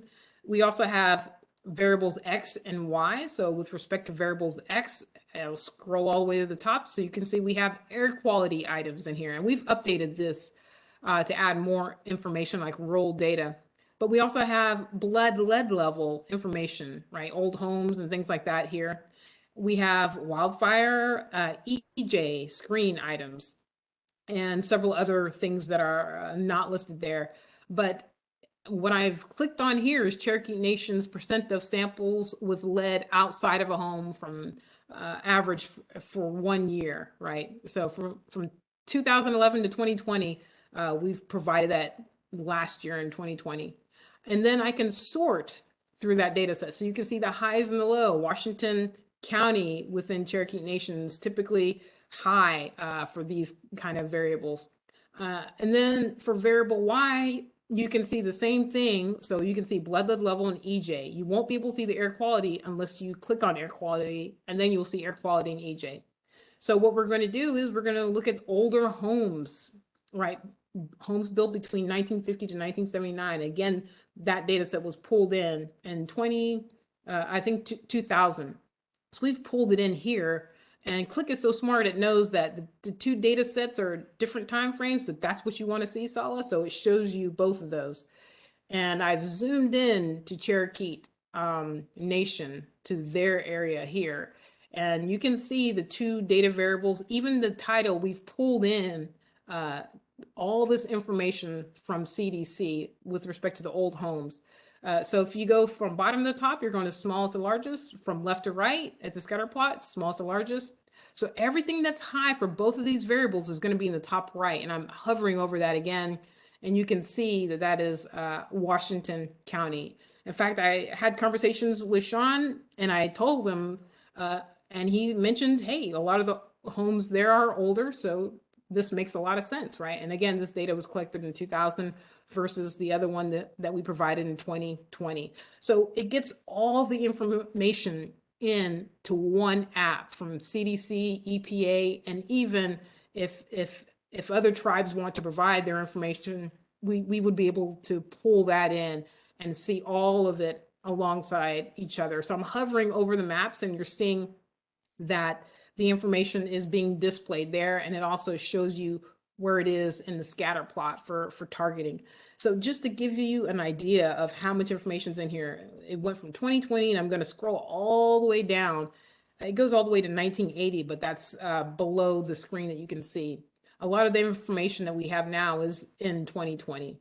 So what I'm going to do next is I'm showing you the trend there at the bottom, but I'm also going to show you the base maps. So you can update the base map. You can have a street map. You can have just imagery, or we'll go back to that light gray because it's a simple view for us, that simple default. So now we're going to look at the percent of samples inside a home versus outside. And there's a slight line there, okay? Washington County is high for both those again, but there's a slight line. If I move over to the combined layer that I mentioned that Cherokee Nation was able to get us, they got us lat longs. So you can see this is almost a line. Most of the samples that they found that were positive were actually found outside of the home. They had a lot of samples. So now we're going to look combined by year. So, 2011, 12, and I'm hovering over the trend line so you can see the numbers, the averages over the years. Again, this is such a dynamic tool. It's quick and easy. And you can see this information just pop up from year to year. That's the beauty of this tool. So I'm going to sort from the highest to lowest. And again, Washington County is high, top 2 for both of these variables as well. And if I went from year to year, which I will here in a second, then you'll see it's also high yearly. So because of that, we're going to use Washington County in the next demo. And so what I'm going to do here quickly is show you the loop through years tool. You just show it the year that you're focused on, as I'm doing here. And then you click on the loop through the years, and it'll go from 2011 to 2012, and you'll see that Washington County is high for most of these years. So to save some time, I'll go ahead and move on to the next demo of the second app. That was the county app that we have.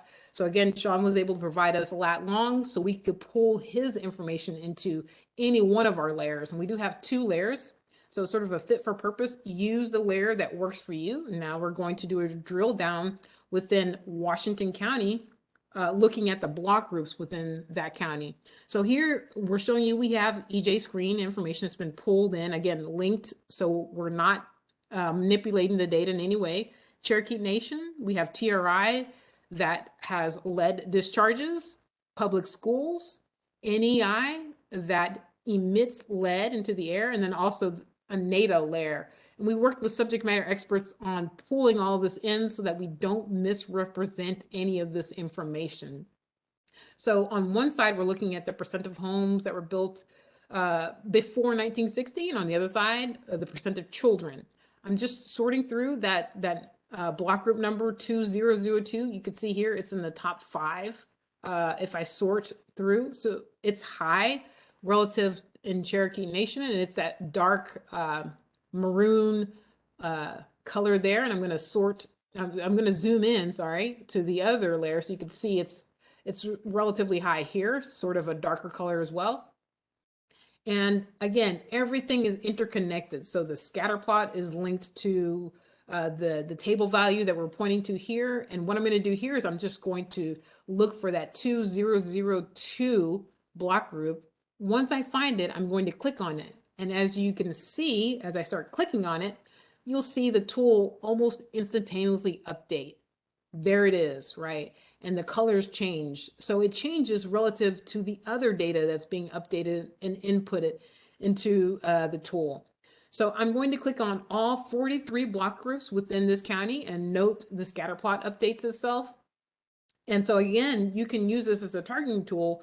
All the items to the top right are going to be high for older homes and children. So if your message is to reduce children's exposure to lead during house renovations, then you would want to focus on the top right, of the scatter plot. So as I go through, you can see now the shape of Washington County is there. And if I hover over things, again, things update themselves. You'll see the readings. I've sorted from highest to lowest. So now that high number is 0.86 and 2002 is second to highest there.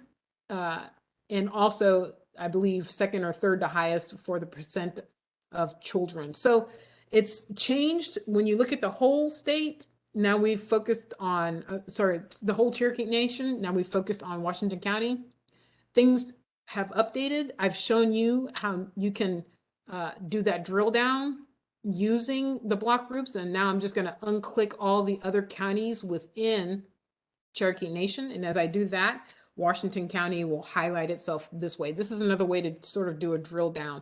And if you want to download this data and this information, you simply click the export table to the bottom right, and that information will be downloaded.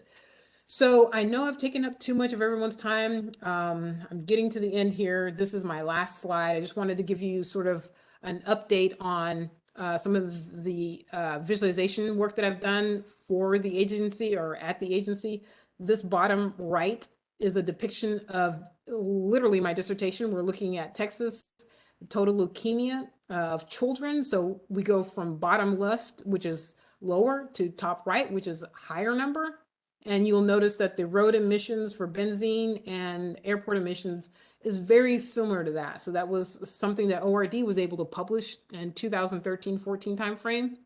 On the bottom left, I was an embassy fellow for the U.S. Embassy, and I worked with Kampala, Uganda, the city of Kampala, Uganda, so the Ugandan embassy, and I was able to develop this tool for them actually in Excel, simple and easy, and they were able to note the time of year and the time of day when they have high PM 2.5 that may be negatively impacting their population, and they were able to get a $1 million Google grant to continue this good work.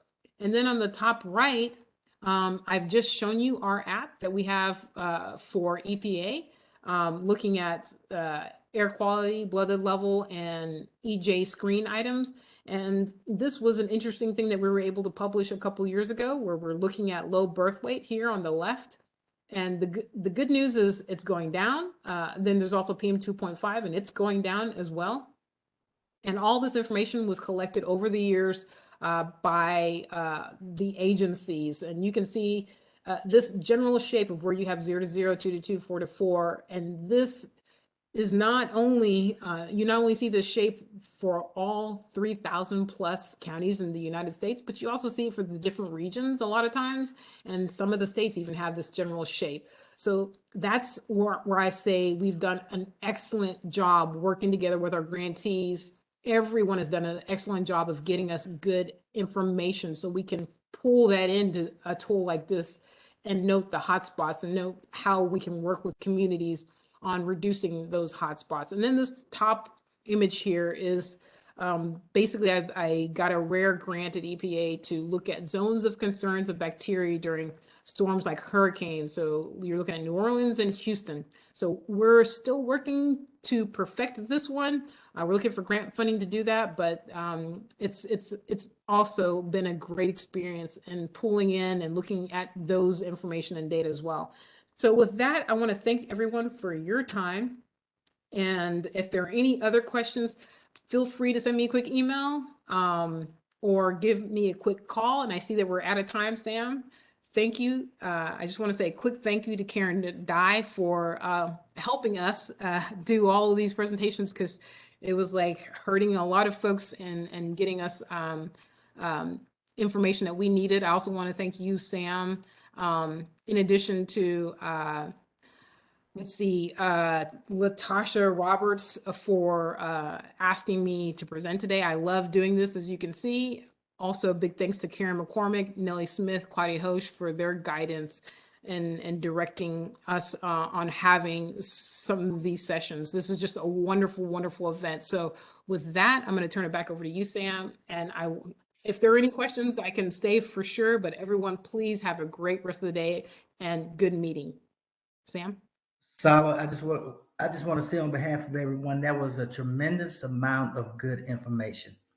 I mean, you really, really brought it home about how the EPA internally works on, QMPs and QAPs in different sections. And by having Rob here this morning and then having you here this afternoon, it shows that when a tribe turns in a quality a QAP or a QMP, that we're actually accepting that. But then now it goes to several different departments and several different eyes on that, and how Rob talked about it, that QAP working with the work plan, and how you're talking about how that QAP actually helps them with their different sampling and how it needs to be updated. So it's all one big